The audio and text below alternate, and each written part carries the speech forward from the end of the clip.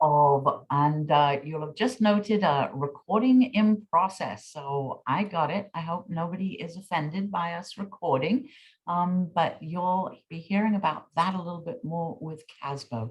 We are going to attempt to turn our main session this morning into an on-demand class available through CASBO's learning management system on their platform. And for this to be the first of many to come, we're really attempting to find ways in which to diversify and expand opportunities for professional development for those of us at county offices of education. So this morning's session is all around reviewing collective bargaining, developed under Rosalind Manansala-Smith from El Dorado County under her leadership. And our presenters are Octavio Costello from Los Angeles County Office of Education, Laura Lilly from Plaza, Mary Buracavoli from Yuba. No, is that Yuba or is that YOLO? Oh dear. Mary. It's Yuba County. Thank you much. Yay. Gary Stein from Orange County, Shireen Morera from Alameda, Tom Casita from San Bernardino, and Philip Davis from Monterey County Office of Education. We're going to round out the morning with a panel discussion, and very happy to be welcoming Dr. Candy Clark from Alameda County Office of Ed and Michael Simonson from San Diego to engage in that panel. So this morning's session will take us all the way to lunch. There will be a 15-minute break mid-morning, and then in the afternoon, we have Tasha Davenport from CASBO from 12:30 to 1. We've purposefully made the lunch break really short so that we don't lose you and you come back to the conference for the afternoon. And then we'll be with Laurie Ranieri from Government Financial Strategies talking about risk management for your life. We're all good at applying risk management to our work, but what about our own personal lives? So I'm very excited for that session. And then we'll be with CDE for a live demonstration of the new principal apportionment data collection web-based application. And then we will close out the day with Mike Fine from FICMAT. So with that, I think it's going to be a fabulous day and hopefully lots and lots of learning. And I am now going to hand it over to Rosalind to take us away with collective bargaining. Great, thank you, Kate. Again, I'm Rosalind Manansala-Smith, External Business Director over at El Dorado County and currently the co-chair for ESCO. So first of all, I want to thank everybody for coming. I know it's a super busy time of the year, but always good to stop and pause and either learn something new. If I saw at least close to half of us are fairly new to it. And for those of you that aren't new to it, to help share maybe some of the knowledge that you have and help lean in with a lot of our newer folks. So today, again, we have our Professional Development Committee from both ESCO and BASC presenting on the Analyzing Collective Bargaining Agreement and Disclosures. Again, we're trying to get everybody engaged. One of the best things I like about these conferences is that ability to learn from each other. So please, again, I encourage you to share out your knowledge, share out your best practices as well. I do want to stop and take a moment to thank all the members of the committee that Kate mentioned earlier for all of their extra time and effort to update and present on this topic. In addition to that, I want to thank Kate Lane's team from Marin County Office of Ed, making all the magic happen with the Zoom and getting us all connected with the breakout rooms and the polls, and really putting in that extra effort so that we can try to engage with each other and network as much as possible within a virtual setting. And so I just wanted to share too then some reminders about what we're reviewing today. It is a critical piece of our role as AB1200 Fiscal Oversight. And I just want to kind of share out and remind everyone that our members of the committee are really here to provide background on this topic, give you some of the requirements of Ed Code and Government Code, but really just share best practices and also share their own county office experiences and perspectives. Again, we have 58 counties in this state. Sometimes we do things the same and sometimes things slightly different. And that to me speaks to the art of AB 1200. So just keep that in mind as you're listening. Always check in with your county office on your process, but always good to hear other perspectives and processes that are happening throughout the state. Okay, so with that, I'm going to get Octavio set up. I'm going to start my screen share here. Thank you, Rosalind. And I believe we may have a poll to start us out with this morning. We'd like to find out what is the most important learning objective for you today, particularly in our morning session.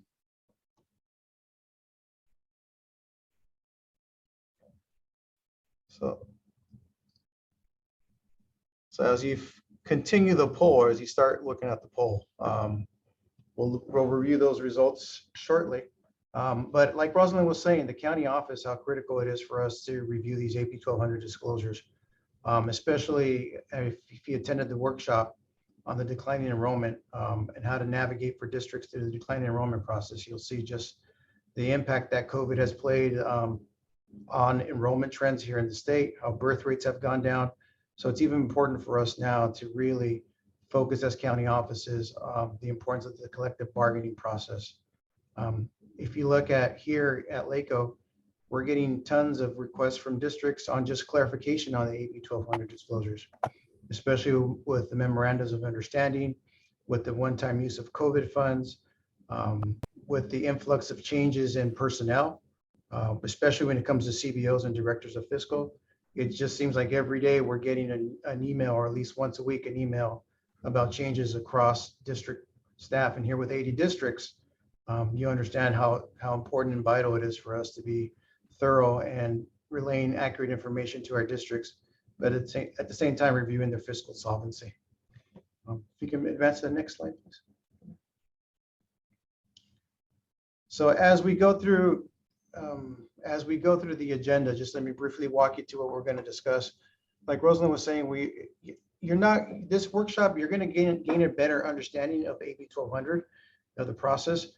More than likely, you're not going to walk out of here an expert, but we really encourage you to use this as a starting point for those who are new to the COEs, especially with your role with fiscal oversight and monitoring.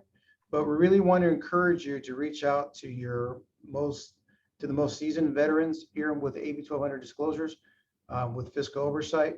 Use this, there's 58 of us, there's 58 counties. We use each other as a springboard, as a sounding board, or just to bounce ideas off of one another.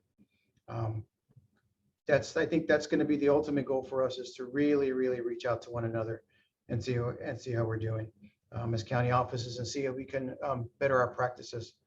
We're going to cover some basics, some legal disclosures and some requirements, so that way we have a good solid foundation.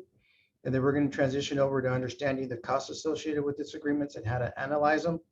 And I think most importantly, you're going to learn from the panel discussion and really learn from some actual real life examples as to what's going on. Kate, you want to go over the survey to see what we're...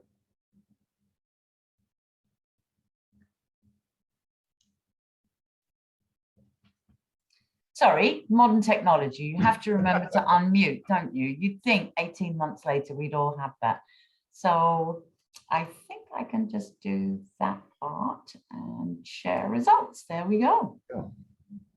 All right. So it's looking to me, Octavio, that we across the room, definitely the review process stands out as the area that most people want to get the most out. But otherwise, I'd say fairly evenly spread across the materials this morning.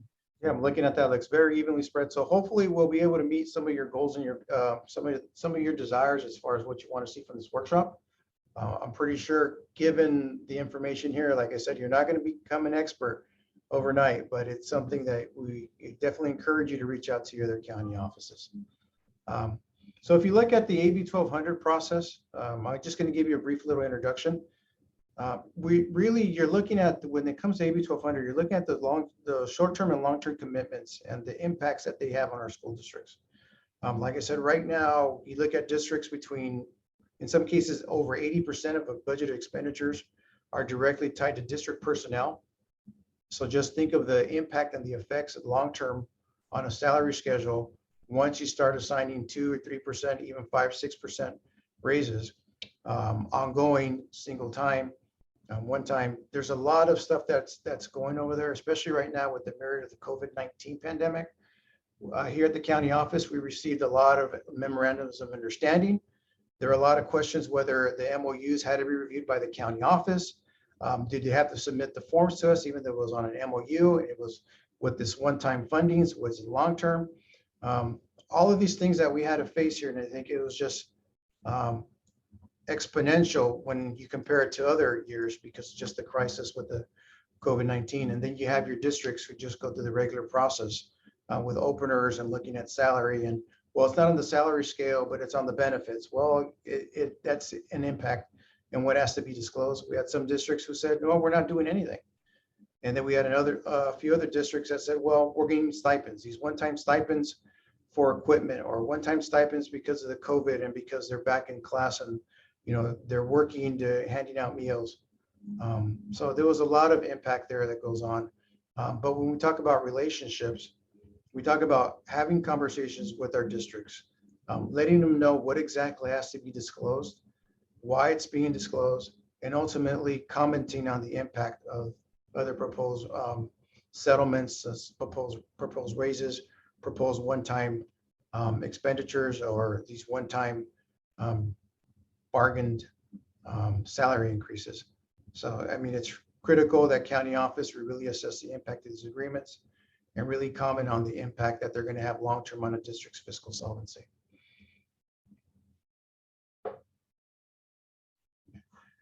This is, I think, probably one of the most critical things I've seen and really should focus our conversation for today is this assessor statement on AB 1200 fiscal oversight. So take a second, maybe 5 or 6 seconds to read this. And just for yourself, make a mental note as to what are part of the most critical elements that you see in the statement.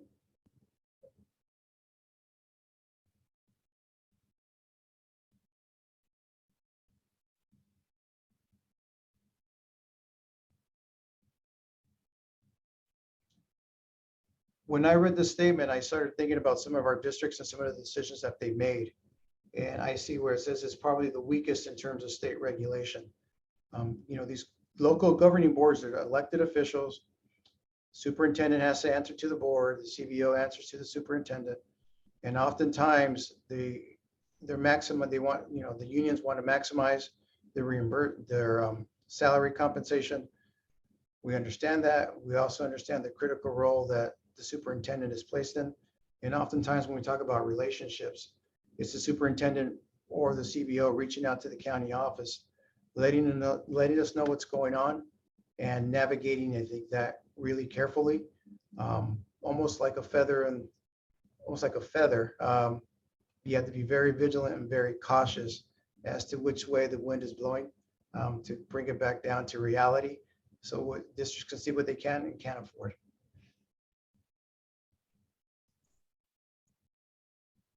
And like we were just saying, we talk about so much about the relationship. It really is the relationship that you're building with your districts. Here at LACO, we have 80 school districts that we're constantly in communication with through our consultants, through the staff here within business advisory services. And really what we're trying to do is mend that relationship with them, continue for it to go in the right direction. So that way, if they ever do encounter situations with these disclosures and collective bargaining, that we're being honest and forthcoming, not just for the district, but also for the labor partners. It's important for the labor partners to see LACO, to see our county office as neutral in this, and to be very forthcoming and very honest. But I think the most important thing that's paramount for us is just communication. Communication on the impact that these commitments are going to have on these school districts, whether it's going to put them on the brink of fiscal insolvency or 5 or 6 years, whether it's going to bring them insolvent within the next couple of years. It's important for us just to be honest, to be forthcoming, and to really give guidance to our districts on how they can best manage the relationship with themselves, with their boards and everything else. Okay, so finally, just as a brief overview, we're going to talk about the legal requirements regarding collective bargaining agreements. We're going to walk you through some of the basics of the process. We're going to talk about some of the elements on the disclosure documents. We're going to talk about assessing the cost that's associated with these agreements and how to review the collective bargaining. And at the very end, we're going to have a panel discussion to talk about real life situations, and hopefully you'll walk away with something great. And like I said, more than anything else, empowered to speak to other county offices or to really look at your practices to see how they align with the best practices models out there. So let me hand it over and continue on. Great, thank you, Octavio. In this first section, we're going to review the legal requirements of bargaining agreements, both in our county office oversight role and also in terms of what the district responsibilities are.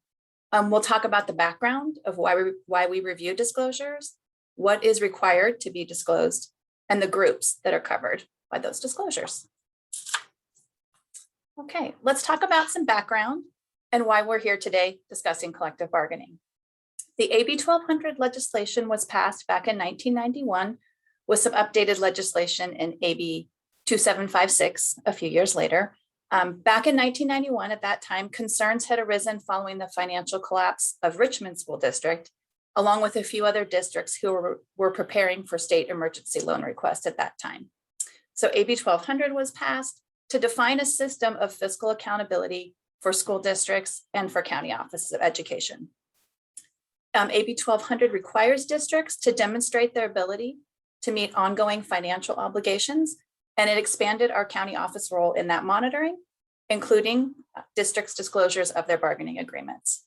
Since 85 to 90% of most district expenditures are used for personnel, any changes to those salaries and benefits would ripple through the current year budgets and multi-year projections of the districts. Sac City is a recent example where a collective bargaining agreement was a contributing factor in the district's financial struggles. A few years back, the district narrowly averted a strike by negotiating a new teacher contract with some salary increases and some other provisions. At the time, they couldn't afford the settlement without making millions in cuts, and the board members reviewed disclosures showing those millions in cuts to be affordable. And at that time, the county office commented that the reductions didn't eliminate the structural deficit, and they voiced concerns about the district's ongoing fiscal solvency. And in this case, the impact was further compounded by an ambiguous tentative agreement that ultimately further increased the district costs. We fast forward a year or two, and the district is in the news for disapproved budget and financial struggles to stay solvent. So this story is a reminder to us that decisions made at the bargaining table can have a financial ripple effect on the district for years to come.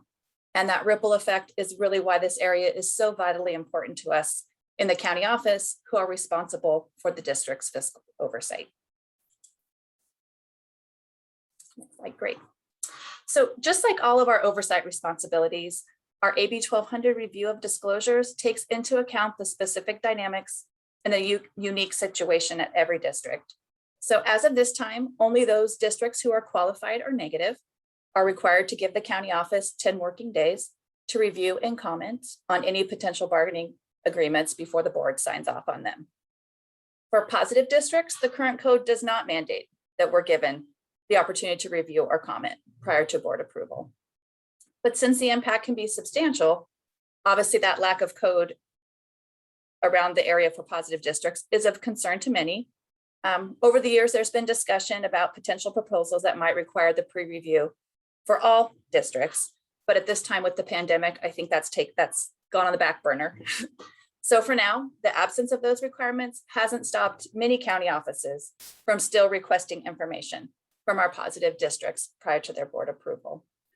Many of the county offices who review all the districts prior to board approval, excuse me, provide a letter to management or to the board confirming their review of the district's demonstration of its ability to meet the reserve requirements in their revised multi-year projection. And some county offices, in return for that pre-review, are tracking countywide the results of bargaining, and they're sharing out that data periodically with all the CBOs in their county. And for all reviews, county offices need to consider how best to document the review procedures and any findings of those reviews. This is of particular importance should the long-term effects of bargaining result in a future negative budget certification. Slide. Okay, so the collective bargaining process is governed by Educational Employment Relations Act of 1976. And this slide shows the specific education and government codes that districts must adhere to at the end of that bargaining process when they are ready to settle with their groups. So to summarize, we have Education Code 42142. That's one that requires the budget revision within 45 days, of adopting a collective bargaining agreement. Government Code 3540.2, and that's the requirement that qualified or negative districts need to submit to the county SUP 10 days in advance. Government Code 3547.5. Those are our disclosure and certification codes, and we're going to review that on the next slide in more depth. And then Government Code 53260-62. Those are cash out settlements of contracts and also administrator contract approval codes. So our goal for our COE, back one, we can still talk. Our goal as a COE is twofold when it comes to the codes. Is number one, we want to make sure that our districts stay compliant with these codes. And number two, we want to confirm that the disclosed impact to the ongoing operations of the district and the financial stability of our districts. And as Octavio mentioned in the introduction, having good relationships with your districts allows you more opportunities to demonstrate that the county office is here to support their bargaining efforts and to remind them that these requirements are necessary to demonstrate transparency in the outcome of really what is a mostly confidential negotiation process up to settlement. Further, the settlements are paid with public funds, and the district needs to comply with the government and ed code to publicly disclose all of the details, and including how those settlements will be affordable going forward. Okay, next slide. So let's look a little more closely at Government Code 3547.5. It states that the district must disclose the major provisions of the proposed agreement, and that if the district does not adopt budget revisions to meet the cost, then the county superintendent shall issue a qualified or negative certification on the next interim report. This code also states that both the superintendent and CBO must certify in writing that the costs can be met. But what are the legal or other ramifications if someone doesn't sign these public disclosures? Well, first, they haven't complied with government code and that requires those signatures. And it's not legal, but it's definitely a red flag that the results of bargaining are really not affordable or likely to negatively impact the district moving forward. And is the agreement still valid? Yes, it is valid because it was signed off and acted upon by the governing board. But without both of those signatures attesting that the cost can be met, it's likely to cause some division within the district. It might even be likely that the CBO is leaving voluntarily or otherwise. And depending on the results of that bargaining, it could even rise to the level of lack of going concern due to what would appear to be an unsustainable increase in salaries. Next slide. So who are covered by the bargaining groups? All units are covered by these legal requirements. And sometimes that does make for complex disclosures. Or maybe you might get questions on exactly how to fill out the forms or determine the correct costs associated with it. I like to keep in mind that many times the settlements are a result of lots of time of bargaining team hours and what could have been many different fiscal projections to estimate the cost to the district under different scenarios as they're bargaining. And sometimes it can almost feel like the districts are looking for some relief. And sometimes that's in the form of not wanting to complete forms because they're finally done with negotiations. They're just excited, hey, we're ready to move on and pay employees. So you might get some questions about unrepresented groups and whether it's required for them to complete disclosures because they're not technically a group. And we tell our districts that it's best practice and most transparent to provide disclosures for all groups, regardless of what you want to say their official title is. You might also get some questions around Me Too agreements. And those are where the district negotiates something of greater value than what was given to a previously settled group. And the Me Too agreement would give that greater settlement value to the previously settled group. And obviously, this is an increased cost to the district that was not included in the first disclosure, so it would be required to be disclosed. We also reminder that the government code 53262 requires that all superintendent level agreements, deputy associate soups, to be ratified in an open session at a regularly scheduled board meeting. Sometimes that you get that question. Next one. Okay, let's briefly talk about the legal scope of agreements. And state law specifies 4 things that are mandatory to be bargained. And that's wages, benefits, representation, and working conditions. But the local contract and past practices can increase that scope to include other items that could impact the district's financial resources. Some of the other items you might see are coaching stipends, paid planning time, after school activity compensation, or maybe duty-free lunch periods. In our next section, we'll go over the basics of the process for bargaining those agreements.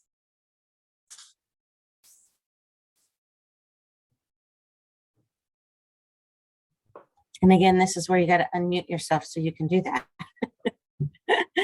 So, hi, I'm Mary Betticavoli with Yuba County Office of Ed, and I am going to go over the basics of collective bargaining process along with Rosalind. I'm going to talk about the typical flow and how the negotiation works. The management and the negotiating units will each do a sunshine proposal. This being, they'll write a letter, the units will each write a letter, and this will be their sunshine for their proposal. And then management will also present one to their boards for approval. Once these are accepted by the board, then the management and the negotiating units go back together. And this is where your negotiations start. And as mentioned before, it can be a lengthy process, and it can take a lot of back and forth.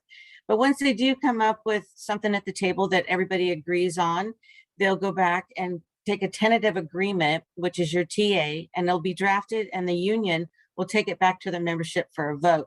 We're hoping that when it goes back to the membership, that it comes back with a yes vote.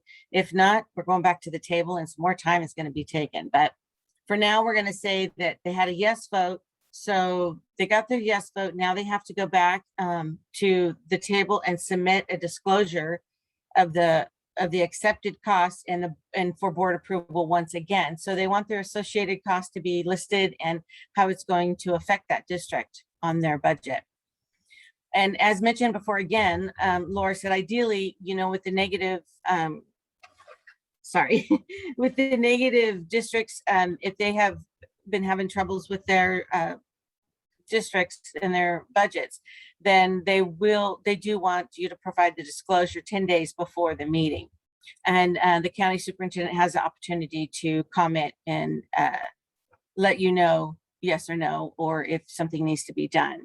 And just remember when you're reviewing these from the district that how their payments are being made, if their increases are one time, ongoing, retroactive, and if they affect the reporting of the retirement, because sometimes CSEA CalPERS or CalSTRS may not accept it as a reporting part of their benefits. So we have to make sure on that. So be careful to make sure that they're listing those out properly and they're accounting for those properly on the flow of their budgets and everything. So they don't have one time and then in the next part they have an ongoing. So that can be really tricky, and we have to make sure it's accounted for properly.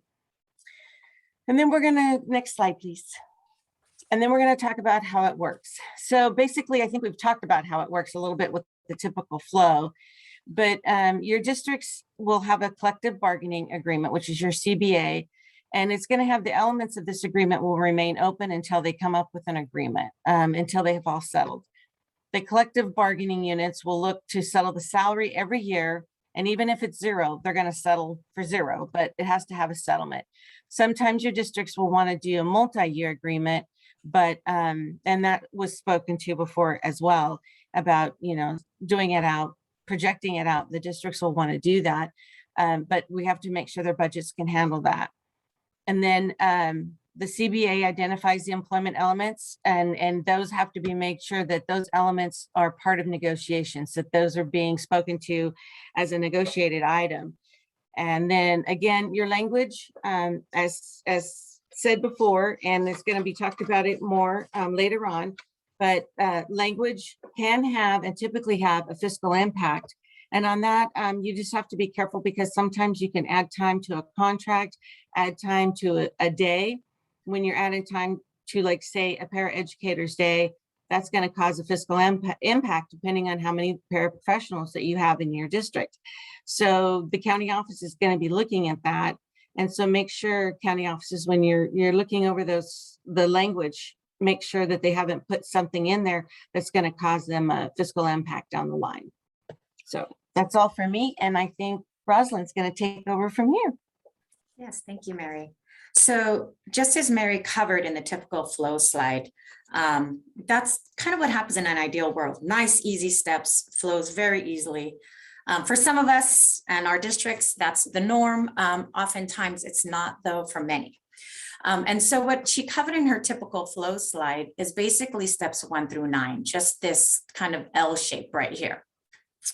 But it's important that we as county offices understand that this collective bargaining process has some potential complexity around it. And that is why I wanted to bring you this slide that you probably can't read from your screen on Zoom. But we do have this as a handout, as a reference. CSBA has this as part of their qualified and negative budget certifications document that we posted as a handout. So just kind of, again, you can see this flow chart and how complex it is. There are times when, unfortunately, you can't get directly to a TA, and some districts have to go through what we call mediation. And you bring in a third party to help both teams get together and get to a tentative agreement. And you can see those steps here reflected in 10 and 11. If you finally get to a tentative agreement, then you just finish up here with 7, 8, and 9. And again, you can see here where 8 is circled, is this is where the public disclosure is required. Unfortunately, some teams don't get to a TA in mediation and have to go, unfortunately, to fact finding. And if you've ever been in a district with fact finding, that is quite a bit of work and extensive documentation that the district has to provide. And you can see those steps reflected all the way here in 12, all the way through 20. But still, even if you're going through fact finding, you could see here on step 19, the public disclosure is still required. I wanted to share this slide in all of this complexity of the flow chart because this complexity does take a human toll on your folks and your district, especially if you're going into fact finding. So keep that in mind as you're working with your districts and getting that public disclosure, right? Oftentimes they are exhausted. These some of the negotiations can be rather contentious. And so typically if they're getting to mediation or fact finding, they're exhausted by then. And so you just want to make sure you're working alongside with your districts, using those relationships you have with them to help them get through that public disclosure piece and often remind them of that. So annually at our county office, we remind our CFOs at our CFO meeting. I think we set it up in October every year to remind them as part of the negotiations process, collective bargaining process, that the disclosure is always required. Okay. Couple other documents that you might see as part of the negotiations process are what we call MOUs, Memorandum of Understandings, or side letters, right? And so reminder that any types of these agreements, both MOUs and side letters, still require disclosure of collective bargaining agreements. A lot of LEAs might be going through a lot of side letters or MOUs, especially using one-time COVID funding for some one-time stipends, thinking, oh, it's just an MOU, it's just a side letter, don't have to disclose that. Code actually still requires that you do disclose that. So you can see here, an MOU is a formal signed agreement that serves as an addendum to the collective bargaining agreement, where a side letter at its most basic is a contract between the parties that it either one, it modifies or clarifies an existing provision or MOU, or it addresses issues of interest to the parties that are not otherwise covered by the MOU. So again, that reminder that these documents are part of the collective bargaining process that again, still require that public disclosure from the district side. Okay. So I'm just gonna pause just to check in, see if there's any questions up to this point. I am not seeing any questions yet in the chat or any hands raised, Rosalind, but thank you so much for checking in. Perfect. All right, thank you, Kate. So now that we've done kind of a quick overview, you've got some handouts on the collective bargaining process. Gary Stein is going to review the elements of the disclosure documents. Thank you, Rosalind. Thank you, Mary. As I mentioned, I'm going to go over some of the what's required, kind of talk about what we're requesting from districts, and then talk about some sample forms. So go ahead, next slide. So what you'll notice in this presentation is we're repeating a lot of different things that are, and these are critical, right? So there's a reason, there's a method or a purpose behind our repetition. And so we're going to circle back. So what's required? Laura talked about this, which is we need to make sure that districts are disclosing major provisions and not limited to just what the financial impact. And we're going to talk a little bit about the other types of impacts that we want to make sure are addressed as well. Obviously, the superintendent and the CBO must certify in writing that they can meet the agreement. They need to be able to live up to the obligations that they've negotiated. And as mentioned, we've got 80 to 90% of a district's budget is tied to this. So critical. Next slide, please.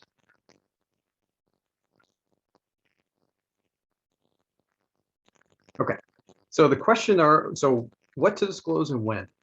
And I'm just going to start off by saying that as a county office, you're going to get a lot of questions. Those questions are, well, do I have to? Do I have to disclose this? Do I have to disclose that? And let's say it's something that doesn't necessarily affect the district's budget per se. Let's say it's a PTA thing. You're going to get a lot of questions about this, especially if you're new. And so the answer, and I'm just going to give you the answer up front, is typically yes. So no matter what the question is, it's usually yes. But the question, so we'll get back to when and what. So when to disclose before entering into a written agreement. Pretty clear. It's in government code. They need to do it. They need to disclose this before they enter into that agreement. And what? So if you look at the success procedure manual, you'll notice that it says that any contract is being opened, financial or not financial, you need to basically disclose those agreements. And a lot of times, and you'll see this in your career, is that there's a lot of things that districts think are not financial, which turn out to be financial once you start looking through the agreements that are being made. So what we want to make sure is that, you know, as county offices, we're focused on the money. Obviously, we need to make sure that they are fiscally sound, but we also want to help them and make sure that make sure our districts are making sure that they're staying above board with regard to disclosures. We need to make sure that any agreement that they're getting into is fully disclosed. Next slide, please. So as mentioned, Laura mentioned that some districts or some counties do things differently. We all 58 of us do something a little bit different. I'm going to explain what we do in Orange County. So Laura mentioned that based on a district's financial condition or financial status, they may be required to provide that disclosure 10 days before the board adopts so that you can comment. We have taken the stance that we would like all districts, regardless of their status, to submit their disclosures 10 days before board approval. I'll tell you, we get, I'll say 100% compliance, but sometimes within a couple of days before the board meeting because they are in positive status. But we really encourage it, and we do it for a variety of reasons. As Octavio discussed earlier, our relationships with the districts are critically important. As a county office, we look at these agreements through a different lens.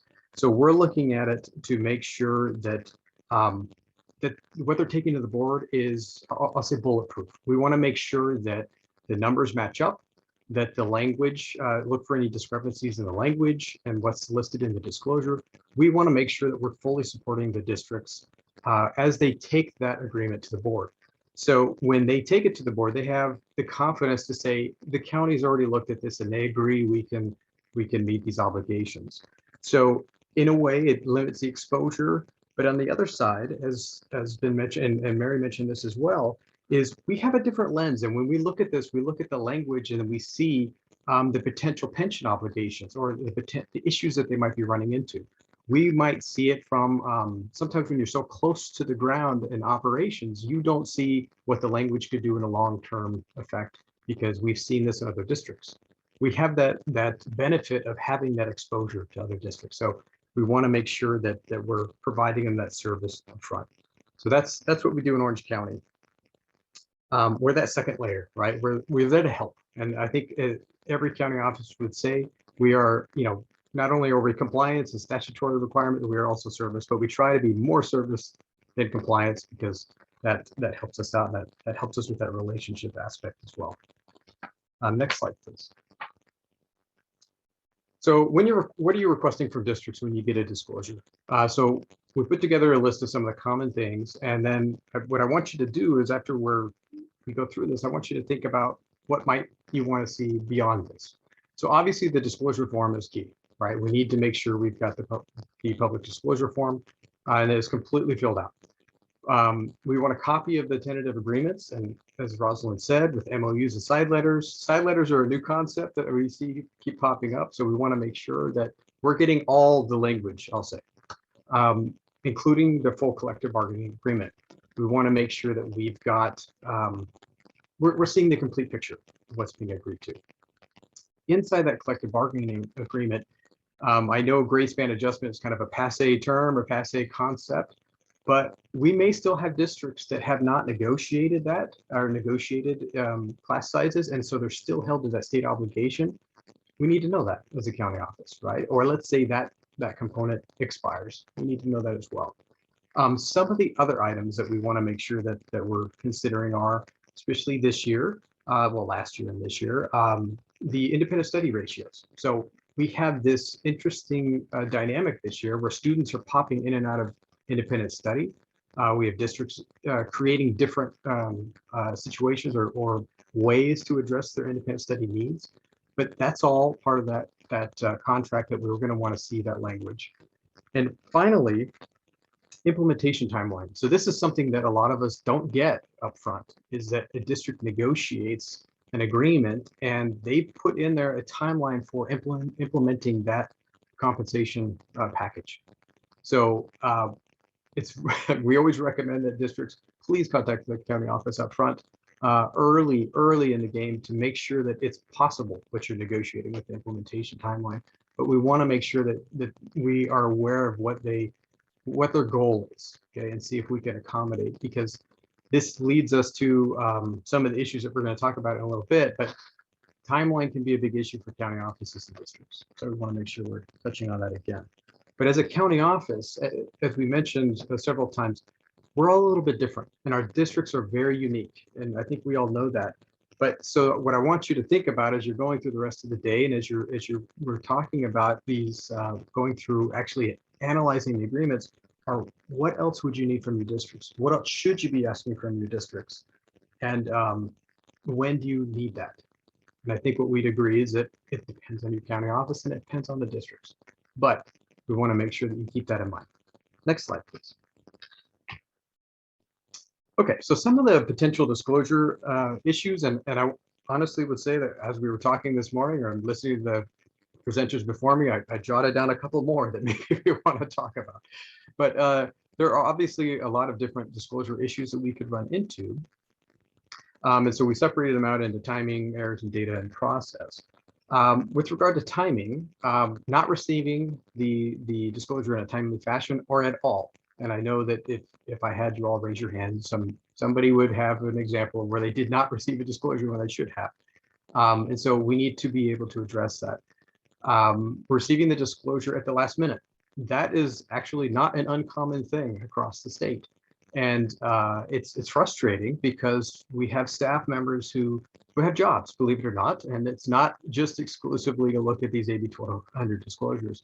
So right in the middle of us doing first interim, or we're doing the EA cycle, we get these rush jobs dropped in our lap that we need to look at these disclosure events. So it's an issue that we need to deal with. Obviously, on the error side, with incomplete forms, that obviously an issue. Formula errors, we need to make sure that we're going through the disclosure form and making sure that the numbers actually balance out. I know that we've had experiences where perhaps some of the formulas maybe were changed, and so you end up having to make sure those numbers match up. As we've talked about several times, staffing, right? So if 80 to 90% of our budget is people, the accuracy of our staff counts when we're looking at these disclosure documents is critical, because that's our hugest cost, and we need to make sure that those are accurate. Also, the calculation of the cost of 1%, that's a common error that I think we've seen. On the process side, Laura pointed out what happens when you don't go to board, right, or you don't disclose. We need to, and how we would address that. I'll talk a little about, well, it's really by county, so we'll talk about that a little bit as well. But not going to board, that is a problem. Not updating the budget and the financial system, as Laura pointed out, there's an obligation we have if a district does not do that. They don't actually factor in their negotiated settlement into their budget. And then analyzing the impact of one unit's agreement versus all bargaining unit agreements. This plays into that Me Too clause.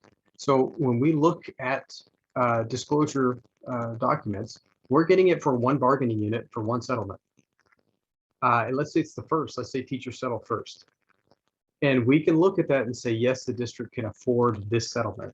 But the reality is they still haven't settled with everybody else. So there are different theories or different ways that we can go about that as a county office. Perhaps we apply the same increase to all bargaining units to see, okay, well, can they afford to do this for everybody? There's a lot of different ways we can go about it, but it's important that we consider this because, you know, once you say, yes, you can agree to this, that kind of tells the district, hey, we're green lighted to go ahead and continue negotiations. The one thing that I wanted to add to this list under process is refusal to sign. So Laura pointed out that there could be a situation where a chief business official decides not to sign the certification. And I don't want to get into the specifics of that, but it is something that it is a challenge that we have to face as county offices and decide how we're going to deal with that. So in considering all of this, what we want to make sure, and I'm going to keep throwing it back to Octavio's first points about relationships, right? These issues and what you're looking at as from a county office really tie into your relationships with the districts and knowing the people that you're working with. When we have new people coming into a district, it's essential that we assess where they're at and be able to understand their work habits and those kind of things so that when we get these documents in, we know what to expect. So you could have districts that have a potential where, let's say they're always right at close to the line, but they're always right. That's fantastic, right? But you know that because you work with them, and that's where that relationship becomes key.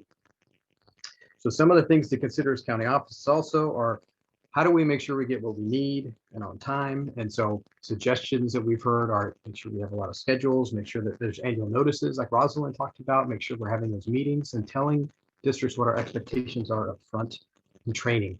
It's key because we have so much so many new people, so much turnover in our industry these days. We need to make sure that we are constantly reminding our districts and constantly training those in those positions. Next slide. So a common question that comes up is, where do we start off with when we are looking at the budget in the disclosure? So we get a disclosure, it says we can afford it, and here's how we're going to factor it into our budget. But as a county office, we need to look at that budget and say, okay, do we agree? Do we agree with the numbers that we've got there?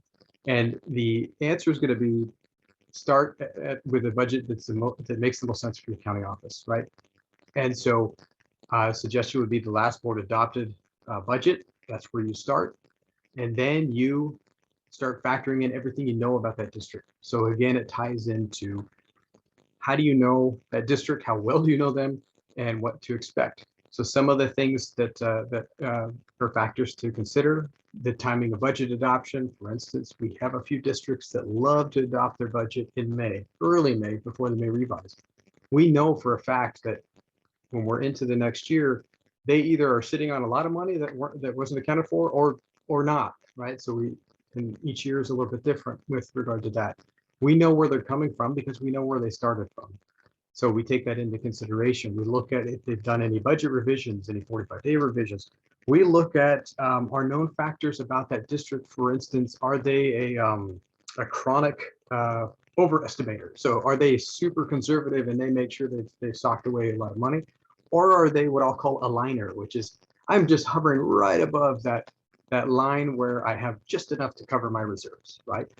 That will affect how you look at that or how you review that disclosure, because when they make that settlement, how well they're able to adjust depends on where they are financially. So you build all that in, and then you build from there. And so it depends, right? So this is a lot of where we start from county offices are depends on your county office, your district, and what you know. So next slide, please. Okay, so I'm not going to get into the disclosure forms per se, because there are some excellent forms that are out there. FCMAT has a wonderful form that is fully compliant with government net code. The key for the disclosure forms, and we have some examples on the next slide, but the key, we have some links in here too, by the way, that you can go pull up different examples, are that the disclosure form you use for your county office needs to make sense for your county office. It is a decision by the county superintendent as to what forms you're going to use. It's helpful that what we would say would be helpful for your county to look at a variety of forms and get an idea of what's out there, what's possible, and then make a decision, make the best decision for what's right for your county office and for your districts. And so what we've got here are a couple of examples. I know that I need to call out El Dorado and Merced for having some great forms. But there are forms available through the FCMAT manual that, and of course, as Octavia mentioned before, we are a great community and we're willing to share anything. So absolutely reach out to your county counterparts and take a look at their disclosure forms. And so I think that is it for me. I'm going to go ahead and pass it off to Shireen from Alameda County. Thank you so much.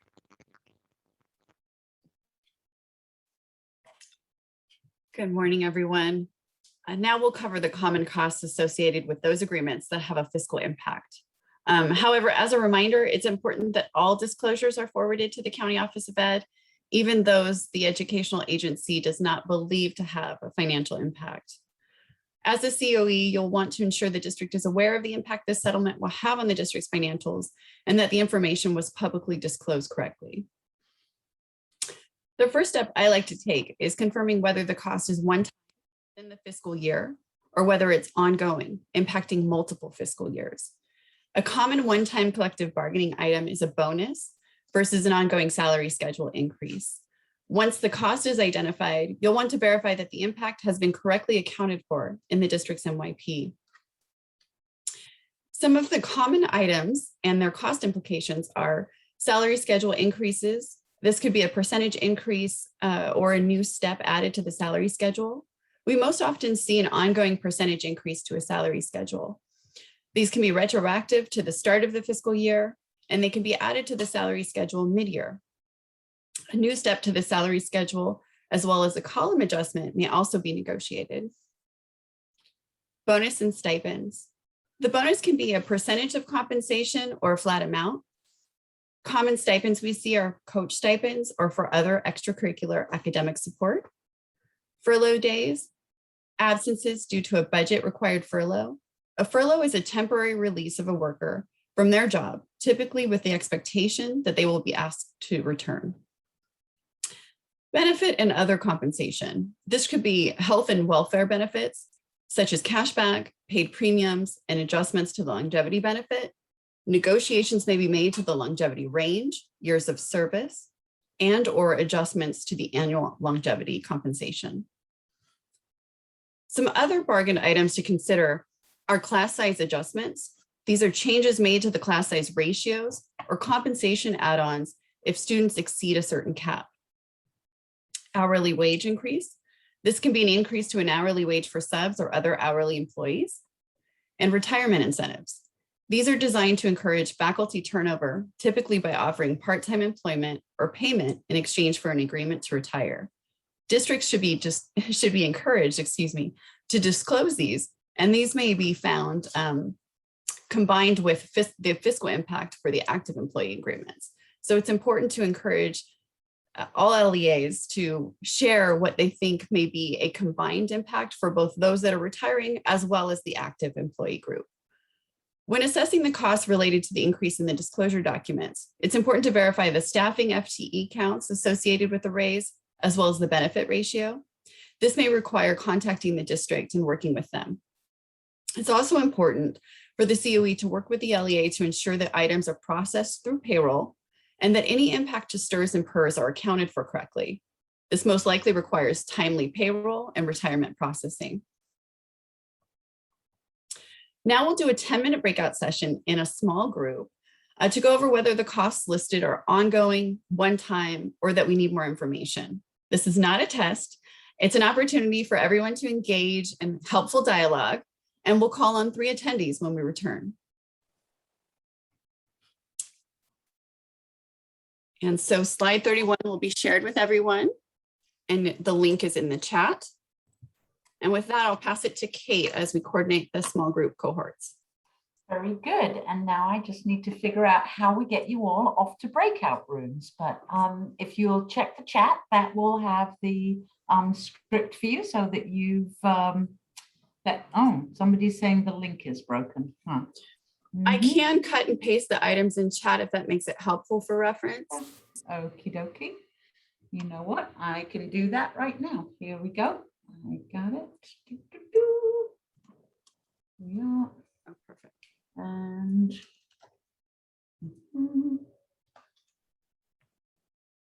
and I think that just missed the number 1. And that missed the number 2. There we go. All right, and let me get the breakout room going.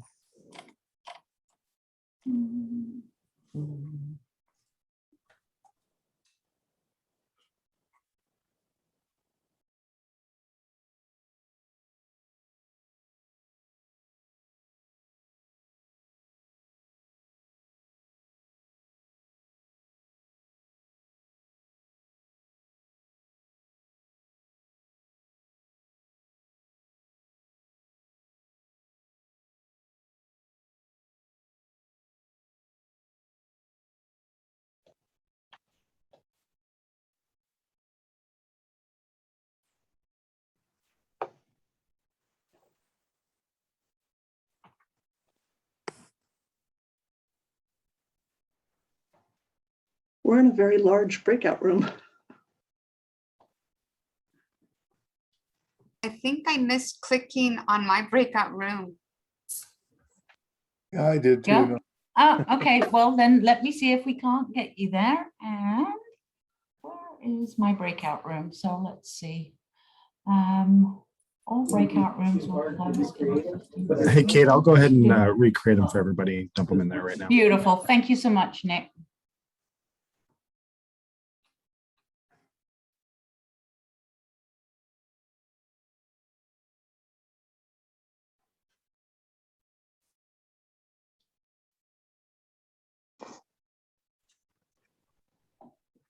Whoops. What did you do, Raina? Oh, I think we got a message that said 45 seconds. So I guess it was 45 seconds that we all got. Yeah, we got booted as well. Okay, I think that we're having fun with modern technology. So here we go. Let's see. Open all rooms. And so The do-over. Did we not tell everyone it was a rush? We're having way too much fun with modern technology. There we are.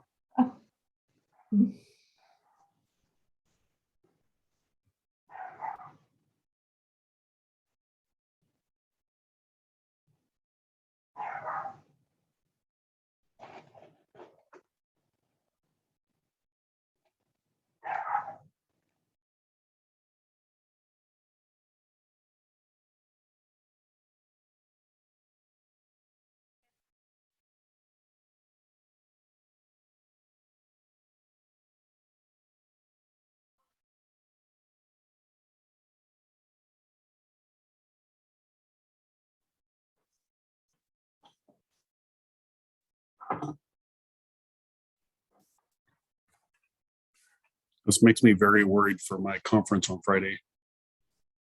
Because we're supposed to do breakouts and polls and stuff too. So I think it's working now. Yep.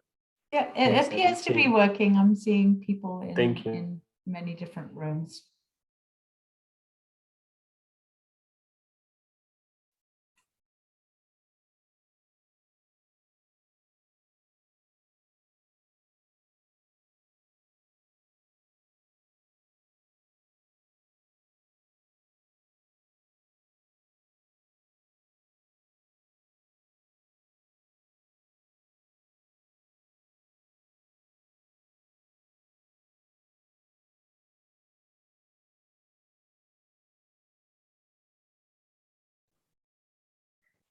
Is there something I'm supposed to click on?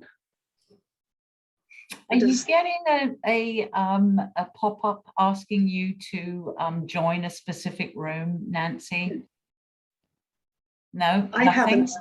haven't seen one at all. I No? haven't received that either. I have not either. I think everybody left over here has not gone to a room. All right, very good. So I don't know why that is. Mhm. Here we go. How does that work? Mhm.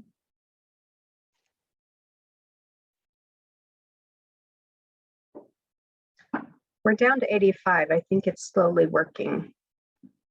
It takes a while though, doesn't it? Yeah, I hadn't realized that this was going to take so long. Well, we're down to 36 unassigned at this point, and we were at 98 just a couple minutes ago. So we're getting there slowly. That's strange though. And that's in my breakout room. You can have me, Sarah.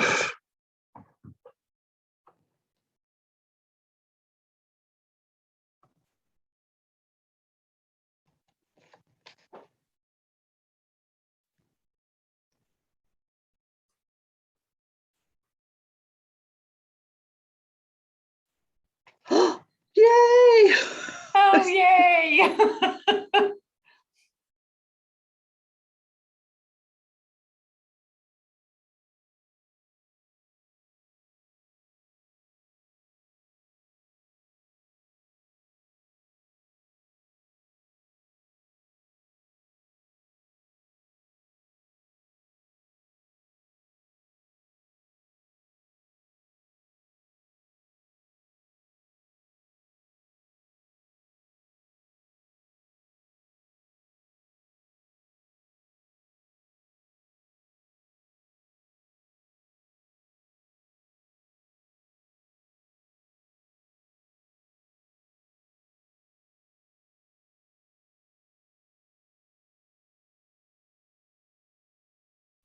Gosh, I appreciate everybody's patience here. This is what we call modern technology. We love it when it works, right?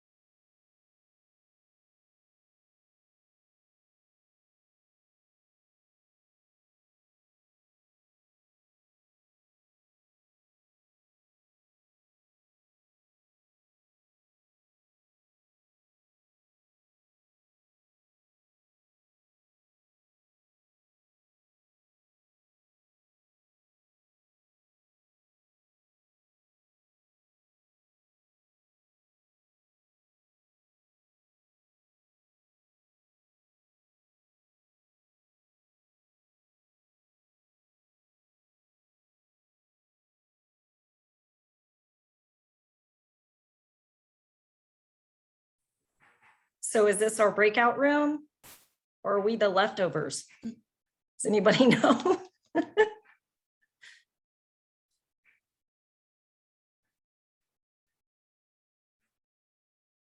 Hi, Sherry. Hi, Kirsten. I can finally see you. You were in the glare. I know, I had to close my blinds. Yeah, it's always pretty during a board meeting. Yeah.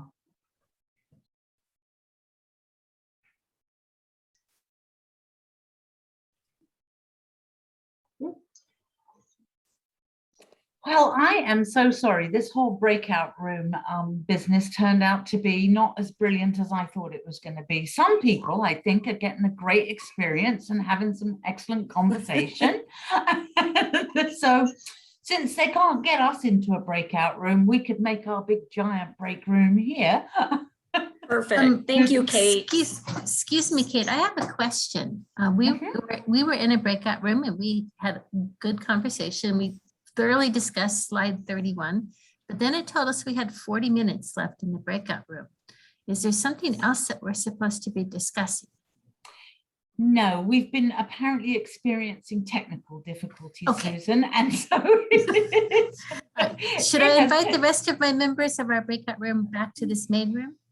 I think it will automatically bring them back in, and I think that Nick might have put just a little bit of a pause on it because some of us never got to a breakout room. Okay, I'm Susan. sorry. I don't mean to take your time. Thank you. No, Sorry. not at all. Not at all. I'm so glad it was working for you. Excellent.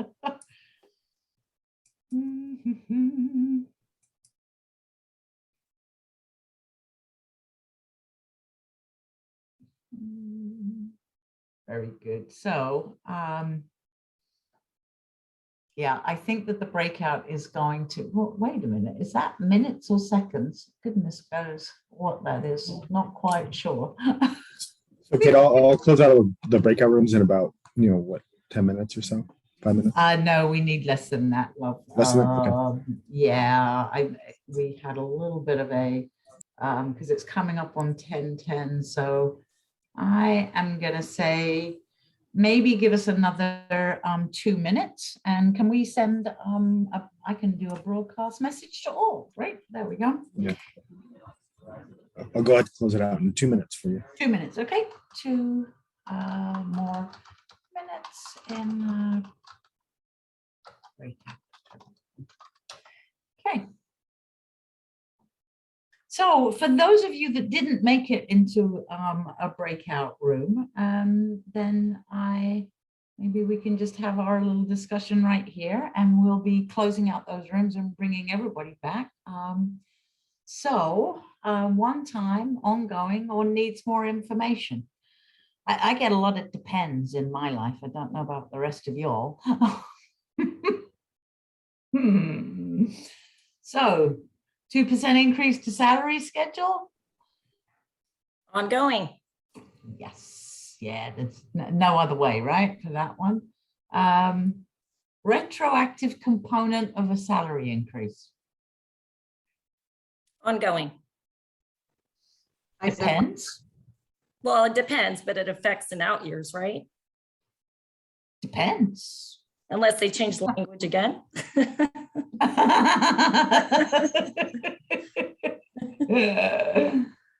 Yeah, I mean, to me, it's more likely to be ongoing, right? But it could be a retroactive one-time increase, right? We're giving you a one-time bonus, but I don't know why the retroactive, then what does retroactive mean in that concept, right?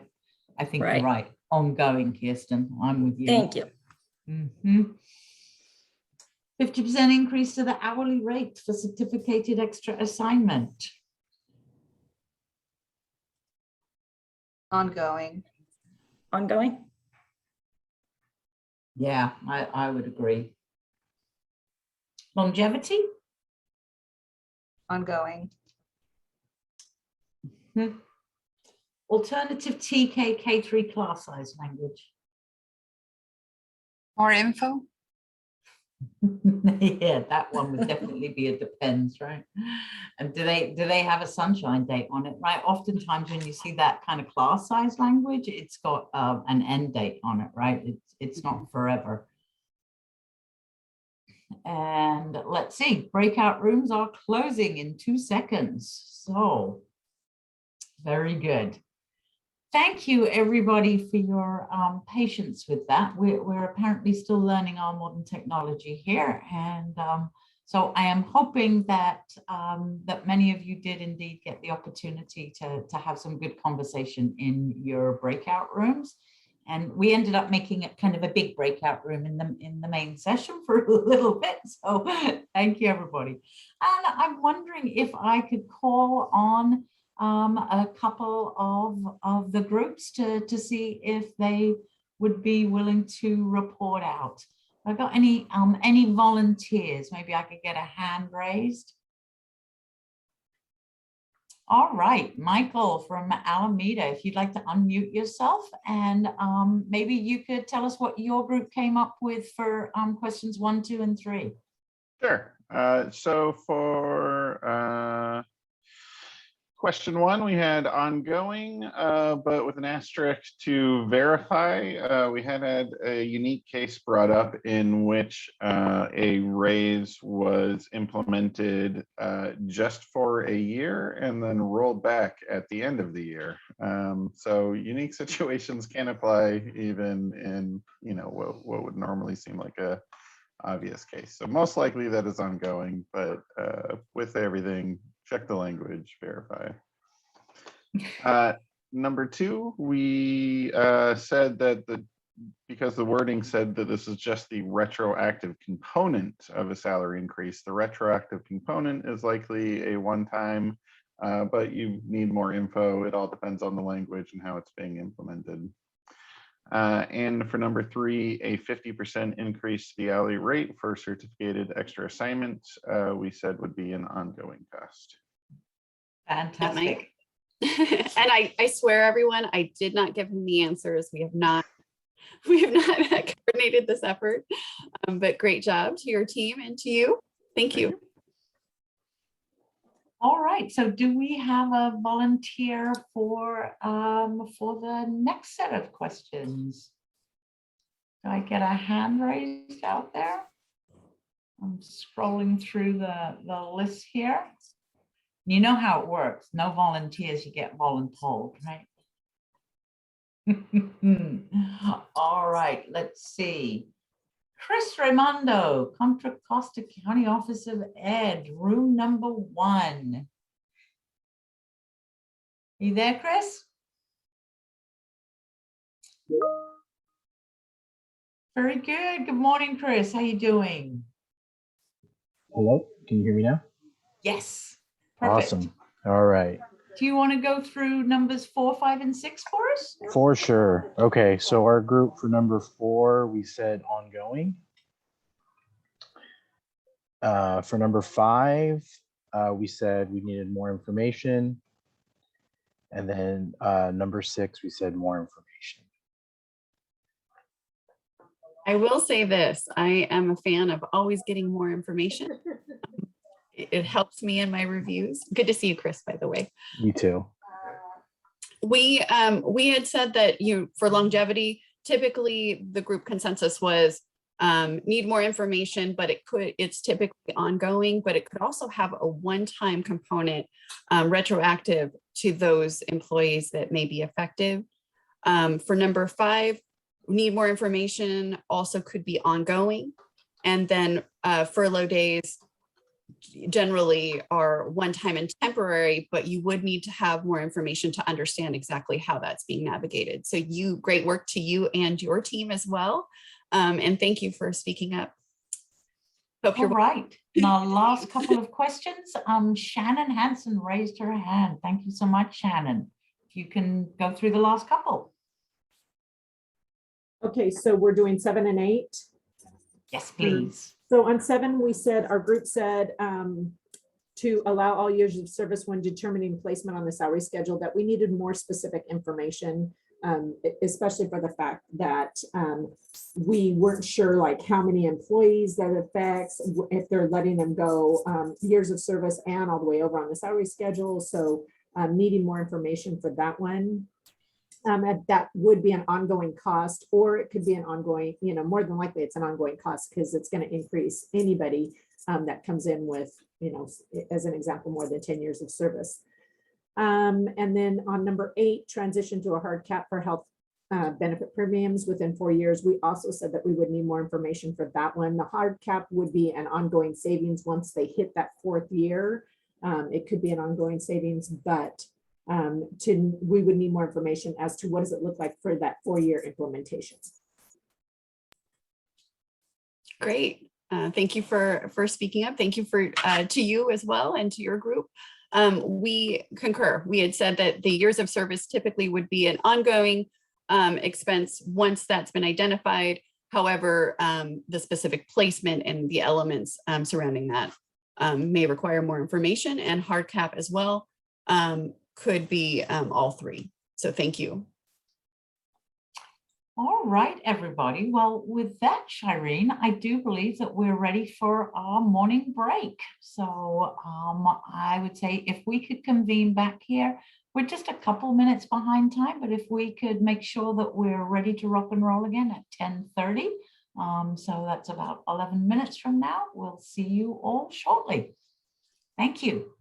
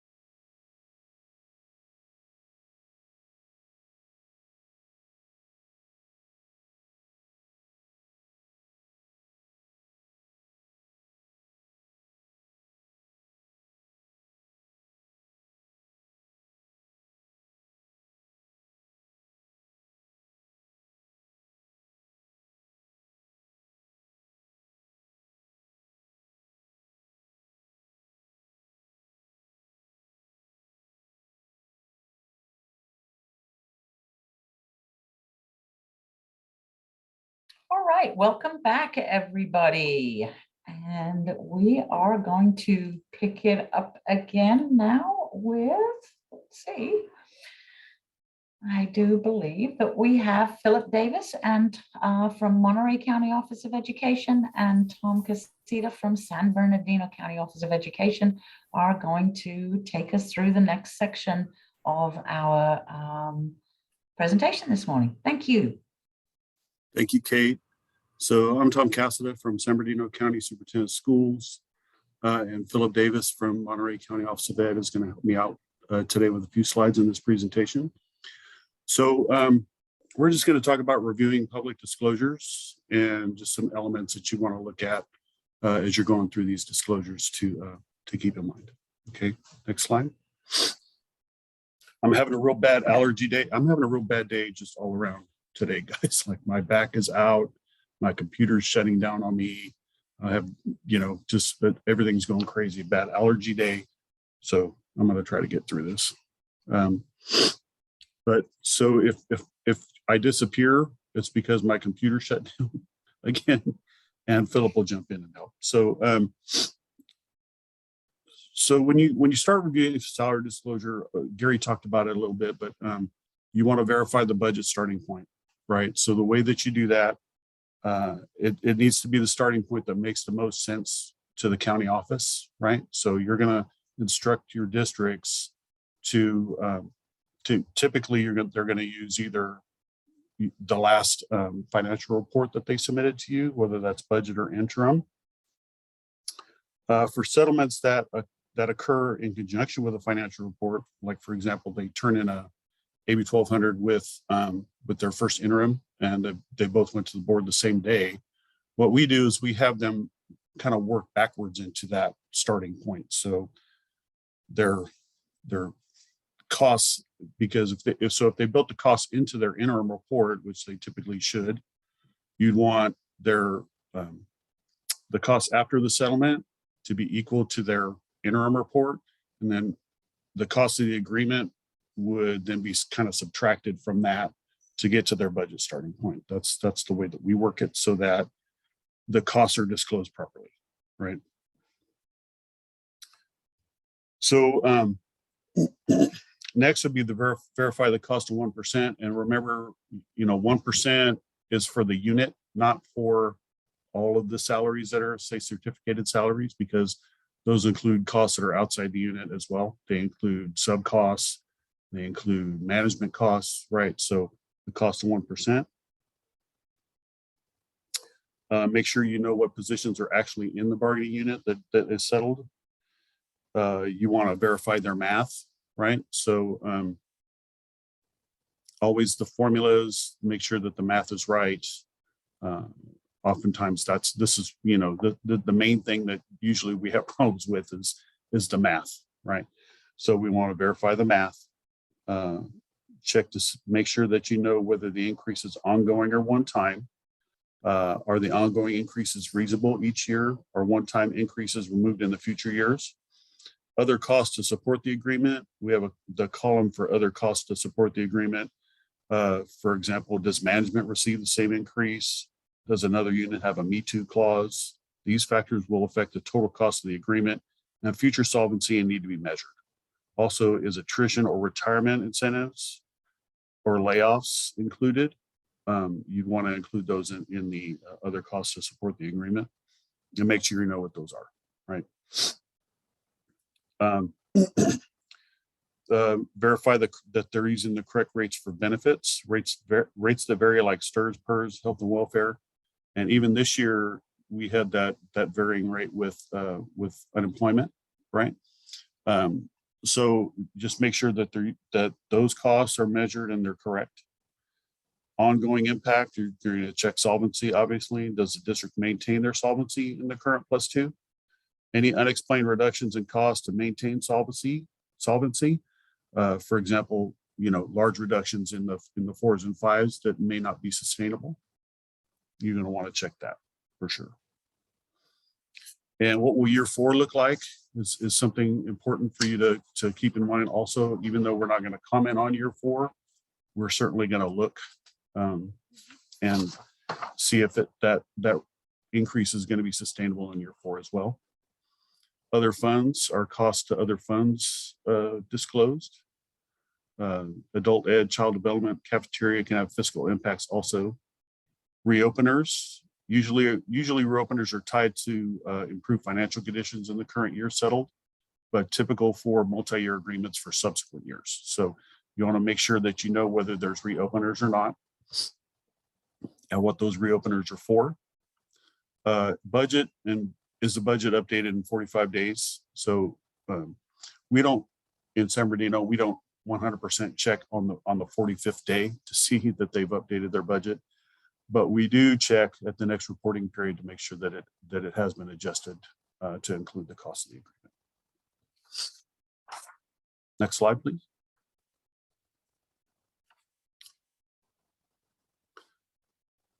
So here's some language examples for you. I won't 100% read them to you, but when you look at these, you can see that maybe there's an ongoing component plus a one-time component to these agreements, but make sure you know when you read the disclosure and you compare it to their agreement that they should send you also with the disclosure, make sure that they say the same thing, right?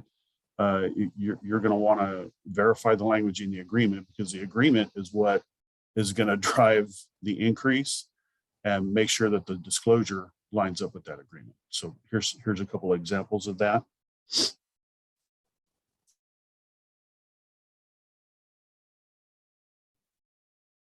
And Tom, if I may, I just want to add, actually might be a little frozen there, I'm not quite sure. But I was just gonna jump in and add that the ongoing and one-time increase, when you're looking at both of those simultaneously, it's also really important to consider the order of operations. So here in this first bullet point, the example is that there's an ongoing increase for FY 21-22, and then there's a one-time bonus based on that salary placement. So here the language suggests that the initial ongoing increase would take place first, and then the one-time increase would be based on that ongoing increase. So whether you're applying that 1.5% before or after that 5% raise makes a material difference in the amount. And so this is where both the language and the order of operations in terms of the different types of, particularly with ongoing and one time, is really essential. And it seems like maybe Tom is having his technical issues. So I'm gonna go ahead and just point out that the second bullet point here also includes both the Me Too clause and the contingency reopener.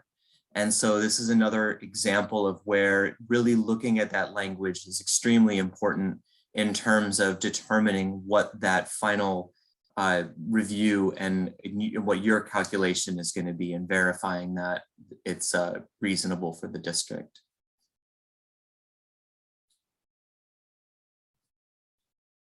So in terms of non-voter approved debt, this is particularly an important issue, and we've seen this a lot recently with multi-year supplemental early retirement plans, or SERPs.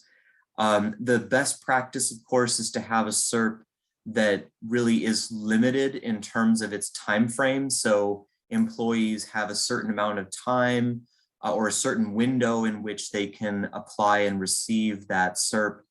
But in some cases, this might actually be negotiated as a multi-year option. So the SERP will be offered beyond the initial year.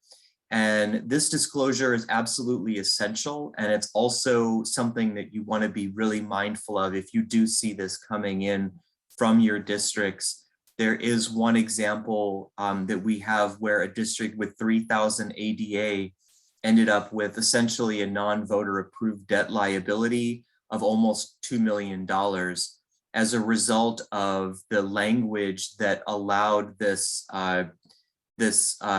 entire retirement incentive for unit contracts every year. And it didn't have a terminal date or a terminal cutoff. And so it created this ongoing liability. There's also the questions of bargaining and making sure that the LEAs are disclosing. And, you know, one of the questions that I know we get a lot at Monterey relates to, well, what are the rules for different types of bargaining units? And we always encourage that, you know, that there's a lot of reasons why you want to disclose as much as possible. But in particular, where you have collective bargaining and where you have the non-voter approved debt, these are essential disclosures.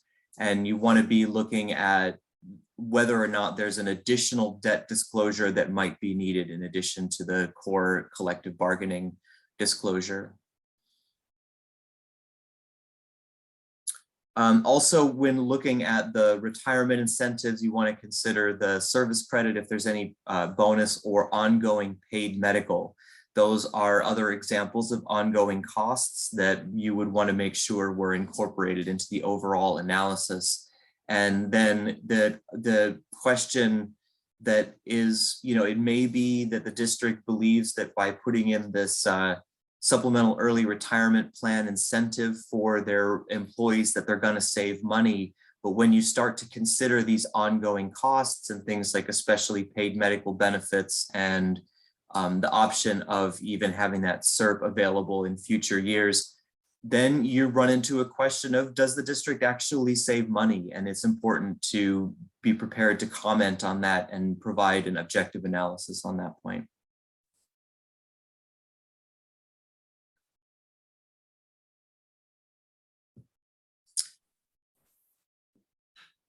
So you can also make sure that you're, you know, reviewing anything that you get in terms of the audit report for the district, long-term debt for retirement programs in particular, where there's early retirement program, and the district might be looking at ongoing costs related to that. And then the other issue that you want to make sure the district is being aware of, or that you're stepping in and providing some additional commentary on if necessary, has to do with if there is an early retirement incentive, making sure that those retirement agencies, CalSTRS and CalPERS, that you've really aligned with what their expectations and requirements are, and that you're considering those. And it looks like Tom is back, so I might hand it off and see if he has anything else to comment on for this particular slide. Yeah, so for the example, the 3088 district that had automatic retirement incentives in their contracts, these are notes from their audit reports on their both the non-voter approved debt part of it and well, both parts. So they had a retirement incentive, and they offered, which was kind of like a retirement bonus basically that they paid, plus they gave like a golden handshake. So it was kind of a double whammy.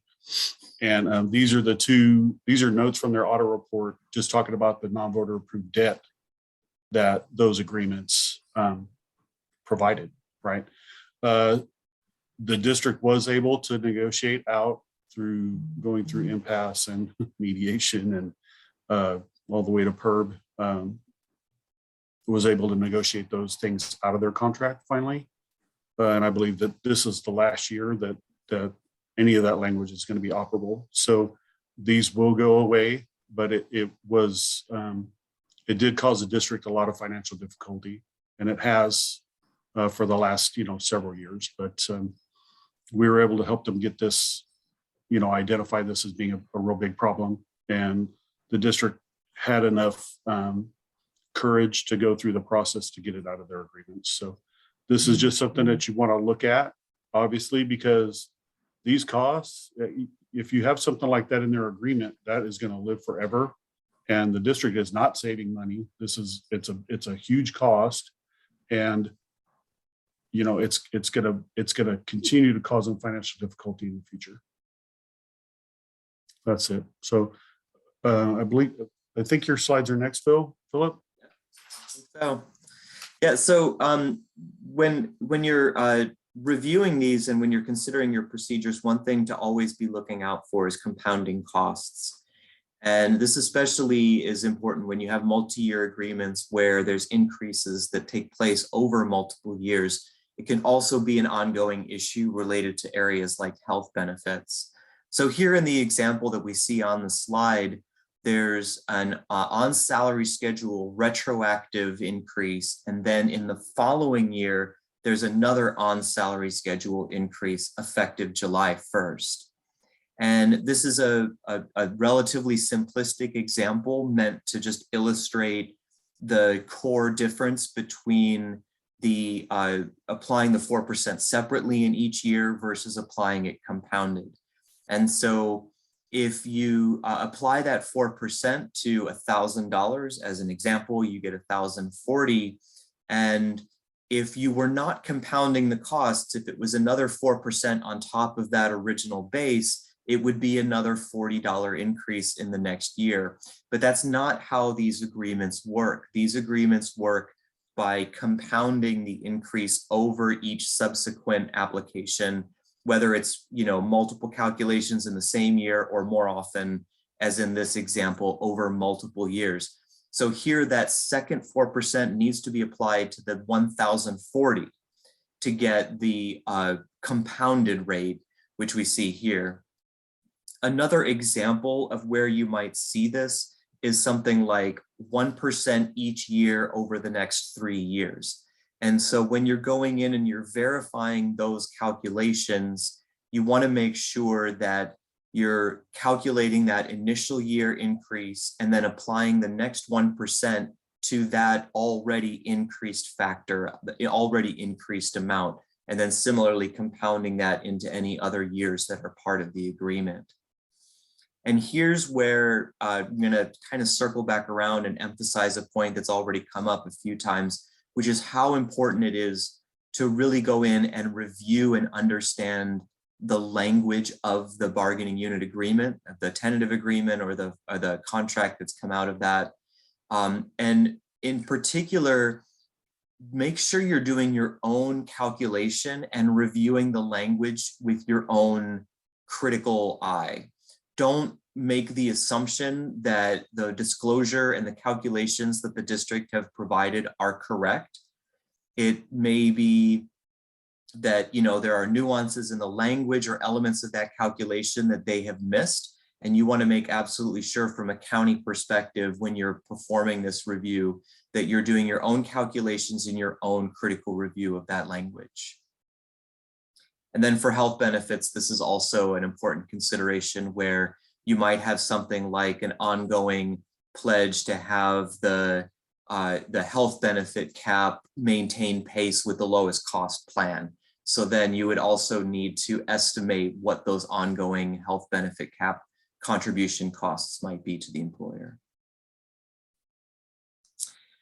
So then as we move into the procedures themselves and the document review, we've already mentioned the FCMAT Oversight training link and the FCMAT checklist that's available there. I think for many of our counties, our checklists locally are based principally on this FCMAT checklist. It's also worth checking out the other county offices out there and reaching out to your colleagues as well. And, you know, we're all, I think, generally happy to share. And at least for some counties, the documents that are used for this financial disclosure may be available online. So a couple of key considerations here. One thing that I just wanted to mention overall when you're reviewing these public disclosures is anytime you're faced with what is essentially a choice or a situation where you could estimate one way or another, you always want to be as conservative as possible in these reviews. Meaning if there's something where you see some variability, make the assumption that's going to be the most costly to the district. In that you wouldn't want to underestimate and end up in that situation. Maintaining good communication with your district and where they are in their process is absolutely essential. And for those of you who are here representing districts, I want to emphasize that this is a two-way street. It's really helpful to the county office and to the process overall if you can maintain that communication with your county office, and for those of you at the county office level, making sure that you're keeping those lines of communication open with the districts. It's important to make sure that you're in a position to be able to remind the districts of the requirements, timing concerns, as already has been mentioned. A lot of times at the county office, we may be getting the disclosures relatively late in the process, and there may be technical issues like making sure that the retro or one-time bonuses can be entered in the financial system and processed accurately. So in maintaining that communication and especially those relationships that you can lean on is really essential in order to make sure that you're able to get that information in a timely fashion and kind of keep everyone on point there. Other areas where that communication might be important, make sure you're asking for information and updates on the process. From the district side, provide the county office with updates on your progress. If you have plans or if you have a sense of what the likely results are going to be, what the timing will likely be, it really doesn't hurt anyone to reach out and let us know ahead of time, or from the county office perspective, to inquire as to, what's the general thinking, so that you can be prepared and make sure that you're providing the advice as necessary. As Gary mentioned and others have mentioned previously, the timeline and the goals of districts are really essential. And in particular, making sure that those are reasonable timelines and reasonable goals. If a district contacts you and says they have this, really enormous retro and they need to get it done in 10 days, then you might need to push back on that and say, well, we'll do everything we can to support you, but there's a lot of logistics that go into this. And so understanding what other technical aspects of the process are key for your county are really essential here, whether that's your financial system or other reporting elements. Another thing that I want to encourage on both sides, if you're at a district, then I want to encourage you consider this. If you're at a county, then I want to encourage you to provide this as advice or possible guidance, which is related to the language of the agreement. It can be really helpful to have detailed note-taking in each of those negotiation sessions. And if possible, it may not be possible, but if possible and reasonable, if you conclude each of those sessions with a comprehensive set of notes and each party will sign off on those notes, then essentially you can prove the intent of the parties on the off chance that the final language in the document doesn't accurately reflect what the parties initially intended.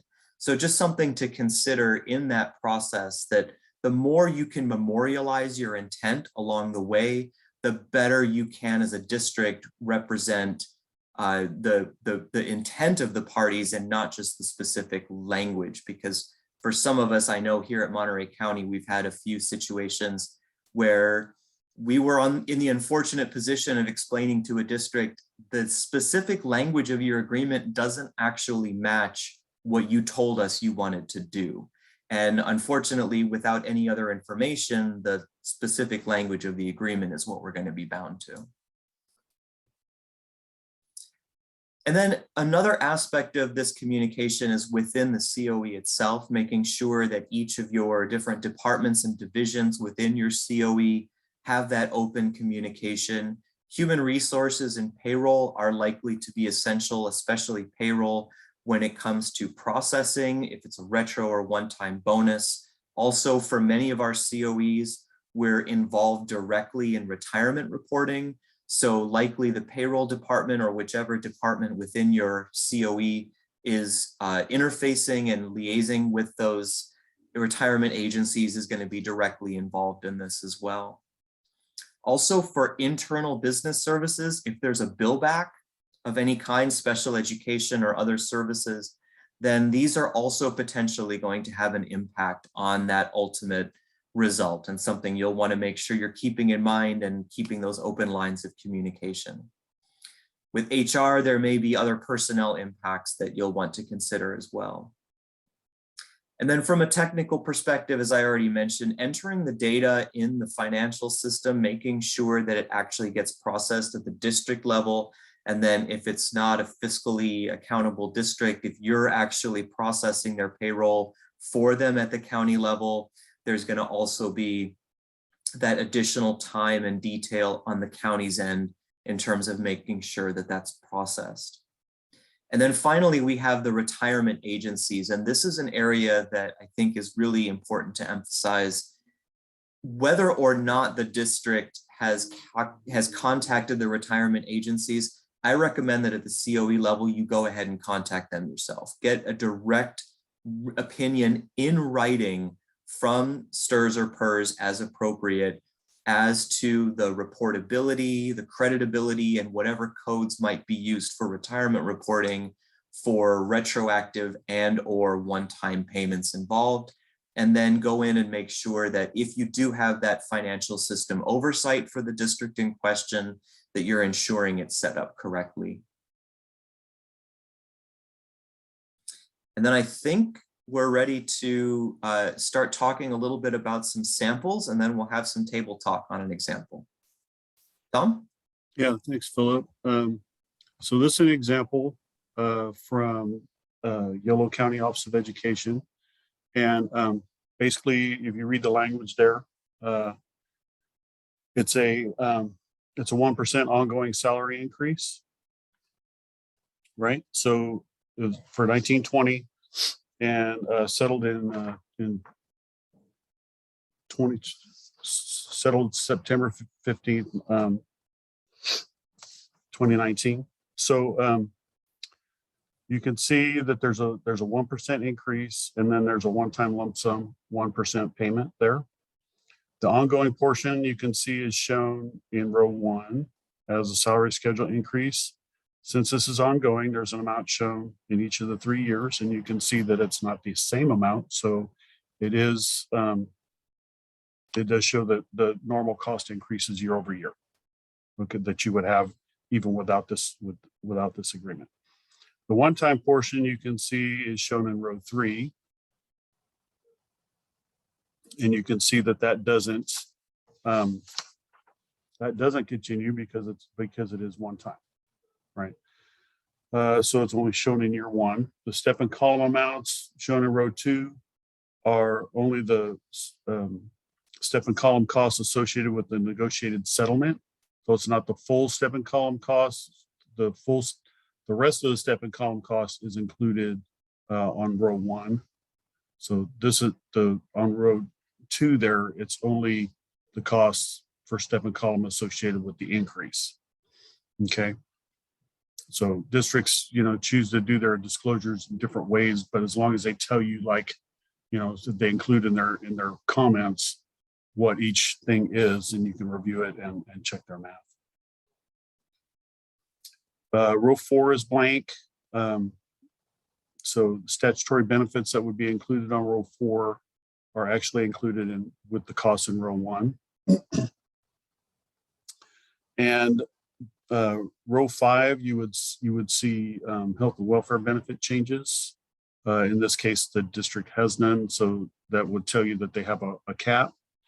So in the disclosure, it would say what their cap was and give you that information. But this is just an example of what a completed public disclosure would look like for a district. Okay. So this is our sample scenario that we're going to discuss in a table talk. Breakout rooms here in a second, but just so everybody has the information. So it's a school district settled negotiations for 2020-21 in October of 2021 for a 2% salary increase retroactive to July 1st, 2020. The cost of a 1% increase is $500,000. Given the estimated fund balance prior to settlement below, which is listed below, what is the new ending balance for the 23-24 school year, fiscal year after the settlement? I see there's some stuff in the chat. And though apparently we're having some difficulty with the links, so I have just pasted the actual question directly into the chat box. And we're Okay. asking you to do some calculations here, right? Right.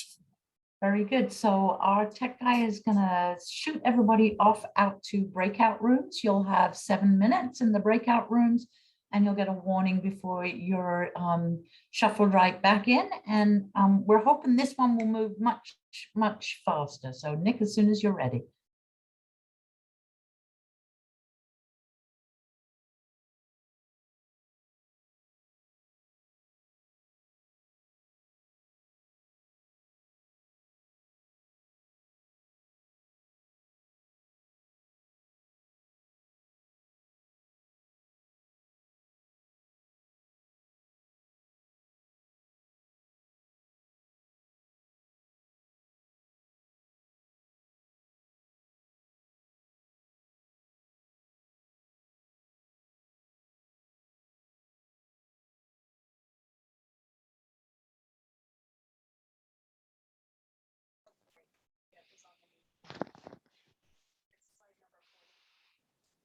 Hello, anyone there?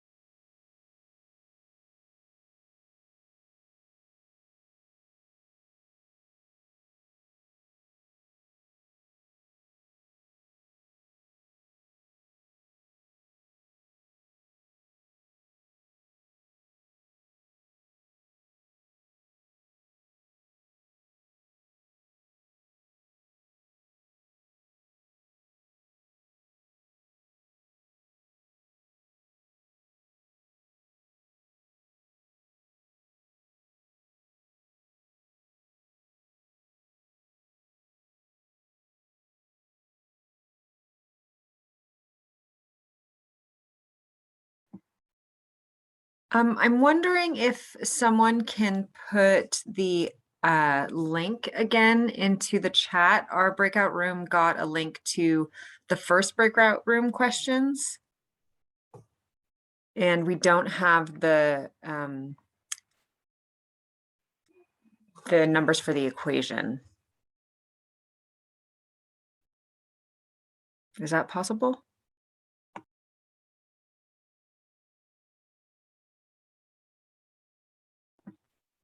Will that be available in the breakout rooms now that it's in the chat? Yeah, Lauren, it should be. It was broadcast out to all the rooms, but I'll send it again. Thank you. And can you bump me back into the room that I just left? Yeah, go ahead and click breakout rooms. I don't know which room you were in. down at the bottom and you can select which one you're in. Oh, okay, thanks.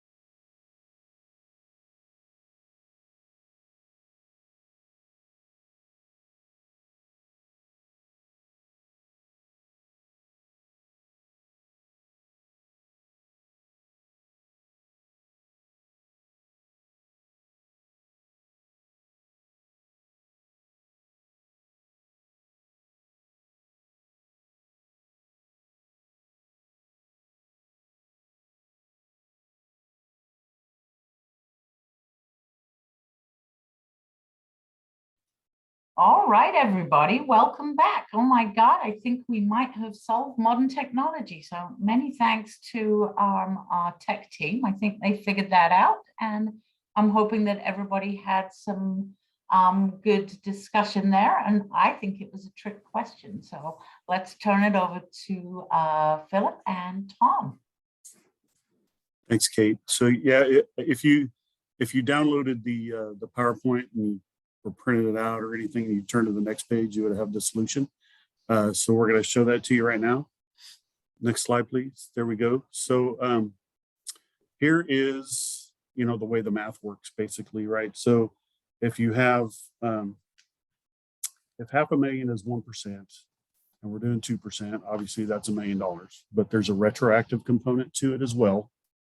So that's an increase of $1 million for the retroactive piece, plus the 2% ongoing is another $1 million in the first year. So it's $2 million. That cost lives on, even though the retroactive part is is a one-time cost, it's still included in the cost of the agreement going forward because the salaries are increased. So you can see that in the second column, how that the 2 million, the $1 million becomes 2 million because there's another $1 million that we have to take away from the fund balance to account for the raise. And in the third year, it goes to 3 million. And now, you can see that the district is underwater. And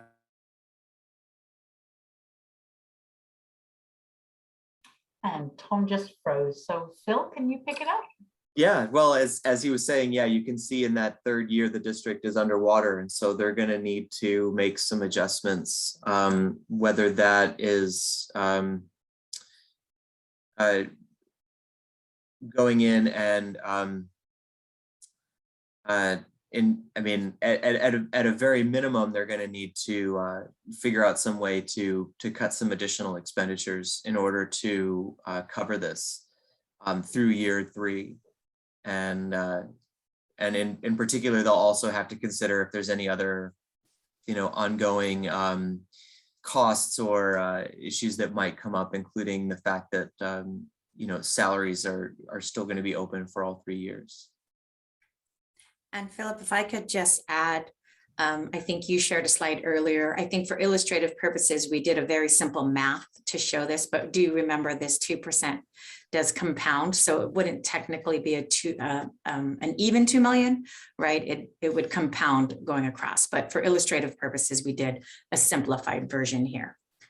Yeah, and to clarify one thing, when we're looking at that first year, we're looking at 21, 22. And the reason why we have a total of 2 million in the cost impact for that year is because we have the 1 million, which was the retroactive, actually effective back to 7/1/2020. So that's the 2%, cost of 1% is $500,000, so that's $1 million. And then we have that particular salary raise of 2% continuing into the 21-22 year, incurring the extra 1 million of cost in that year.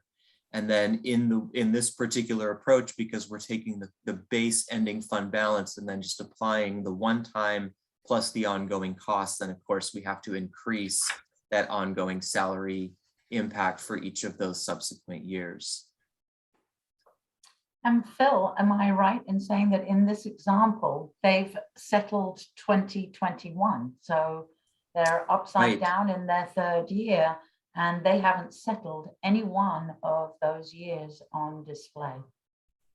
Yes, yeah, that's correct. 'Cause in the hypo that we were presented, it was October 21 that they were going in and actually conducting these negotiations. So yeah, that retro is back to the prior year, and yeah, you're right.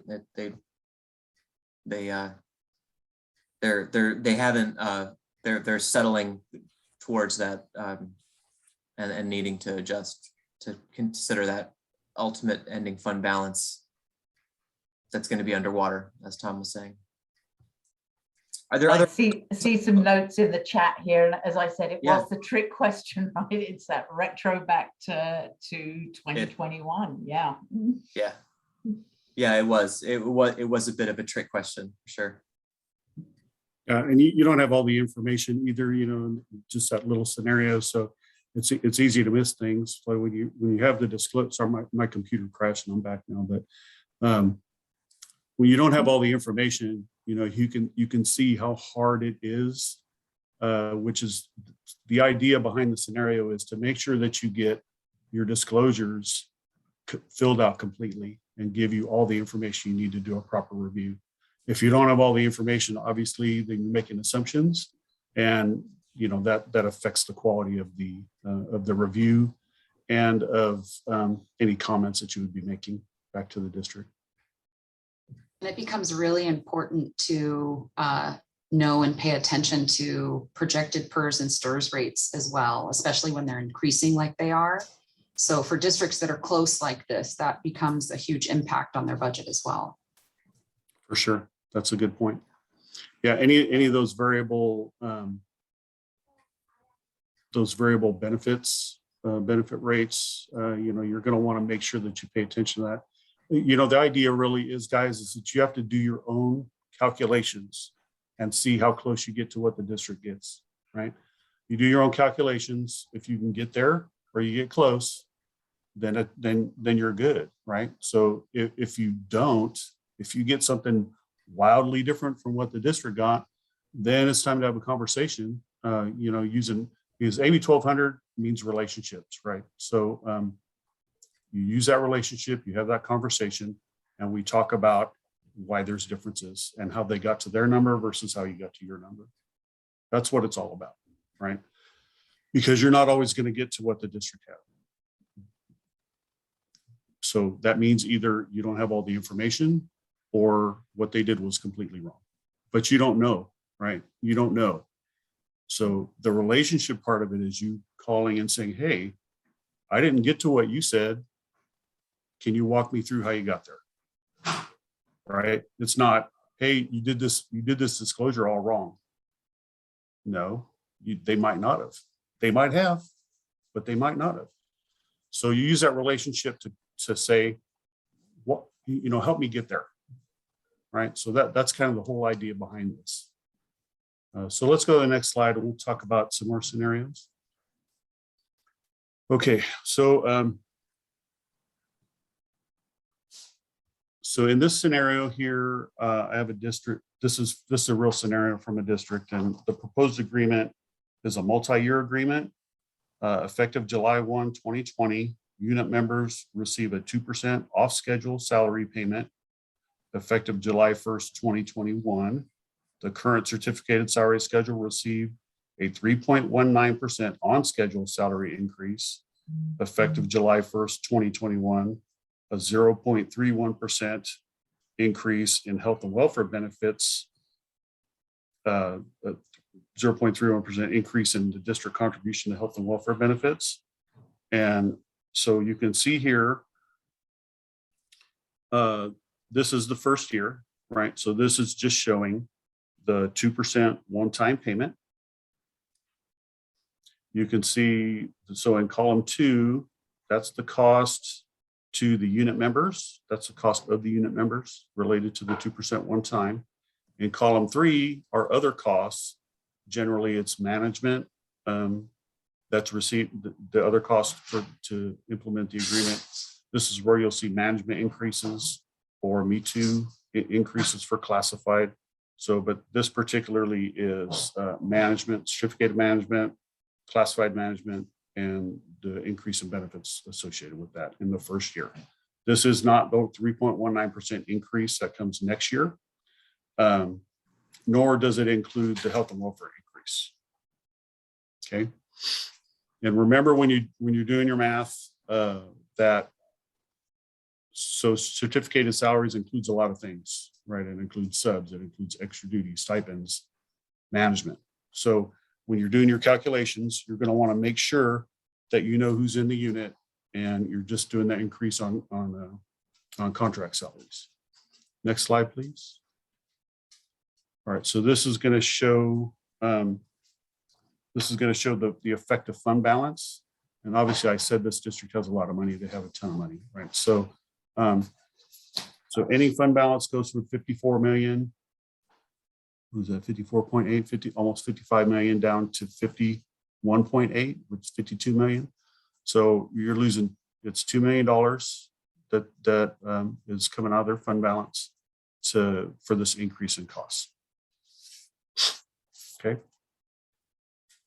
The next slide will show the next year, right? So this is the year that they have the 3.19% ongoing plus health and welfare benefit increases.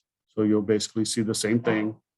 One thing I want to call your attention to is that the salaries, the starting salaries went back to what they were before the 2% one time, and increased by whatever their step and column was or whatever the factors were. Excuse me one second.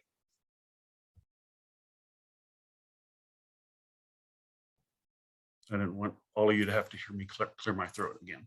So the salaries went back, so they started over before the 2%. So that was done correctly. Then you'll see the 3.19 plus the increases in benefits related to both statutories and their health and welfare increase shown on the benefits line. And then again, the management costs related to the increases. Next slide. So here's the effect of fund balance in year 2.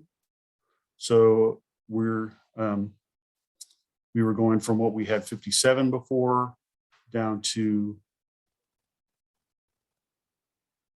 51.8, which is very similar to what we had in the prior year. Obviously, this district was not deficit spending in this year in their projections. So you can see that the effect of fund balance there. Next slide, please. And then here is year 3. So you'll see in year 3 what the increases are related to the 3.19% and the 0.31% increase in benefits plus statutories. They're not settled for this year. They don't have an agreement for any increase or decrease this year. So you'll just see kind of it's a flat kind of increase based on the factors that go into salaries, which is a 3.19% plus your step and column costs and the increases related to benefits. Okay. Again, you're going to want to independently verify the benefits, especially the salaries, using the starting point that once you verify the starting point from the district's perspective. Okay. So you can see there's a lot of costs here. So go to the next slide, please. And here's the fund balance effect, right? So we're still solvent, obviously, but it is a big change to your fund balance. So we were at 51.8 and now we're down to 31.8. So these costs add up over time. That's $20 million in fund balance that has gone into this, these 2 raises. And obviously this district has a plan for it, but you can see how this would affect a district that's on the edge, right? So just imagine different numbers in there, right? So let's say they started with 31.7 million and they lose $20 million, then you're talking about a third of their reserves remaining after this increase. So this is where you're going to look for solvency and make sure you check their math and all of that stuff and comment on whether or not you feel like the agreement is affordable. Okay.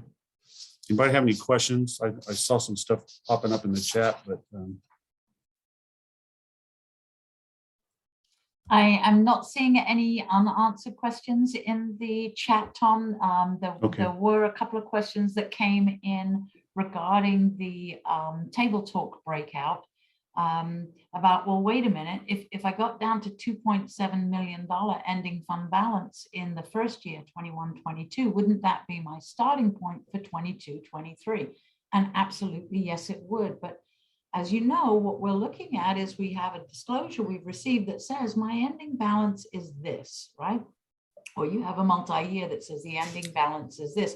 And now we're adding these changes. So generally what we do and what the sample is showing you is that any costs in year 1 are now added to the costs you're going to incur in year 2 because they're going to come off of that beginning fund balance, right? So that then we can see by the 3rd year the cost for all 3 years because they're all going to come out of that ending balance. Sure. So I mean, there's 2 ways to look at it, but you'll come up with the same result, So if you take your costs for the first year, subtract them, and then start with that balance, then you're subtracting only the cost that apply to that next year from that new fund balance that you calculate, and the same thing for year 3. The way that the costs are shown is kind of will show you how the costs are affected. Rather, I mean, it gets you to this. It will get you to the same fund balance. Like you can do it either way, but we wanted to kind of demonstrate how the cost increase over time because of, you know, the factors that affect that agreement, right? So that's how the costs increase rather than just, you know, I mean, you want to show the effect on fund balance, but which is, you know, obviously what we're all trying to get to make sure that the district is solvent. That's just kind of a demonstration of what the costs actually look like as they increase over time. Okay, Philip, I'm gonna throw it to you. Okay, thanks, Tom. So one of the things that we saw in that last sample that we were just looking at is that there was this deficit taking place and that the ending fund balance was decreased as a result of this agreement. And that's always going to be something you're going to want to zero in on if you see that deficit. And one of the critical questions when looking at and evaluating and analyzing the impact of a deficit on a budget is whether or not that deficit is structural. So if you can identify clearly that the deficit is exclusively a result of a particular agreement, that the district has a plan for how to absorb that costs, and that the additional deficit generated as a result of that specific plan and that specific initiative, then that's a different situation than if you identify that this deficit is going to be structurally ongoing. And that's where you do have to consider other elements of the budget above and beyond just this one particular or multiple particular salary agreements that have taken place. So again, that structural deficit, if it's something that you see ongoing, is going to be a matter of much more serious concern than if you can identify it very clearly as a one-time or limited deficit. Another thing to make sure that you're evaluating is reserve levels and what's the impact going to be on those overall reserve levels. When you're looking at those reserve levels, you also want to be considering the assigned and unassigned reserves that are not only in Fund 01, but also in Fund 70 and Fund 20. Another area that, of course, is going to be really essential to look at and something you want to make sure that is included in your analysis at the county office level, at the district level, you want to make sure you're thinking about this ahead of time. And this is definitely a point where if you're providing the analysis back to the district at the county and you see that they haven't done as much as they could in this area, you want to make sure that you're evaluating the impact on cash. Cash flow, as some of our friends at FICMAT have been known to say, cash is king. And you know, that importance of cash cannot be understated. And so in particular, you want to be looking at those months in the year where there's the greatest challenge for districts already, where there's you know, an accumulation of payroll costs in particular, balanced against the timing of the apportionments and, you know, whatever cash in county or cash in bank the district may already have. So you want to look at that month to month and make sure that they're going to be able to meet not only their overall fiscal obligations, but they'll actually have enough cash to get payroll out of the bank without any problems. Another area is looking at the impact on the LCFF entitlement, in particular, if you are in a situation where this could still impact related to the class size adjustment, the grade span adjustment related to class sizes, but also if you can identify any other impacts that might be affecting the overall LCFF entitlement. And then in particular, other terms and conditions that might have a fiscal impact. A few things to note here. The first one is make sure you're looking at their enrollment trends. If they have declining enrollment or increasing enrollment, those could be elements that you will want to consider in your overall analysis, especially if there's a potential deficit situation compounded by declining enrollment. That would be a particular risk factor that you would want to highlight But also if they had the increasing enrollment, that might be worth noting as well in your analysis. Another thing would be, of course, there might be natural disasters that have occurred recently. We've all, I'm sure, had experiences working with our districts on the wildfires that we've experienced across the state in recent years, as just one example of how natural disasters can also come into play in terms of affecting the costs and creating other conditions that might have a fiscal impact, such as closure days, or what end up being the equivalent of emergency school days, snow days, that kind of thing. And then another potentially hidden cost or condition that you'll want to keep your eye out for is construction projects, whether or not there are any construction projects happening or planned that could have an impact on these costs and on the agreement and on the overall financial position of the district projected out over the next 2 years. And then, of course, are there other collective bargaining units not yet settled? We've used that phrase, me too, several times today. I'm just going to repeat what Gary said. These things that we're repeating them for a reason. They're because we believe these are very important considerations, and here that Me Too clause and anything else that might predict additional costs as a consequence of that agreement. So then looking at the language choices, again, the Me Too, of course, is a part of that. Another thing is just to make sure that you're comparing what's the detail of the language in the agreement with what the district has presented to you and what they're expecting. Make sure you're doing your own analysis here. If you're at a district level, again, I will suggest that you take copious detailed notes along the way. If you're advising a district at the county office level, advise them to take those kinds of notes. If they can memorialize, or if you at the district level can memorialize what your intent was from each of those negotiating sessions, and then you do run into a situation where the language doesn't perfectly match, then you would have a basis to go back and say, here we can demonstrate this was actually our intent, and you could potentially revisit that language if necessary. It's kind of it's a bit of a trope. We've heard it before, but parties often do not fully realize the impact of language until the agreement is being executed. And that sometimes is at the stage where we're reviewing it. So that's where that's really just essential. Other areas, ensuring increases are applied completely. Another issue with squaring the salary schedules is consider rounding. Different salary schedules, different bargaining units may have different rules for how increases are then rounded off. And it may seem like pennies to an individual, but those costs can add up and ultimately create an impact. Professional development, you want to be looking at things like the cost of a single day, and if there are additional commitments being made in the agreement for professional development, that those additional contract days are being considered. You may have other forms of additional time and stipend. Again, these are all examples of areas where you want to do your own calculation to ensure that it's accurate and to verify, or if necessary, provide the district with an analysis on those costs. Longevity is an ongoing cost that can be very difficult to estimate, since of course it depends on some other variables in your employee calculation.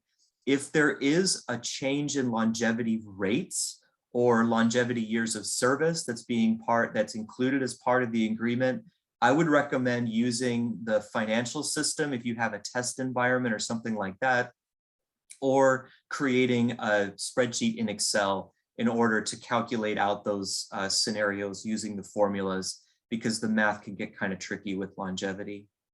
And then also just considering the average cost of a new teacher, or in the case of classified, a new employee, so that you can be thinking about, well, if they're filling vacancies and they've now incurred this additional base cost, that might be another factor.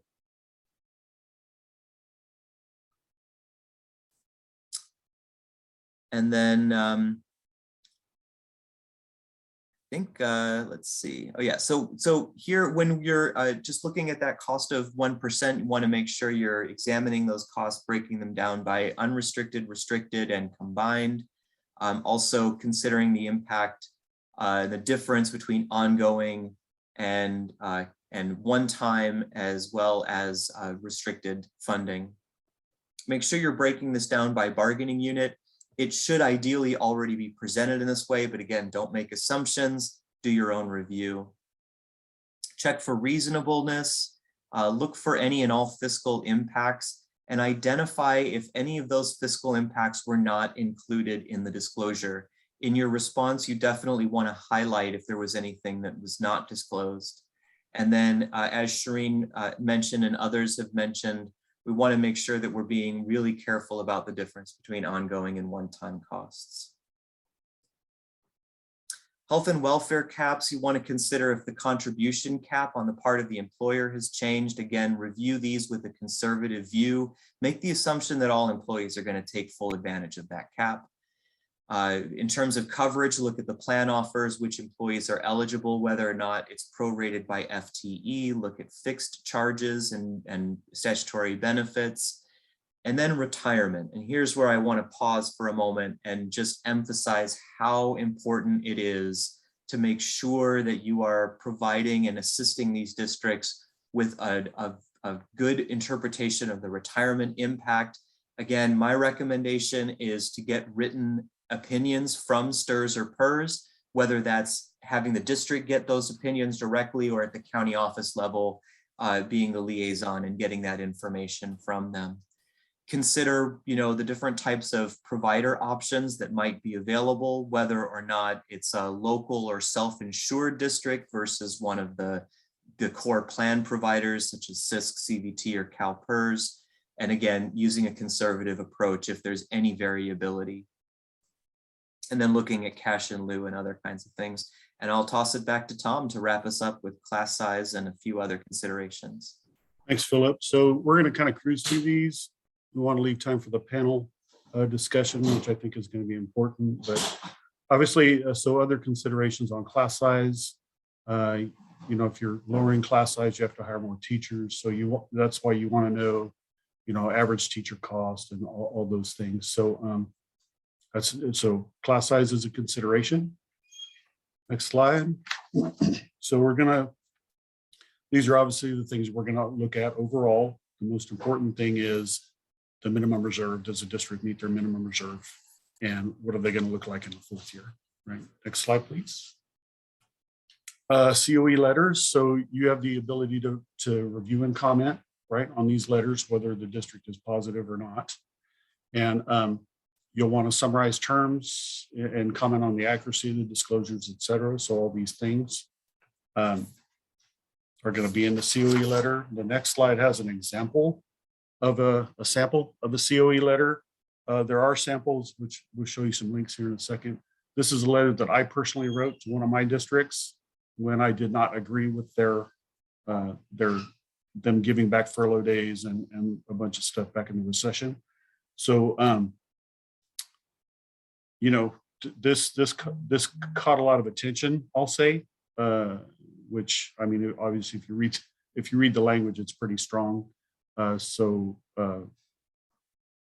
lot of negative attention from this letter that I wrote. So just want to let you know that. And we'll go to the next slide. Here are the resources for you. The FCMAT Oversight training link has everything AB1200, right? There's the Oversight guide, LACO's website that has a lot of great information, and San Bernardino County's website, which also has a bunch of resources for you to take advantage of. Kate, I'm going to pitch it to you. Fantastic. Thank you so much, Tom and Phil. That was excellent. Very, very good information. And I think, Tom, you've just pointed out this can get delicate, right? So this is all about maintaining that relationship with your districts while you're also possibly helping to save them from themselves. So with that, if I could welcome Dr. Candy Clark from the Alameda County Office of Education. And Candy, I'm hoping that you're with us. I know I saw the box here a little earlier, so hoping we're still there. I'm beautiful. Welcome. Good morning. All right, and Michael Simonson from San Diego County Office of Education. Michael, I'm sure that you're still on with us, yes? I am here. Good morning, everybody. Fantastic. Thank you so much for joining us. And thank you for so much for being willing to join in this panel. I know that in this work, that, you know, you can look at a nice clean, oh yeah, well, they send us the disclosure and then everything is perfect and we review it and everything's perfect and there we go, lovely, write them a letter or not. Things really work out that way, right? So we end up with what I will call some interesting situations. And so I'm hoping to be able to lean on your experience and maybe share some thoughts. So I've got a couple scenarios that I thought I might run by you guys, and then you could kind of comment on those. So our first scenario is the school district took a public disclosure of collective bargaining agreement costs to their board without providing the County Office of Education advance notice. And that disclosure, once you did get to see it, showed that there was a negative fiscal impact on the district. So what action did you take? But turn it over to you. You want to start? Sure. I just want to say, Kate, you did a fantastic job of providing scenarios that just would make my blood pressure boil.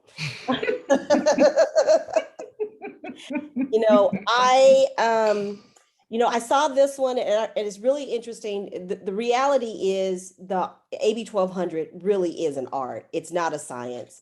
As all of you know, different districts will require you to engage differently, to think differently, to even review their financials differently. When I looked at this document, one of the first things I thought about was what were we doing at the county office? For Alameda County, we have a tendency to review the board packets to try to be a little bit more proactive to catch things like this before they get to this level. The other thing that I thought about this one was thinking about this particular district and having the ability to understand the dynamics of the district. So I'd want to dig deep into the governance structure. I'd want to look at the superintendent and CBO leadership. I would definitely want to have a better understanding of how a superintendent and a CBO potentially signed off on a disclosure where there was a negative fiscal impact. The other thing that I'd want to get more information on is the enrollment projections, even the historical projections of the district and how that relates to ADA. The other thing that I would have to work with my team on is to have a better understanding of the district's ability to engage in budget balancing solutions. So does this district have a history of barely meeting the minimum reserve? Are they always on the fringes? Are they certified qualified and then in and out of qualified? Have they ever certified negative? I mean, what's the underpinning of this particular district? For those of you who don't know me, I like to ask a lot of questions, but they're really critical questions that help me get to the point of determining my next response or what I would be recommending to my superintendent in terms of next steps. So Mike, I'm going to stop there and I'll turn it over to you. Well, thank you. And Kate, once again, thanks for having us here today. Wonderful job as always that you do. It's great to listen to everyone. So just our general process is under all circumstances, we do write a letter to every district, whether it's after the fact, and in this case, it would be after the fact, or prior to. We ask every district down here to provide us with at least 10 days notice, regardless of their certification. Most of them do, some of them do not on a regular basis. We've also, one of the things we've done down here, so the public disclosure has become a huge issue down here. And by issue, there was a parent group that formed and put somebody in charge of watching every district's, all 42 of them, their agendas. And anytime there was disclosure, we get a nice email and so we post all of our letters and all the disclosures are posted to a link so that any community member can look at it straight from our website. But this one specifically, of course, it's going to depend on the certification of the district, whether they're positive, qualified, or negative. We would, again, do an analysis of our own analysis, in this case, after the fact. The letter would state that they're in violation of government code by not providing us with some time to do it. I'll give you an example. We just had one maybe 3 months ago where a district that was qualified, they told us they were bringing something to their board, a bargaining agreement, They never submitted the disclosure to us. And so our letter said you're in violation of several items here. And our recommendation is that you go back and do this the right way. And in this instance, the district did it. We also had a district last year who said, nope, we got word the day of, we sent them a letter, said, hey, we recommend you postpone this until your next board meeting so we have a chance to review. They said nope, and that ended up being what it was. I love that process, Mike, of documentation. We do not do that here in Marin. We don't send letters on every disclosure, and I think it's just a really good practice to really point that out. Thank you. Okay, no, I was just going to say, and part of that is we had a real high profile situation down here, and through a lot of the analysis from outside organizations, there's a lot of heat on the county office if they can't prove that they're doing their oversight responsibilities. And so the best way for us to do that is documentation and having everything transparent and available for anybody who wants to look at it. Yeah, could not agree more with you. I used to say if it ain't documented, it didn't happen. And so we're definitely better off to have good documentation on these reviews. You never know when it's going to come back at you, right? A couple of years down the line, because we've all looked at the history of a district and seen, wait a minute, what the heck happened in that year? Look, they've been on a downline ever since. I can use it here, huh? And we're just gonna, there we go. Good. All right, so scenario 2. The school district provided the COE with a signed disclosure in advance of board action, which is nice. But again, it clearly showed that they're going to have financial difficulty. So, I mean, this is really not a heck of a lot different other than you've got some time to deal with this one, right? You've got your 10 days advance. So does that change the way in which you approach these when you actually have the full amount of time to review? I think it depends on the situation. So if I receive that, I would look to see if there was a corresponding document that identified budget balancing solutions, or if there was any type of resolution where the board was committed to submit to the county office any budget balancing solutions that would address the situation. The other thing that I would want to look at, as we've already talked about, is just the fiscal condition of the district and what this particular disclosure would do. For me, it's about timing. Even if there's a negative fiscal impact, I'd like to know, I'm looking for when would it happen? Is it something that's going to hit in the current year? Is it something that'll hit the next fiscal year or the fiscal year after? Because I want to glean how much time does the district have to respond to that particular issue. I've seen districts that have moved forward with disclosures and they've identified that they'll have difficulty, but then they also commit to and move forward with budget balancing solutions. Other districts, not so much. And so for me, it would still be dependent upon that particular district and whether or not I have the confidence that that district will move forward to identify the appropriate solutions to make the agreement work. Yep, along the same lines, of course, it depends on the situation and the district. But we're going to do our independent analysis. This is going to be in a letter form. We would state this is what we think is increasing your deficit. And by the way, anytime we come to a negotiated settlement, it's going to have a negative fiscal impact, right? But knowing the district and maybe somebody's got a little something over here that we all know about, but it's always going to negatively impact that. So we are going to find the year. Hey, this is, the amount of budget reductions you're going to need to make by this point. We're going to ask them to put a reduction plan together by the next reporting period. We're going to ask them to provide us with budget revisions within the 45-day time period. And for us down here, we have not seen anyone enter into a settlement that tanks them in that first year. It's always the second or the third year. And of course, the irony in that, in my opinion, is that would be a good reason to be a lack of going concern, right? You enter into an agreement that makes you either not be able to meet your fund balance or a negative fund balance in the current year. But the trick with that is they actually have to approve the agreement for that to have an impact for us to make lack of going concern, which would give us a stay and rescind, but you can't do it retroactively. So there's a little goof in the system there, but again, it's all about documenting and as it's said with all of the speakers before, you know, that independent analysis and pulling out plug numbers and things that we know are not accurate. And that's what we do. Very good. Very good. I'm wondering if at what point do you not only write a letter, but perhaps also go to their district board meeting? So we usually attend board meetings at the request of the district. We've had districts saying, hey, can you come do a presentation at our board meeting? And we're always available to do that.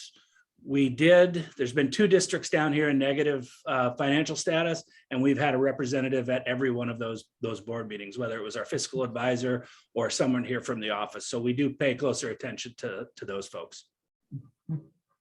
I think for me, it really depends on the district. I mean, if I've seen a district that's in fiscal distress historically, I mean, they're barely making their reserve for economic uncertainty, and they were to move forward with such a disclosure, I'm not so sure I would wait to be invited. I would probably share with the superintendent and the CBO that I plan to attend a meeting to discuss the issue. Quite obviously, we'd like to work behind the scenes in partnership with the district, but sometimes you're put in a situation where you are unable to do anything other than attend a board meeting. I mean, especially if you're seeing a district that has failed to respond or failed to act accordingly to, you know, ensure fiscal solvency is an utmost priority. Mm-hmm. So now we've got a situation, and I don't know if you've ever encountered this, but I've seen so many different flavors of disclosures. So you got a disclosure, superintendent and CBO have both certified the disclosure. But then the CBO has called you and said, oh my God, I'm going to need your support. I need you guys to come in and be the bad guy.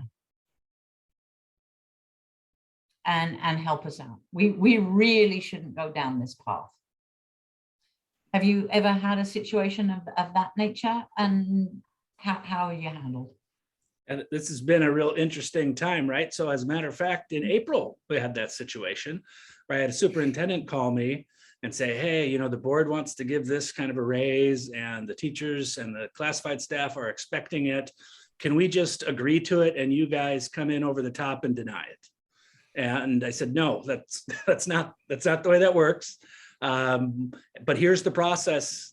If we did want to go down that road, and that would again be lack of going concern, stay and rescind, we could do that. I explained that is a really difficult situation to be in. It can be appealed, even though the superintendent might say, no, that's what we want. The board might say, no, you send that up. And what we have learned is that anytime you're going to stay or rescind, there's a lot of legwork on the front of that, working with FCMAT and making sure CDE is up to par on it or knows what you're going to do and agrees with you. Because in our opinion, when you take action to undo something that the board has done, and it's appealed, and if a county office were to lose that, I think you lose a lot of credibility in the community that you're working with that district in. So we've had to do that a couple times in the last couple of years, and like I said, it was Hi, how are you? A month of footwork with those 2 organizations, making sure that that everybody was in an agreement that this was the right move to make. Yeah, I would agree with everything that Mike said. I mean, ideally, a CBO would not sign off on a collective bargaining agreement that they thought, you know, would bankrupt to have such a dire negative fiscal impact on a district. I mean, I think that's putting a CBO's credibility on the line. And I have unfortunately been in a situation where a CBO did do this and they didn't survive. They didn't survive the fallout from it. And it was, I think it was avoidable, but for whatever reason, that district CBO made that decision, and everything that Mike said, it was, strong intensive engagement with the county office, bringing FICMAT in. We immediately did go down the path of lack of going concern. We were actually able to get in front of that particular district before the action was taken. And so there was a moment of pause, politically charged, all in the newspaper. But we were able to intervene before, some of the negative consequences could be approved at the board level. But it was still painful on our end because, the superintendent was involved, the board was involved, county office, county superintendent. I mean, all the players that you can possibly imagine, including FIGMAT, were involved in that particular district just to prevent fiscal solvency. And this particular issue, it was something that would have the impact would have been in the current year. So they would not have made it until June the 30th. Holy mackerel. Yeah, well, as you pointed out earlier, Candy, what we like to do is work behind the scenes. Much prefer to not be top of the fold in the newspaper and work these things out behind the scenes. Sometimes we're put into positions where that is just not possible, not feasible. Okay, Okay. I was going to mention that as well, that Candy's point of working behind the scenes, we have found that to be extremely effective. Whenever we have a district go qualified, we just quietly provide them with a fiscal expert. We don't make any noise about it. We let them do their stuff. We get a report back, from our advisor, and it's been far more successful than when we have to battle things out with letters and back and forth. Thank you. That to me is the point, right? Is that it's more successful. So we all have a desired end goal in mind, which is to keep all of our districts healthy and solvent. Okay, I've got just one last scenario for you because I know that we're standing in the way of we're standing in between everybody and their lunch, right? So, and I hope you brought something delightful with you today. But we've got a situation where the superintendent and CBO took a disclosure to their board. Actually, they didn't ever take the disclosure. They just took a TA and the board approved it, and it's a multi-year settlement. And now it's approved. There is no disclosure of the costs associated with it. But when you start to pencil it out, you realize that it's likely not really affordable over the long term. Well, once again, it's an after the fact letter for us. And we're going to use in that, violation of government code, regardless of certification, you got to disclose the impacts to the public. We're, going to go through the standards of everything else we would write, our analysis, our own analysis is this. We suggest you go through the process again and do it the right way. It doesn't always work, but the bummer we found in this is that violating government code and ed code, there's not really an enforcement agency that will come down. There's no ed code police, if you will. And so really it's, again, documenting and making those letters available to anyone who wants to see them, and making sure the board president gets that as well, so that they know what, in this case, what staff would be doing. Yeah, I agree. And unfortunately, I've actually seen this situation happen. The response would look different depending on, if it was a qualified district versus a district that wasn't. And the reason I say that is because for our districts that are qualified, we are, again, constantly monitoring their board items. And so that gives us a little bit of leverage to be able to engage behind the scenes, if at all possible, to get items pulled from the agenda. In this particular scenario that I'm thinking about, we were successful in working with the board president as well as the superintendent to pull the item and get the things done. Consequently, when the calculations were done, well, there actually was a cost. Far greater than what the CBO originally thought or calculated. I'm not even sure what they did, but it went from a zero cost to upwards of about $5 million. So I've seen that happen before. I've also seen situations where we have asked, and if the district did not pull the item, I was willing to go to the district to speak out at the particular meeting just because of the significant fiscal consequence that we believe would occur if the agreement had been moved forward. But again, it's always trying to work behind the scenes. Hopefully you're able to successfully get the district to pull the item from the agenda. And that's been most of my experience, but there are some of those outliers where you have districts that, for whatever reason, want to push against the grain and they're not as cooperative as others. And I think the response is going to have to be different depending on how those districts are responding to the county office's request. All right. Well, thank you, thank you, thank you. I was going to open it up for questions from the group, but we have hit the noontime hour. And so I am thinking that we should probably let you go and have a bite to eat, because we'd very much like you to be back in the room at 12:30 when we're going to start back up again with Tasha Davenport from CASBO. So with that, I'm going to say thank you, Dr. Clark. Thank you, Mike. So greatly appreciate you joining us this morning. And many thanks to the team from ESCO this morning. I thought they did a fabulous job. So I'll look forward to seeing you all in 30 minutes. Thanks for having us, Kate. Thanks, Kate. Thank you.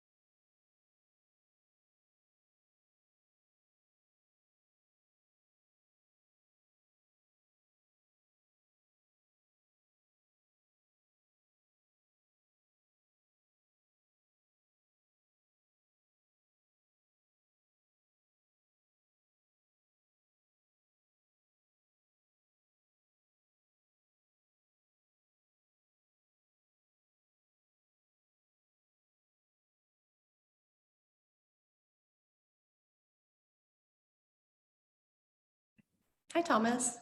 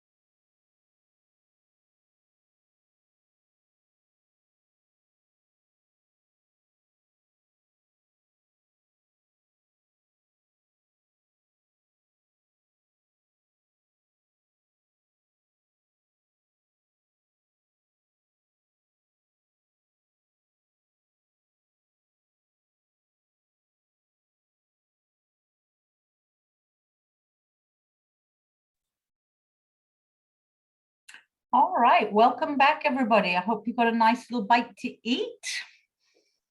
And we are all refreshed and ready to go. And it looks like we're still waiting for a few more people to come back in from the breakout room. So we're going to give them just a couple of minutes here to come on back into the main room. Thankfully, Tasha, you'll be glad to know that I think we figured out the breakout room piece, how to get people in and out of the rooms. I do just want to give it a couple more minutes though here.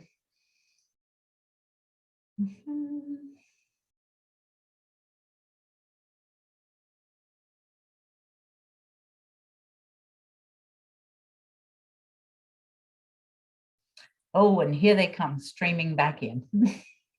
Very good. Okay, I think that we are now all in the main room. So welcome back, everybody, from lunch. Hope you had a good lunch. And with that, I am going to hand it over. I'd like to introduce Tasha Davenport from CASBO. And I'm sure you all know Tasha. She took over as the Chief Executive Officer for CASBO upon Molly McGee Hewitt's retirement, and has been doing a fabulous job. So Tasha has actually been with CASBO. She served as its Chief Operations Officer and Deputy Executive Director for 9 years prior to her appointment as the Chief Executive Director. And so her particular skills in strategic advancement and value-added relationships ensure that CASBO's mission and vision are at the forefront of all of its projects. And so with that, Tasha, I'd like to open it up to you. Thank you so much for joining us today. Hey, good afternoon, and thank you, Kate, for inviting me to this discussion, and thanks for the warm introduction.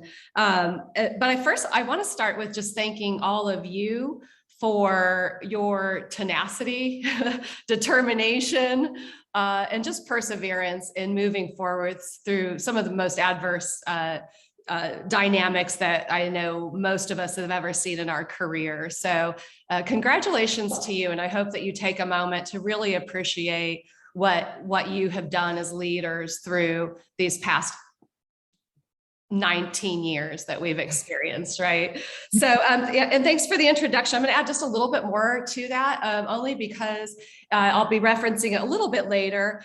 Prior to working at CASBO, I was a global executive for Vision Service Plan, VSP, as they evolved from an eye care company to an eye health organization. And I'll mention that nuance later. In that capacity, I headed up process engineering, consumer research, and training and development. And again, as we advanced into a global organization. Following that, E-Trade Financial, I think some of you know I worked for them, was the number 37th, I believe, as we had started, and grew that organization in a 4-year period to 5,200. So all of you in the business office, you know, we were experiencing 230% annual compounded growth. We did 14 acquisitions in an 18-month period. And the reason that I mentioned that was because, you know, as we merged and changed processes, you know, how do we derive value from those acquisitions and from those changes we made? And some of that applies to what we're going to be talking about today. So I'm going to go ahead and share my screen and get going here. I'll leave room for questions and answer at the end. So please feel free to enter those. But I first want to confirm you can, Kate, can you let me know you can see my screen right now? Helps if I unmute. I am not yet seeing your screen. Tasha, let's see. One moment. I think it was me. Operator error. Here we go.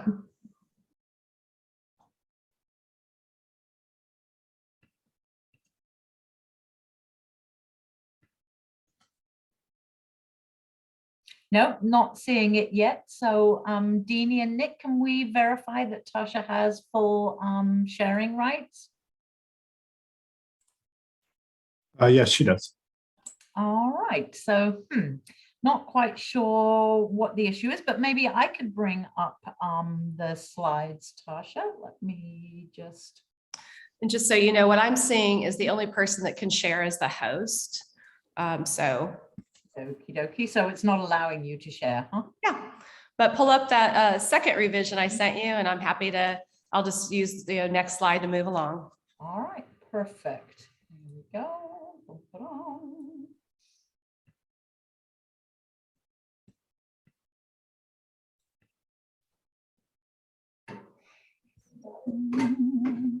I want, which one? This one, navigating the uncertainty. Okay, lovely, very good.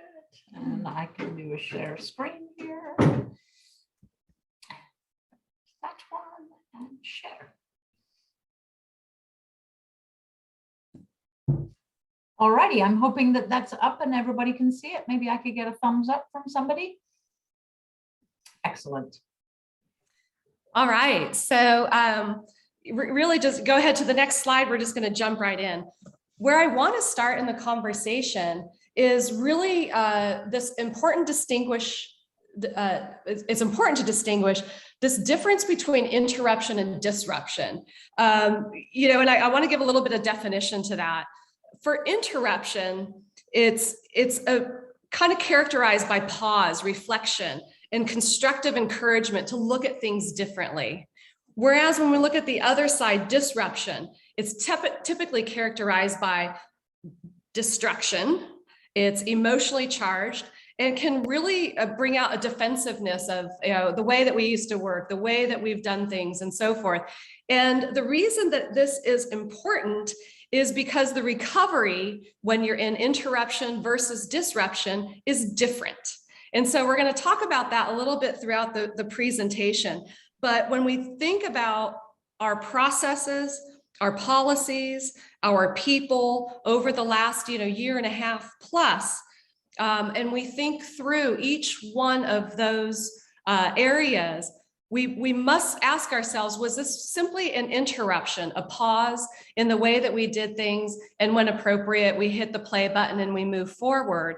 Or was it indeed a disruption, which causes us to really reevaluate and think through our policies, processes, and procedures? All of those will need to be modified and updated.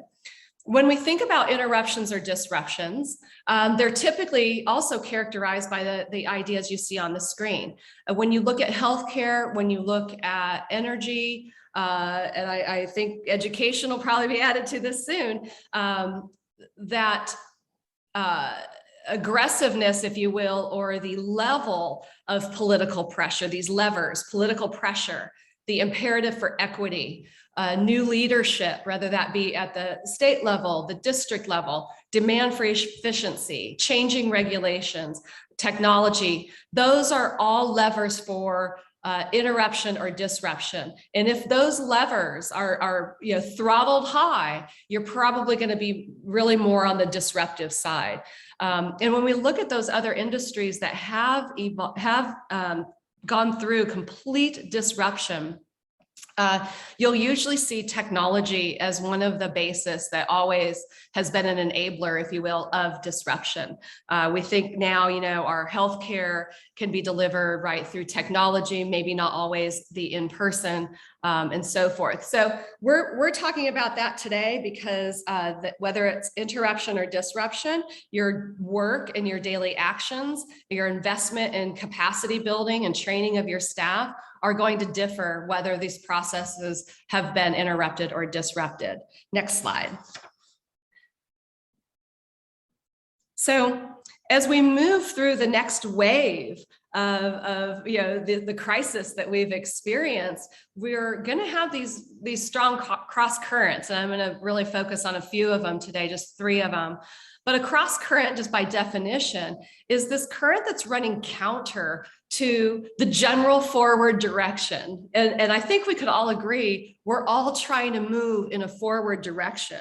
And cross currents are pulling us away, and they're using energy, whether that be physical resources, you know, money, our human capacity. They're pulling us away from that forward focus that we're determined to be on right now. And so it's important to understand some of the larger ones, as indicated by Harvard, as indicated by Accenture, and also as indicated by McKinsey as they study some of these cross currents. So we're going to take a look at a few of them today. I will share with you when we talk about cross currents, just a really quick personal story. Maybe 7 years ago, might be wrong on the date, but I went on my first cruise and we set out from Cape Canaveral, Florida, and there was a tropical storm, air quotes. And, you know, by 7 o'clock, we're at the dining area. The tables are just, we're listing at 38% for any of the, we're listing at 38% in a massive cruise ship. All the food's just like sliding off the table. And to make a long story short, when we fast forward to about 1 o'clock in the morning, we're preparing to abandon the ship.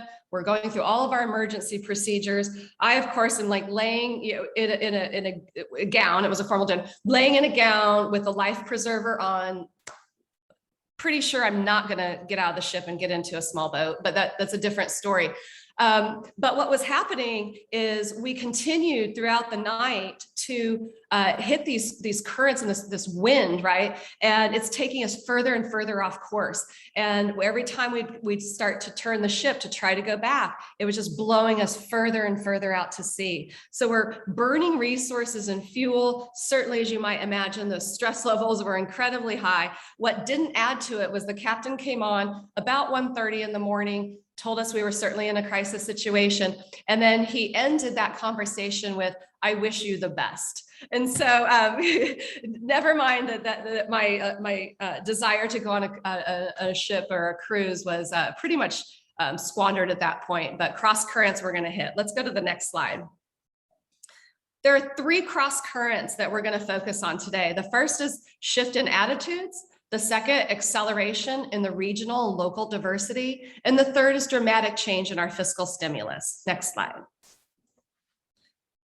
So we can't talk about cross currents, right? That pulling away from your forward direction without focusing on these course corrections. And the way that we're going to go through these cross currents, the 3 I just mentioned, or then I'm also going to talk about some of the course corrections that CASBO is taking to help make sure that we stay forward focused and not pulled and drifting away from our goals. You know, if we don't address with course corrections, we drift. And it's rare that a drift is considered a positive action. If your car's alignment is off, you're going to drift, right? If you're in a boat and you're not anchored or you're not moving with velocity, you're going to drift.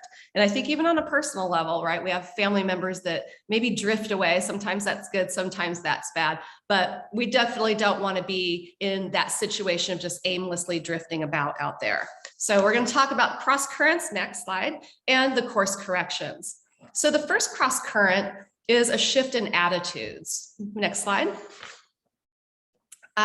So in the shift in attitudes, we've seen firsthand that the state and federal mandates put the onus on the local level responsibility, which caused heightened scrutiny, and that will continue heightened scrutiny of all of our actions. How we handled the closures, how we handled special education, how we handled learning loss, how are we going to handle vaccinations? We don't see that changing. And we think that heightened scrutiny is going to be with us for a long time. The second is the mixed result in employee attitudes towards their employees. In some ways, we gained strength through the chaos. We gained like a closeness, a close knitting through the chaos and the crisis. But we also know from all of the research right now that many employees feel like we're through the worst part of it. And now there's backlash brewing for any additional hastily unplanned changes. They're expecting that we're through the huge hurdle of many of those and expecting us to slow down just a moment to be more thoughtful. And I think we can appreciate that. I would love to slow down and be more thoughtful right now, right? So that's extending to our workforce. Very short patience there, if you will. And then this change in the work from home expectations, which we'll talk about. That is not going to go away. That's from all of the Shermas of the world, the McKinseys, again, the Harvard, all of the research organizations say it's something that's going to be with us for a while. So next slide. Let's talk about these course corrections. And I really put this at the top, our number one current our number one current issue is really around some of these human needs. And you see right there at the top, right, keeping human needs front and center, because those are the fuel, our staff are the fuel for everything else that we need to do. So, a couple of ideas here, first is to talk to your staff, actively listen and find flexibility where you can. And we suggest doing this the very beginning of your day. Give that time and attention before the emails, before the phone calls, before the problems start. Giving that time and attention can go a long way in terms of your staff's orientation around the work that they're doing that day. When we look at that flexibility, is there a weekly report? I think our president called it strategic abandonment. You all know Rich DeNava, right? Are there things that we can strategically abandon? Reports that we never look at but produce, reports that maybe are due weekly that could go to biweekly. Can we have meetingless Mondays or meeting-free Fridays to allow our staff to catch up on the to-dos, to find that element or even hope in some points of resolution to a week work well done. And so looking for that flexibility and really involving your staff and what are some of those things that you might strategically abandon. The second is to understand the difference between stressed out and burned out. And I'll tell you, we need to address this and understand it now, or we will pay later. I posted an article in chat from Harvard Business Review last week that actually digs into it as professionals, but I want to highlight one component. They start to look at it from the difference between a headache and a migraine, right? There's one that's an actual, a headache kind of, yeah, we're overworked, we're all pretty stressed, we've been at it for a while. And then a migraine is an actual physical condition. And when examined from that perspective of job burnout or just burnout period, forget the job word, it's intense emotional exhaustion, extreme cynicism, increased long-term effects for medical problems like type 2 diabetes, high cholesterol, coronary artery disease. We will address it now, or we will see this come forward later. So it's something to really consider and think about. The third one we have there, focus on the shared purpose. I do want to share, and Kate, just so that like I can see myself embarrassing myself, but just so you know, we can see when you chat. I'm sure you knew that, but just in case. Focus on shared purpose, right? In our CBO roundtables, which we have every other week, a group of CBOs come together and they really just talk about what's going on. They share problem solving, they share templates and tools.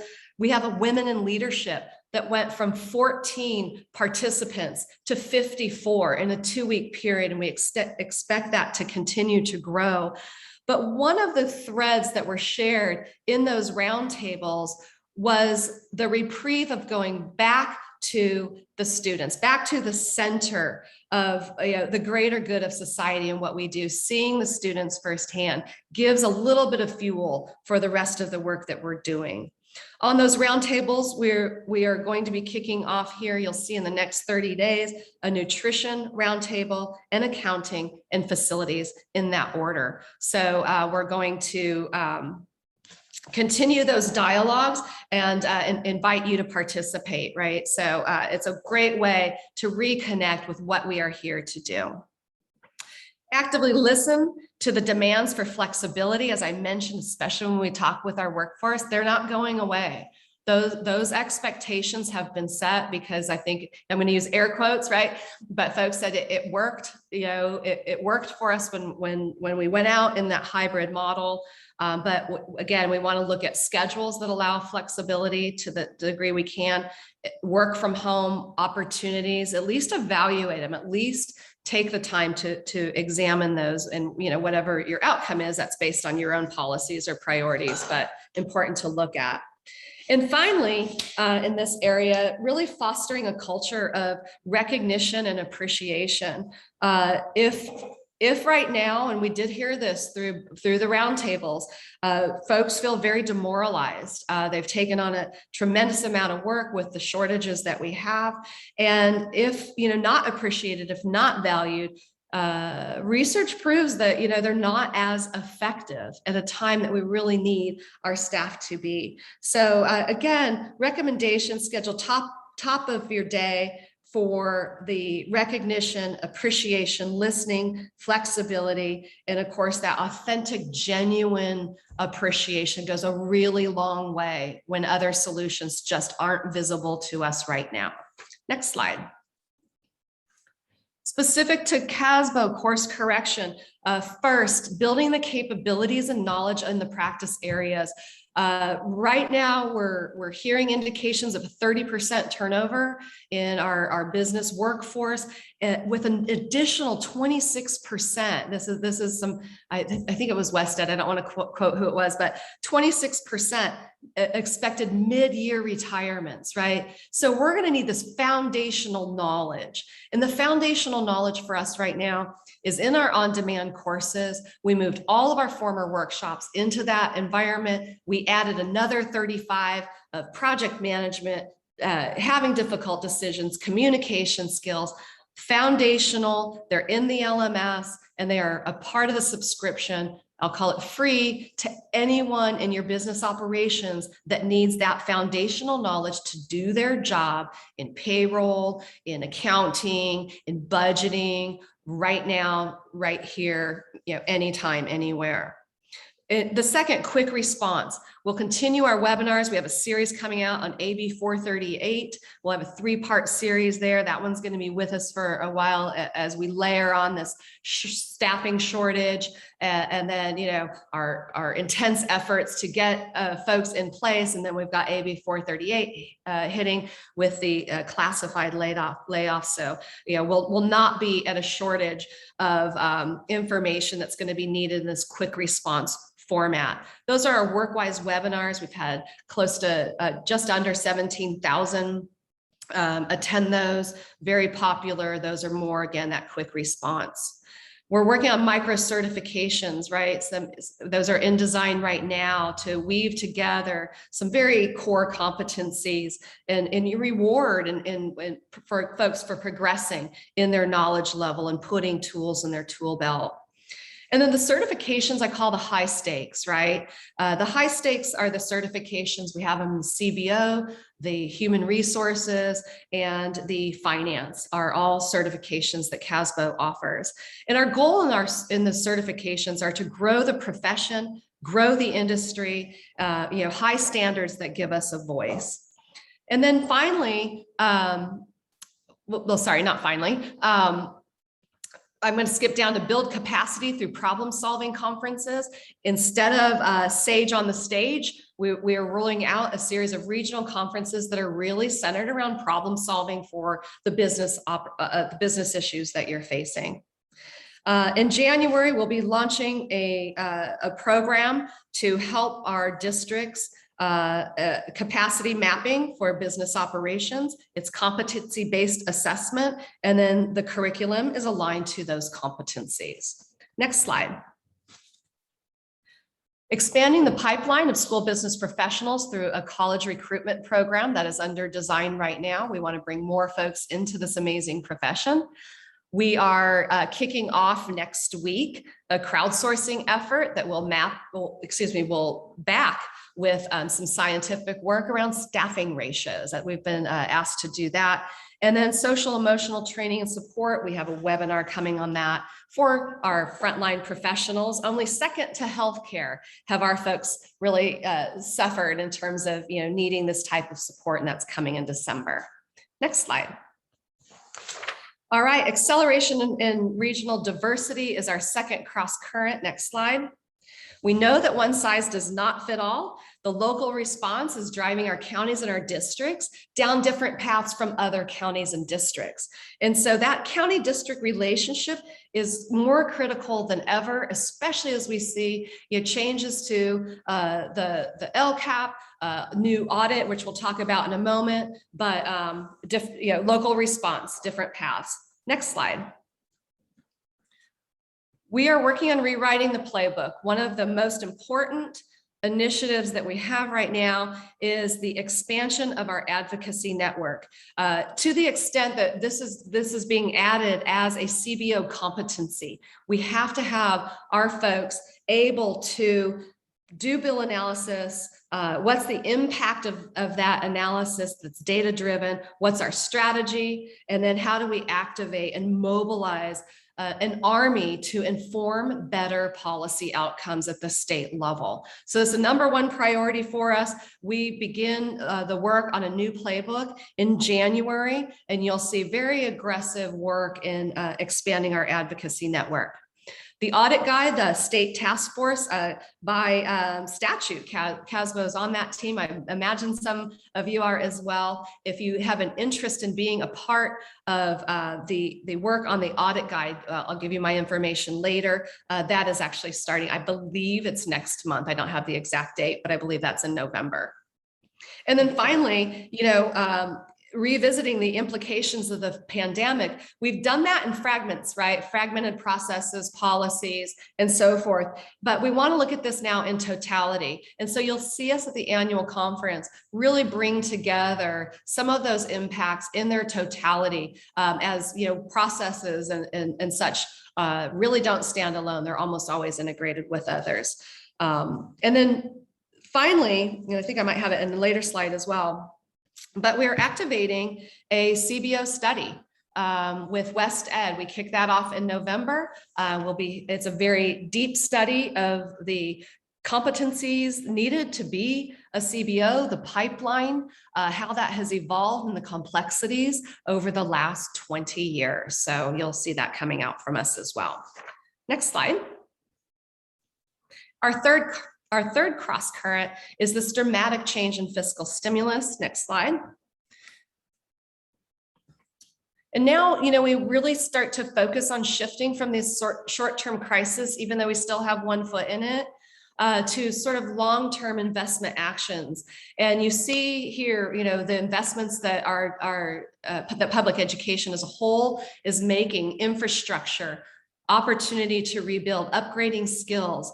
A lot of districts looking at greener, more sustainable environments. How do we do our work faster, automate it, digital helps us with faster, and how do we do our work in a fair and inclusive environment? One of the things I want to share here, there are 3 key mindsets of investors that I grew to know quite a bit about when I was during my time at E-Trade. And I want to share these with you as you think about moving from these short-term crisis measures to long-term investment actions.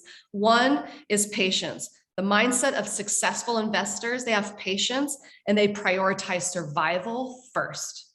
So invest where you need to survive, and then your other investments follow. 2, have a plan, but accept uncertainty as a built-in part of the equation. That's probably doesn't even need to be said, but have a plan for how you're investing this money, a documented plan with the ability to adapt as uncertainty comes into play, continues to come into play.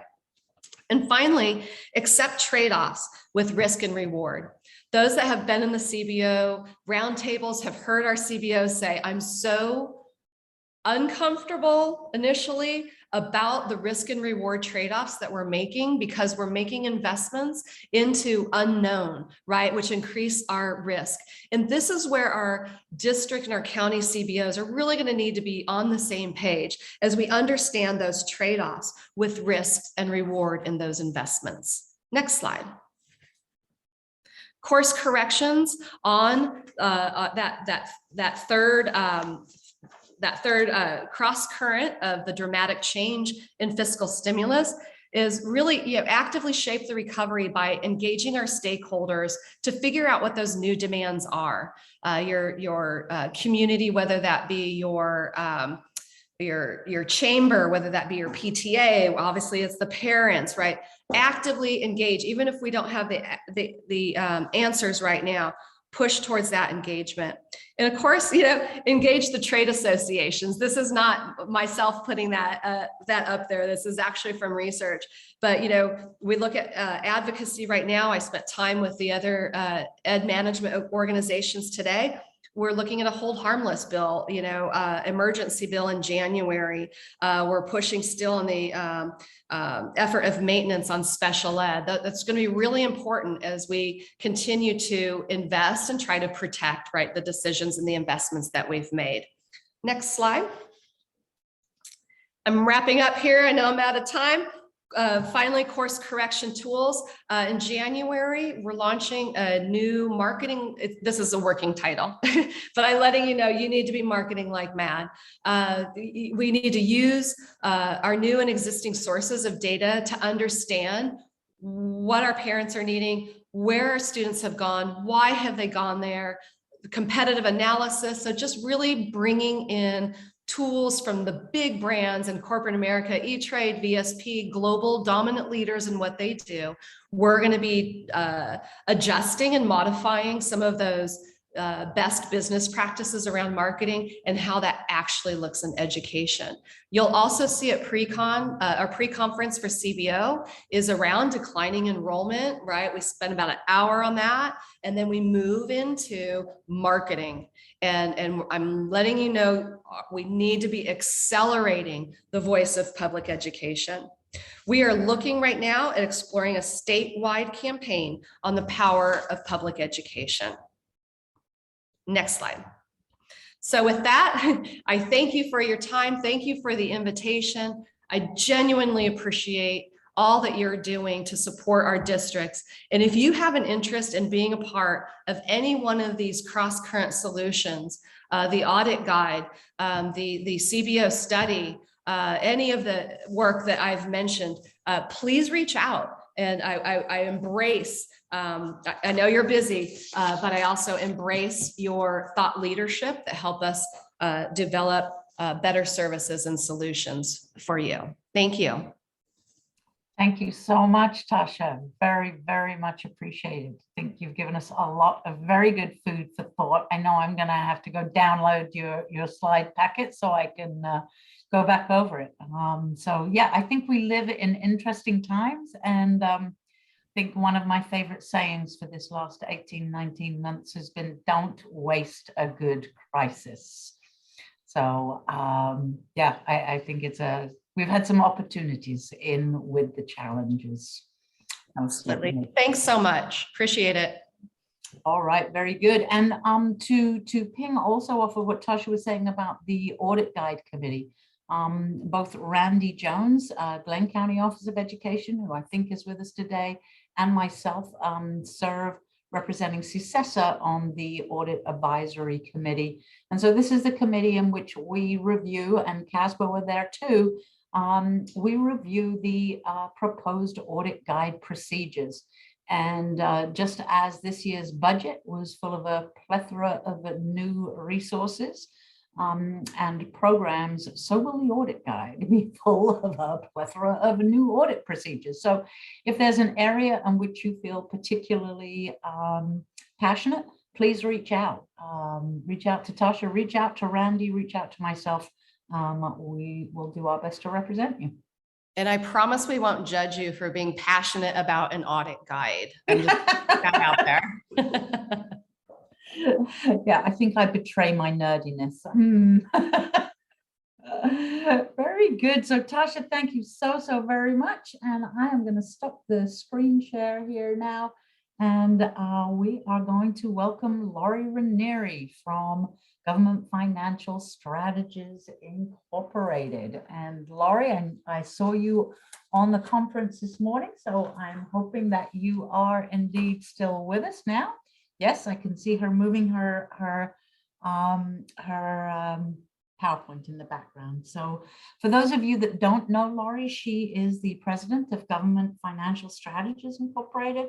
Her professional certifications include the MSRB Series 50 and 54 qualifications She's a certified independent professional municipal advisor, and she's a certified fraud examiner. So in 2018, Laurie was honored with the prestigious S. Kenneth Howard Lifetime Achievement Award by the Association for Budgeting and Financial Management. And in making the award, the association cited Laurie's use of best practices as established by academic research, contributions to academic research, innovation in aiding citizen participation in government, and her leadership in improving public finance. So Laurie currently serves on the board of directors of the YOLO Community Foundation, and she's previously served on the boards of the California League of Bond Oversight Committees, the National Association of Municipal Advisors, the Collaborative for High Performance Schools, and the Davis Sunrise Rotary Club. So Laurie has developed capital financing plans for hundreds of public agencies and serves the public sector more generally via published articles and speaking engagements. And so her presentations typically focus on financing principles and include numerous case studies that demonstrate the value of best practices and ethics. Laurie also serves as an expert witness litigation consultant in municipal bond issues across the United States. And you may all have noticed that those type of situations have ramped up. There never used to be anything going on in the municipal bond world. So Laurie founded Government Financial Strategies in 1988 at the young age of 26. And for all of those of you who've worked with her firm, I'm sure you'll find that she provided great service. Today, her topic is going to be about risk management for your life. So we're not going to be debt financing and those lovely calculations that Laurie does off the top of her head. Instead, we're going to be talking about you and what are you doing to manage the risk for your own personal life. So Laurie, am I seeing you anywhere on the screen? Can I hand off to you, darling? Well, it says that I'm viewing Laurie's screen in the background. So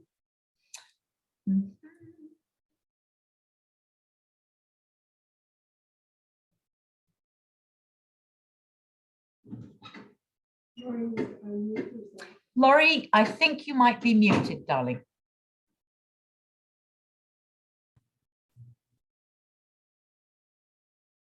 Okay, how's that look? Ah, that looks beautiful, and I can hear your lovely voice, darling. Thank you so, so much, and welcome. Well, thanks everybody for being here. I know some of you have your cameras off. Some of you are not listening anymore, and that's okay. You've got lots to do. But if you are vaguely listening and you think this might be something interesting, I'm going to tell you, I hope it is. So I hope you'll turn your camera on. I hope you'll participate. We have some breakout rooms. We have some polls. And I think that this will hit close to home for a lot of you for things that you have seen in your career and maybe some things that you want to do and some things that you want to avoid. So as Kate said, usually when I present, and I have presented the last few years at this conference, I'm doing things like financial ratios, analyzing financial condition, things like that.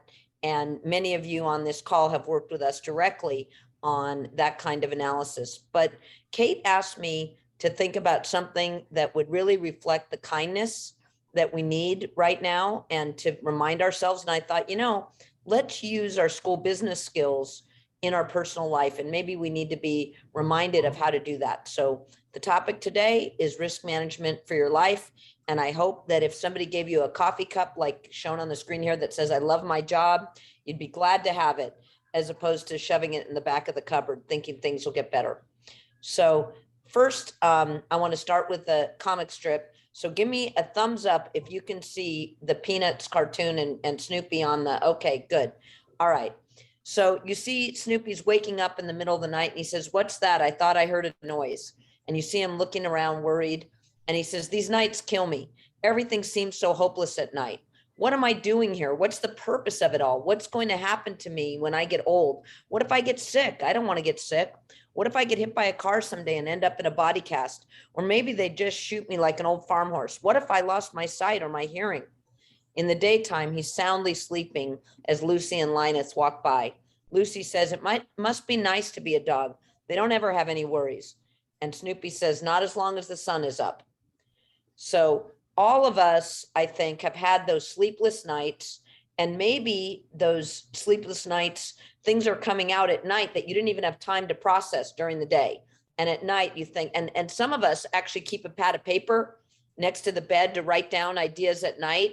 And I see some of you having a look of recognition. Now, when I look at my pad of paper that I keep by my bed at night, when I look at it in the morning, I discover that apparently I can write in hieroglyphics because it's completely illegible by the next morning. But I did have a thought in the night. But the point is that I think to enjoy your job, one of the things is you want to be able to sleep well. You don't want to have those sleepless nights and those worries. So what we're going to talk about is some strategies to make sure that you can enjoy your job by enjoying the rest of your life. So this is my number one risk management question. There are probably people, nowadays you can get a master's degree in all kinds of very specific things. So somebody probably on this call has a master's degree in risk management would tell me this isn't the right question, but this is the question that I wrote. And I always ask, what could go wrong? And I pride myself on thinking up what could go wrong. I have a natural tendency to think about what could go wrong. So that's my contribution to our profession. I'm always thinking about what could go wrong and how would we live with the risk. And I think it's a helpful paradigm to think in a temporal way before the risk happens. Here's the risk is out there. How are we sleeping today? Do we feel that we've done enough to deal with it if it comes or when it comes? During the risk, during the crisis, when it's actually happening, and then after, how do we live with the effects of that? That actually helps us think about how we feel about that risk. And then one of the standard things is, what's the probability? Is it 1 in a million? Is it 1 in 100? Is it 1 in 10? And then what's the cost and likelihood of prevention? There are lots of risks that we take and we just accept the cost of we don't do anything to prevent it. We just accept that risk exists.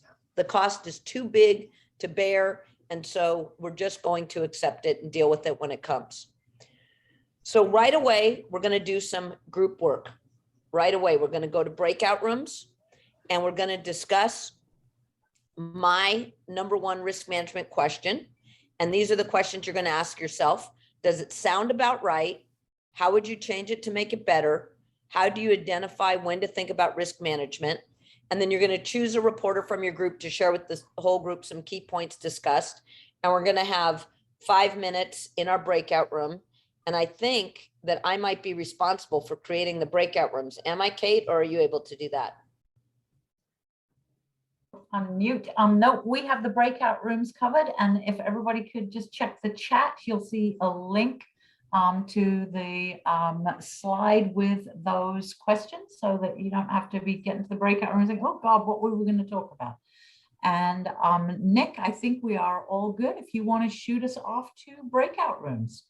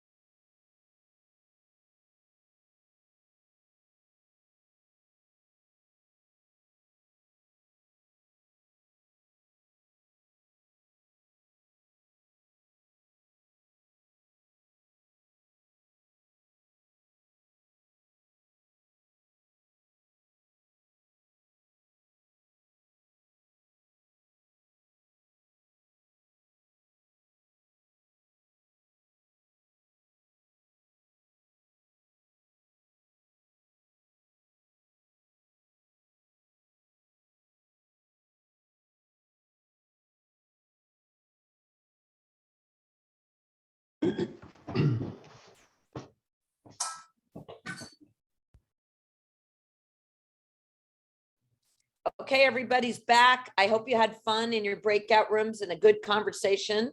And we need some volunteers. So I'm going to say, how about just unmuting yourself if you're the reporter, and just we'll try not to talk over each other, and just say, I'll go, and then say what your group discussed. Okay, I'll go. There was only another person who was talking to me, so we just kind of talked through it a little bit, and so we weren't sure if we were supposed to take a scenario and think it through, or if we were just like thinking of it in very broad terms, such as sometimes changing our mindset, being more positive, or something like that. And then we both reported that we were gonna just like listen to the other groups and see what they came up with. So in our group, we began by first just looking at whether or not the question, the core question itself was phrased the way we would want it. What could go wrong? Is that exactly the right way to phrase it? Which wasn't necessarily something we came to a conclusion on, but it was an item that we put sort of out there for consideration. As far as what we would change, we thought it would be important to emphasize the relationship between the cost of mitigating the risk and the probability of the risk and the harm that would be caused by the risk. So you have those two sort of balancing factors, which was in there, but we would want to make sure that was clear. As far as when the formula for risk management would be applied, number one was the gut factor. Like if you go with your instincts when you feel like that's something you need to evaluate, make sure you listen to that. But at the same time, it should always be something that is in the back of your mind, especially those of us in a district or a county office role where we're accountable to the public. We always want to make sure that that's at least something that we're prepared to consider in any circumstance, as just a kind of a general piece of our radar. Great, thank you. Who's Lori, going I'll next? go next. We didn't really pick a reporter, so I'm just going to pick myself. So besides everything that was already said, we also kind of talked a little bit about it in our own lives and how sometimes we stop the fun. And so I think sometimes on the program side, that's what they look at us. We're fun stoppers. So what was already said is just changing that question a little bit around to say, what is that is going right about it? What's all the right things? And then weighing that with some other ways that we could stop things from going wrong, so we don't stop the fun. That's funny, Janet. I love that. We didn't identify ourselves as fun stoppers, but we did tend to think that maybe we're a little overly optimistic about things when we go into it. And I think a lot of us are exactly like that. But I think when moving into a project, in order to mitigate any of the risk that might be coming up, because education is fairly risk averse, it's important to get together enough people that have differing perspectives so that you can kind of work through all of those possible scenarios. And then, as Tasha already talked about a little bit, is being nimble and quick about having to course correct if necessary when you're moving forward. And I'll go next. And let me say that we were fortunate enough to have Lori in our room, which is always enjoyable and enlightening. And it did give us a little bit of an advantage as to what the vision was here.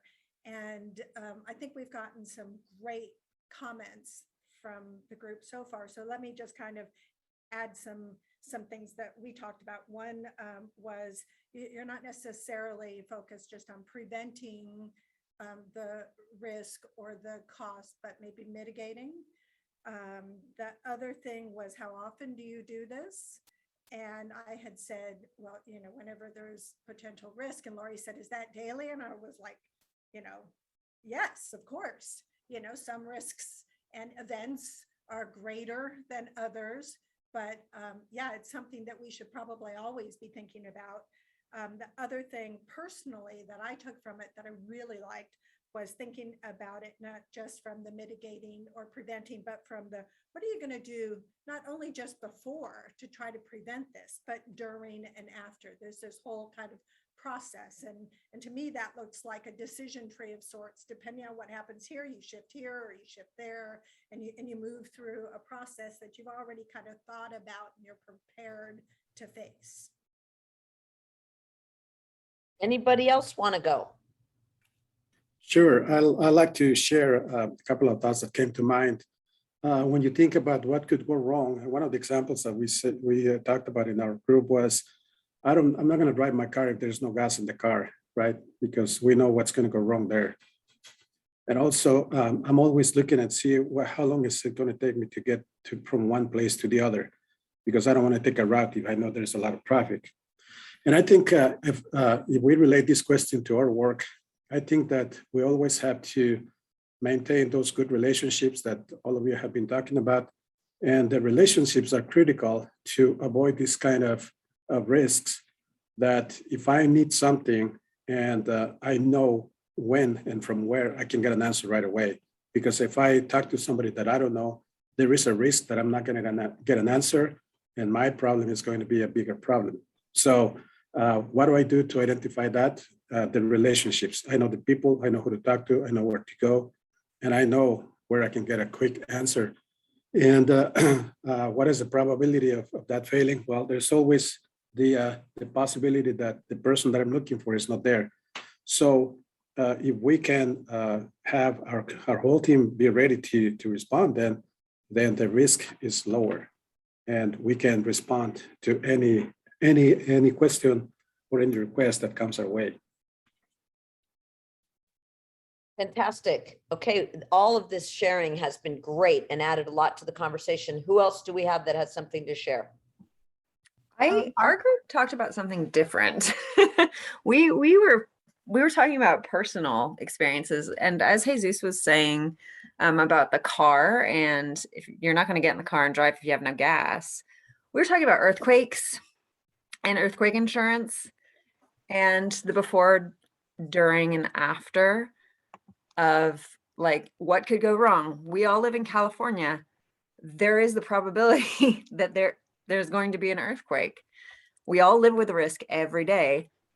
How are we dealing with it now? Because this is the beforehand. Or do we have insurance? Do we have an emergency plan? Have we practiced the emergency plan? Do we have people that we talk to that know about that? Like, what have you done?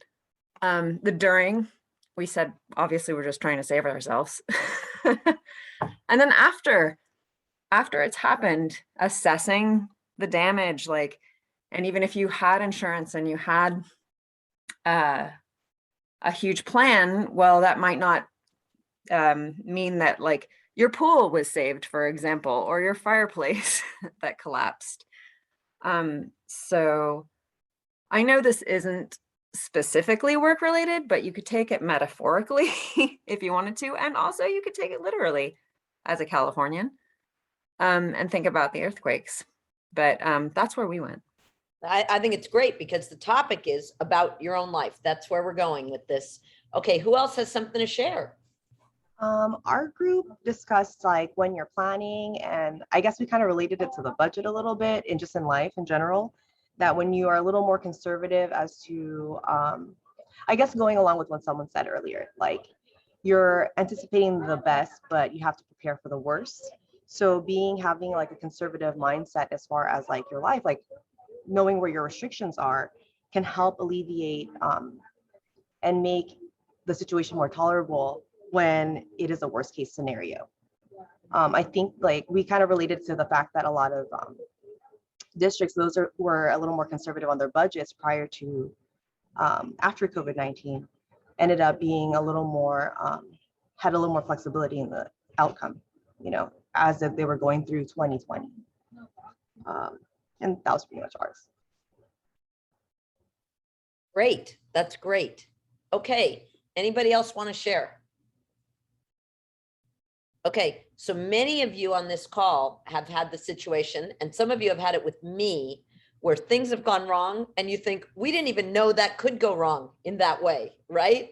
So we know those things are going to come at us. Okay, so I'm going to go back to trying to share screen properly. And give me a thumbs up if you can see the slides now. Great, thank you. So here's somebody's worry. Consumers not being able to tell that stainless steel, which they are touching, is rigid. How do I know that somebody has that worry? Well, it's so worrisome that a safety notice is required. And if you're wondering where that came from, in the before times, before COVID, I used to travel. I took that picture in a Starbucks in the Orange County airport. Now, what this safety notice does is it describes in several paragraphs that stainless steel is rigid. And there's even a phone number to call for more information, just in case you still don't understand.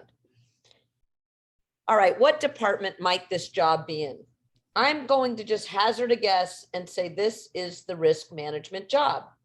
Now, sometimes what risk managers are doing is they're protecting against things in a way that actually seems to be impeding business, right? And that's some of what I think we were discussing, right? We don't want to throw a wet blanket on things that are normal, that are expected, that are good, but like, I don't know, using a straw. Okay, so I have a little graphic here on risk management. You can see it there. There are 38 risk management words. Now, hopefully you downloaded the presentation and the conference materials so you can look at this, but I'm going to leave this on the screen and you can just have a notepad, but there are 38 risk management words. And what I'd like you to do is select 2 or 3 or 4 and indicate what you think of when you think of this word, if you're thinking in the context of school business, or if you're thinking in the context of your life. And I just, for myself, I chose the first 3 words in alphabetical order as a sample. So I looked at accident and I thought about in school business, I think about what's the probability? How do we avoid it? What would our response be? In my life, I think about probability and avoidance. I don't think I actually think about the response. My mind just doesn't go there. Analysis, what do I think of? Spreadsheets and meetings. When I think about something happening in my own life, I think, oh, I need to think about this. I need to go for a walk and think about this, right? I have a totally different, I hardly ever get out a spreadsheet to organize my personal life, although I should. And then avoidance. So in business, we say, how do we minimize this exposure? I can assure you, in my real life, avoidance is procrastination. I have a pile of paper on my kitchen counter that's getting larger every day with paper that people mail me that I'm supposed to do something with, and it's not urgent, so I stick it there.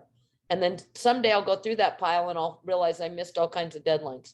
So, all right, so on the next slide, if you had this printed out, you have the little table, but you don't need, you can just use a notepad. So you want to pick a word, think about it in school business, and think about it in your life. And I'm going to put back on the screen so you can see it, the little risk management graphic. So just pick a couple words. We'll take 2 or 3 minutes to just do that and just see how your own mind goes to a different place, or maybe the same place, if you think in school business or you think about your personal life.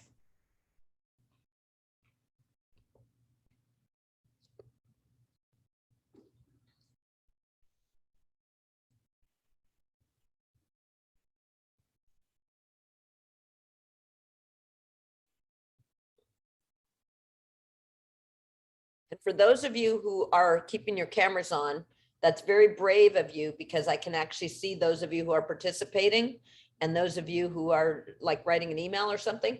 So I encourage you to participate, because I think this will be one of those things you take away into your personal life.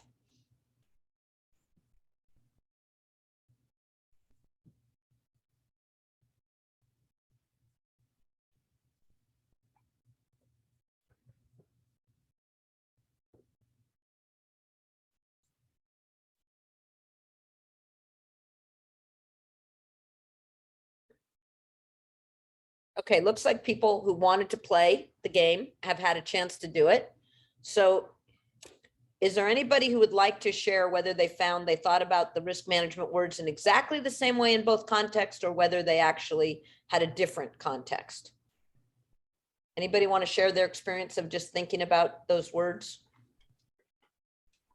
I can share. I chose 3 different words, but pretty much for me, from a risk management point of view, whether it be in the school business world or context in my life, would mean the same. The first word was experience, that I can apply on both worlds. The next word was uncertainty. Just so relevant with, you know, our own personal life for so many things. And then the last thing was impact. Great. That's fantastic. Anybody else want to share? One more brave volunteer. So I chose opportunity, prioritization, and strategy. And do you think about them differently in the context of school business and in the context of your life? No, pretty much the same. And I just thought about training for staff, you know, the opportunity, because during shelter in place, we had to change processes. So now is an opportunity to come back in and reinforce processes that were in place before and maybe improvements. And then prioritizing what order things should be done, what's the most important information to reinforce, and strategies of who would be involved and what information would be shared and when it would be shared. So I thought it applied both to my personal life and school business. Well, thank you for that, Mary. And you were in particular on my mind as I was thinking about risk management, because there was a time early on in the pandemic where I spoke with you on a Friday and we were on lockdown and your home was being threatened by a fire. And we were discussing something on a Friday. And I said, now listen, Mary, don't worry about this over the weekend. We can come, you know, I can hear from you back on this next week. And you said, Lori, we've given up weekend work. And the implication was you had something a little more pressing, let us say burning, to deal with. And I've been laughing at that ever since you said it, because I was trying to be nice and you were basically telling me I was being ridiculous in the nicest way possible. So thank you for that. All right, we're going to do a case study. So if you haven't been paying attention, pay attention now, because this happened to one of your colleagues and it could happen to anyone. So here's the case study. School board approved a 3.75% salary increase for classified and management staff. Very same evening in the board meeting, the first interim showed an $8 million budget deficit. The audit report was presented even later in the same meeting. I am not making this up. This is exactly how it happened. And I'm sorry for that typo I now see glaring at me very largely on this page. The audit report presented even later at the same meeting in the same evening showed a $2 million negative adjustment to fund balance. And what we just spent our morning learning about, collective bargaining, disclosing it, the cost of the raise was not prepared or submitted to the board nor the County Office of Ed. Okay, 6 months later, the board approved the same 3.75 salary increase for certificated, counselor, and unrepresented management staff. Again, a DCBA was not submitted to the board for its consideration prior to approval, but prepared later. This document showed that there was a $12.2 million budget impact estimated for 2 fiscal years. What was the budget result? Well, that DCBA had numerous errors, omissions, and distortions, and the actual budget impact was much higher than the DCBA suggested. $33.9 million budget impact, higher than estimated.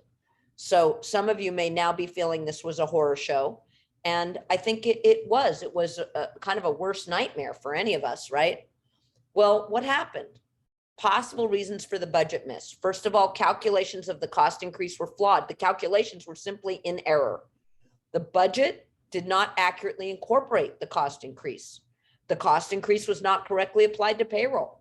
The payroll expenditures recorded contained significant error, and there were related concerns. This district used a non-integrated financial software system, and actual payroll transactions were recorded months after they were made.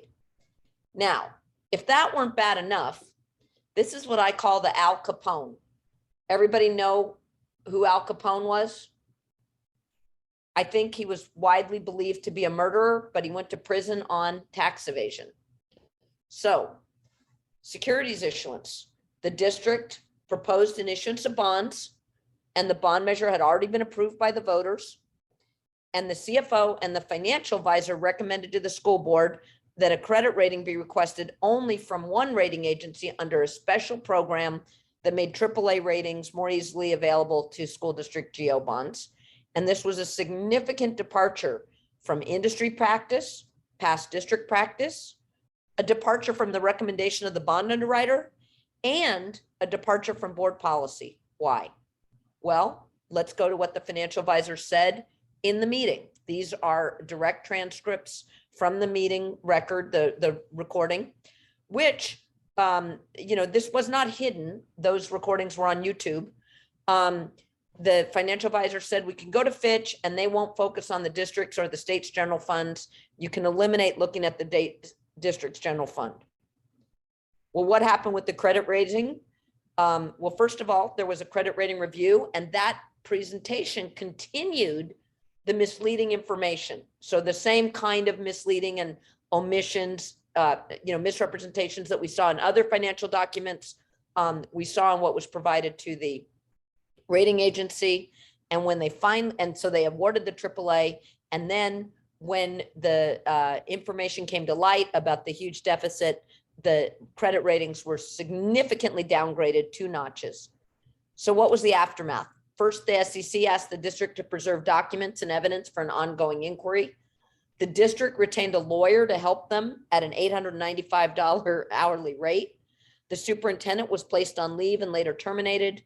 The chief financial officer and director of fiscal services had already retired. The district then needed to make budget cuts. They gave early retirement to 300 plus teachers, followed by layoffs of 200 plus teachers to help balance the budget. Now, here's why I want to focus. The CFO had already retired just as all this was coming to light. Well, what happened next?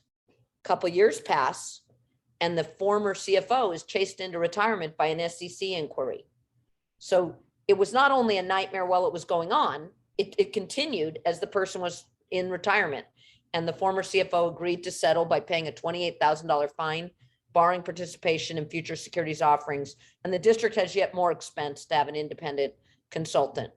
So I want you to take a few minutes and discuss the case study in terms of risk management. And what I want you to think about is what was going on. There were pressures. There was competence issues among probably many staff in terms of what they were doing. There may have been a go along to get along culture. Those are all questions. But what risk management questions, if you were just looking in the outside, what should have been asked at the time the raise was proposed? What should have been asked at the time the raise was implemented? What should have been asked at the time of the securities issuances? There's my before, during, and after. And how would these questions have been answered differently if you're thinking about the school district or you're thinking about you? You're the person on the staff. You're the CBO, you're the director of fiscal, you're somebody in this district, and you're thinking about it. Or maybe you work at the county office of ed in your made up scenario. So we're going to let you go to breakout groups. We don't have time for the full 10 minutes. We'll give you, I think, 5 minutes, and we'll let you discuss this. And I'll put all this in the chat.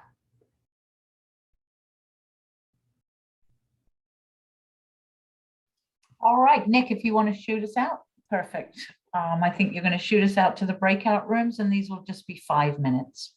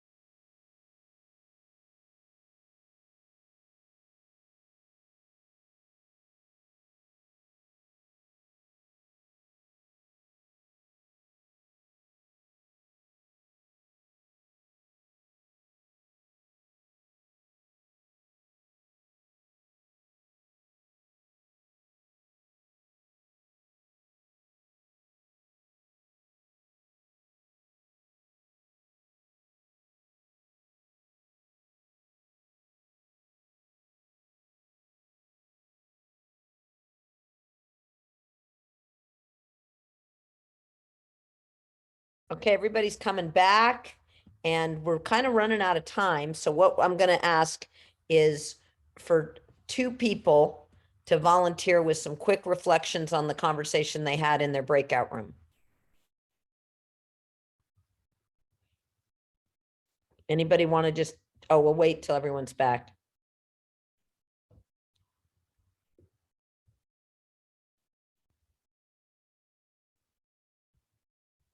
Looks like we're starting to get there.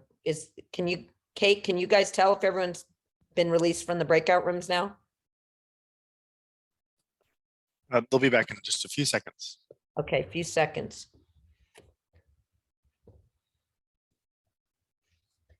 Okay, that sounds like a few. Can I have a volunteer who will say, I'll share and then share?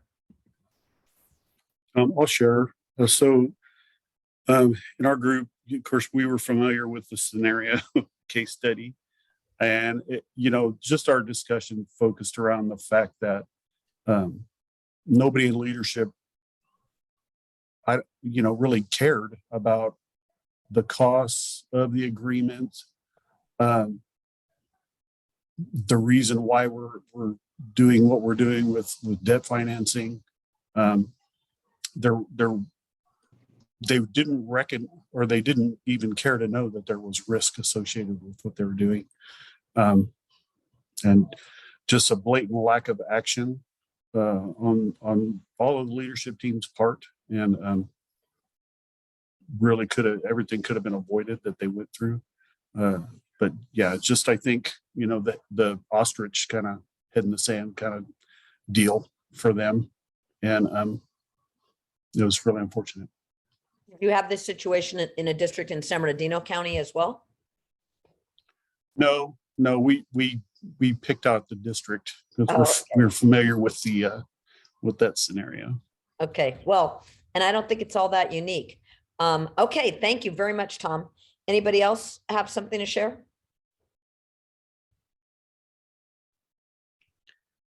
Hi, Lori, it's Randy Jones from Glenn County. Hey, Randy.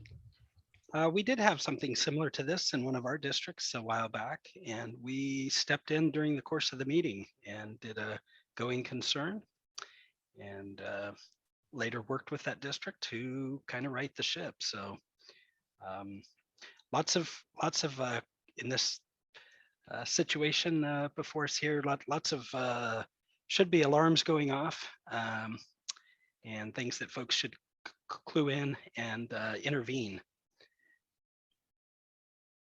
Right. So let's talk more about this. And thank you all for having such vigorous discussions about this.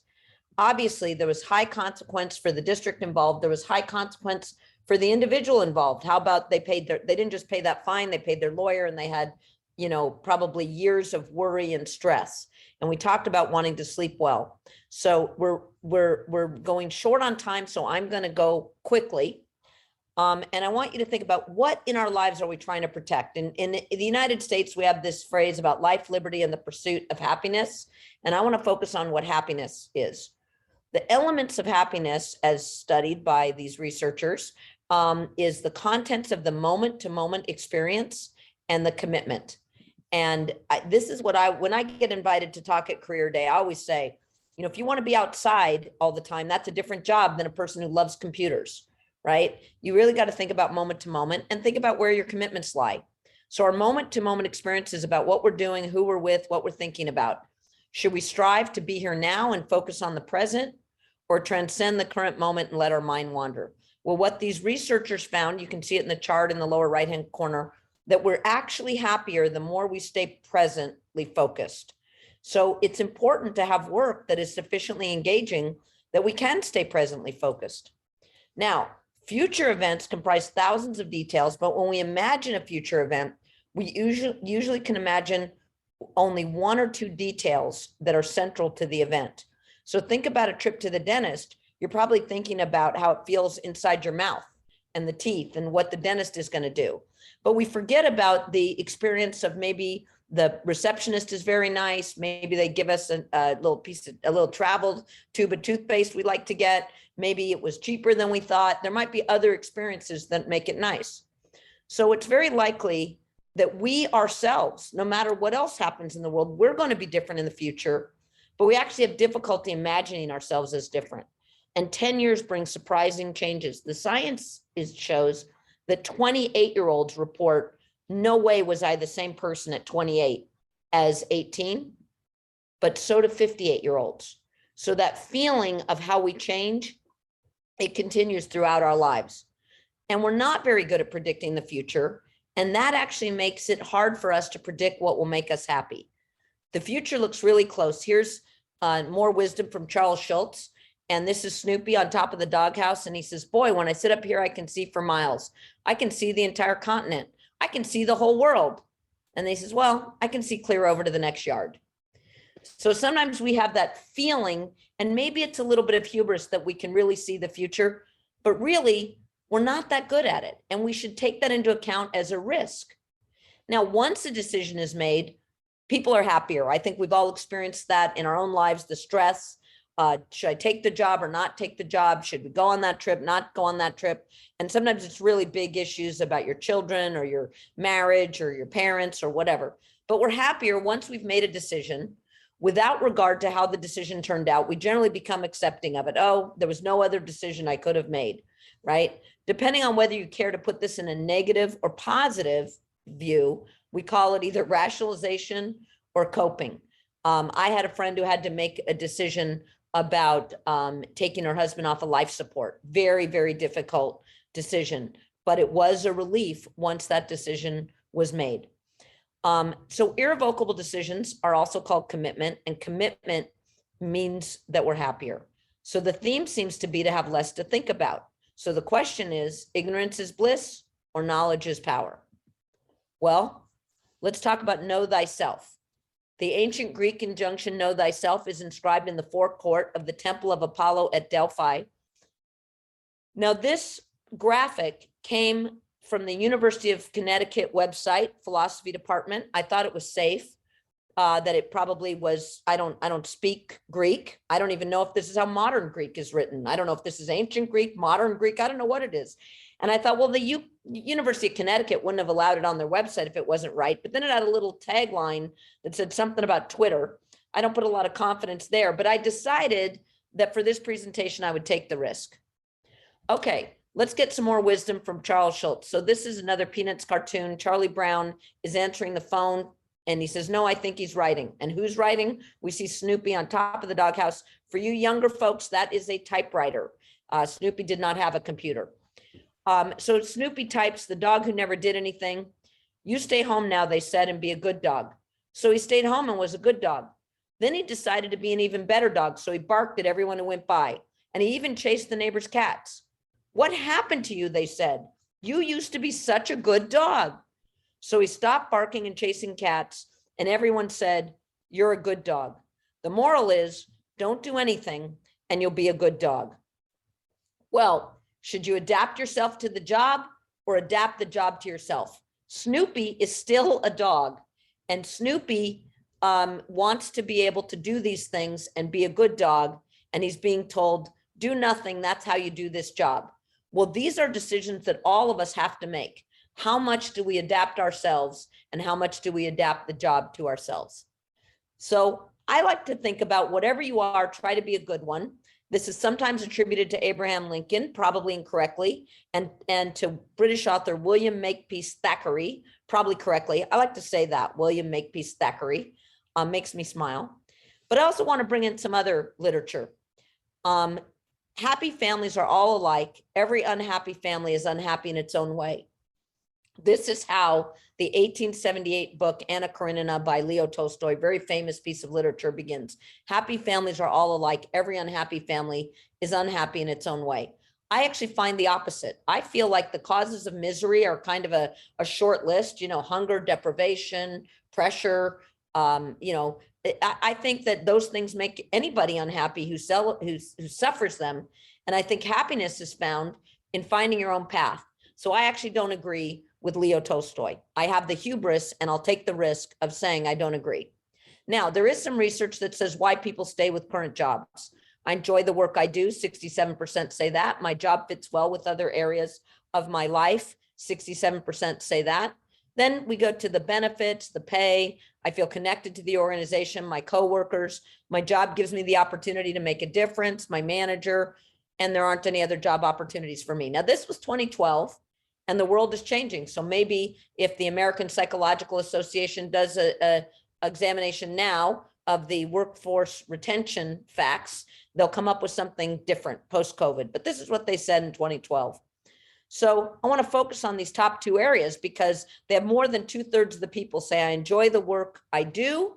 That's about what you do moment to moment.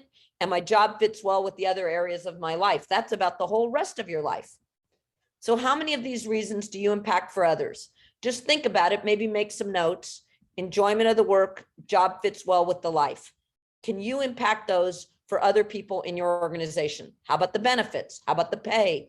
How about connection to the organization, coworkers, opportunity to make a difference, manager, no other job opportunities? Okay, so we're not going to go to the poll. I hope Kate doesn't mind, but I'm saving time. But No worries. if you think about this, think about what can I do that makes the enjoyment of the work likely for the other people I work with and help them with the job fitting well with their life. So for example, I had a county office tell me that they are not having people work on Zoom because the county superintendent feels that if kids are in school, they should be in the office. But you know, for a lot of people, working at home has worked really well. And so the question is, can we be flexible if that helps the job fit well with their life? Okay, what's happening with labor? Here's headlines, very recent. Wall Street Journal, 4.3 million workers are missing. Where did they go? Something from Barron's, the pandemic did not permanently shrink the labor force. Okay, we don't know where all these people are. I had a superintendent tell me about a bus driver who was trained, started the job, and abandoned the bus with kids on it in the middle of their route, if you can imagine. And the district had to deal with that. Just, I guess, didn't know what they were getting into. Okay, so how are you going to experience your dream experience? This guy is going to bed with his dog there. He says, sweet dreams, Earl. And look at what Earl is dreaming. Earl is dreaming having exactly the life that he is having. So how do we get there? I keep bringing up sleep. Make that a standard in your life. Am I sleeping well? At the end of the day, can I go home? Or maybe I am home. I'm home. Maybe you aren't. Can I go home and can I feel good about my day, good enough about my day that I can sleep well? And if I'm not sleeping well, that's because I have worries. And if I have worries, that's because I have risks. And if I have risks, I need to do some risk management. So with that, I'm going to thank you and stop the share. And we're very late on time. I apologize for that. 6 minutes late, but I did start late. But I will be glad to answer any questions quickly in the last minute or so that I can, or happy to have you make comments. Those of you who are still with us, and those of you who are writing an email, well, you missed a good one. I completely agree. Definitely missed a good one. So this is such an important topic, Laurie, and thank you so much for doing such a fabulous job with it. From my perspective, I have to have laughter in every single day. It's that balancing out the stress with you know, staying alive, right? So I remind myself that nobody dies on my job, and therefore I really don't need to get that worked up about it. I don't work as an emergency room doctor, so, and that helps me just keep it in perspective, right? So Laurie, I'm seeing lots and lots of notices in the chat, and they are pretty much thank you, Laurie, we needed this, excellent and timely. Thank you. All right, well, I'm going to say thank you for everything that you do. Those of you that I've worked directly with, I really enjoy it. I appreciate it. I feel honored. And for those of you that I'm just meeting today on this Zoom, thank you for giving me your time and attention. I appreciate the opportunity to connect with you. And I hope you had a few smiles and some ideas that you can take away. Perfect. Thank you so much, Laurie. All right, so if everybody is ready, we are going to welcome our colleagues from CDE. So Kiyomi Nika, Masha Lutzak, and Zandra Black are all going to join us to go over the new PADC web-based application, which is coming very soon to a venue near you. I do believe we're reporting the P1 taxes through the new web-based application. So I need to check my screen here. So Kiyomi, Masha, and Zandra, are we present on the screen now? Yep. We We're good. are Here. Good afternoon. Perfect. Good, good, good. And I am very much hoping that we have given you all you need to be able to share your screen so that you can do the demonstration. Yeah. Thank you, Kate. So hi, everyone. My name is Masha, and I am going to stop showing you my face and switch to our presentation. I'm going to try to share our PowerPoint slides with you that were also provided to you as a handout. And then Xandra and I are going to try to do a demonstration for you. So welcome to our presentation. It's the Principal Apportionment Data Collection web application. We're with the Principal Apportionment section of the School Fiscal Services Division of the CDE, and thank you for the conference organizers for giving us time on your agenda. I am going to go through the presentation. Xandra and I will do the demo, and then hopefully there'll be time at the end of this for us to take questions. That's our plan. There are no cartoons in my presentation because I don't think they'll pass muster with our IT folks for compliance. So it's going to be just dry text. Please stick with me, and I'm going to try to go through it quickly. So what we hope to cover very briefly as an overview, because this topic is pretty large. We're going to talk a little bit about just a background of what the Principal Apportionment Data Collection is about. We're going to discuss of what our transition entails, a bit of a schedule. We're going to touch on what are the new features in the web-based application. We'll talk a little bit, one slide, I believe, about what the tasks for the county offices of education are, because there are partners in this implementation. And then Xandra and I will try to do a demo by sharing both of our screens, and then hopefully have time for questions and answers like I mentioned at the end. So if I may just indulge you for a second for those that might be new or somewhat removed from this process, what we are dealing with when we talk about Principal Apportionment Data Collection. So it's a system for collecting various types of data, but the main components are listed here on the slide, which is the ADA, local revenue that we refer to as taxes, and some special education information. We have multiple reporting entities: COEs, school districts, charter schools, SELPAs, county auditors. And the reason I bring that up is because that made the system ever so more challenging, because we have multiple entities with multiple relationships that all have to report data through the same environment to us, to our office. And then we have our standard collection periods that haven't changed. They're the same: first principal, second principal, and annual reporting periods. And we also use the system to collect corrections to prior year data and adjust entitlements as those corrections come in. And those could be as a result of the audit or what have you.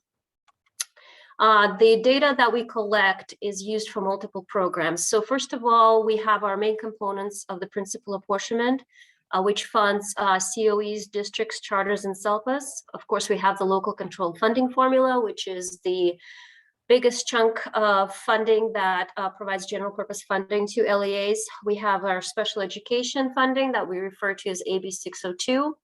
New this year is the Expanded Learning Opportunities Program, and that is coming online in fiscal year 21-22. That's also going to use data that we collect through the PADC. And we have adults in correctional facilities, which is an older program, which has been part of the principal apportionment for some years. We always want to emphasize that the data reported in the PADC are also used in various funding programs. such as lottery, mandate block grant, and lots of other programs. So we always emphasize the importance of reporting data and correcting data, even though it may seem like, say, for example, in a basic aid district, there's no impact to LCFF funding from, say, an increase in ADA, but there could be impact elsewhere. And so we always encourage folks to maintain up-to-date, accurate data through the PADC. And this next slide kind of shows briefly of where we were and where we're at with the, on the technical side of things, how we collect data. So up until 2002 and 3, we were largely operating with paper forms, meaning they were either, in the early days, completed paper forms sent to our office, and later on they might have been put on diskettes, but either way, there were paper forms. I believe they were designated by letters. And so like our form J13 is a dinosaur from that time and has that title for that reason.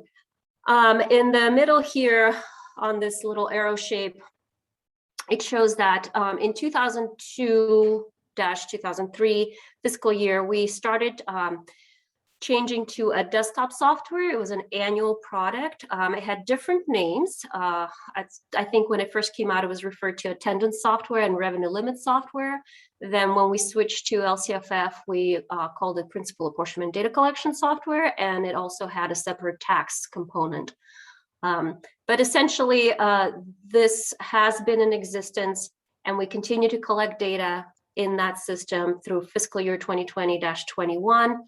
And that product, served its purpose. And starting this fiscal year, we are having to transition to a web-based application.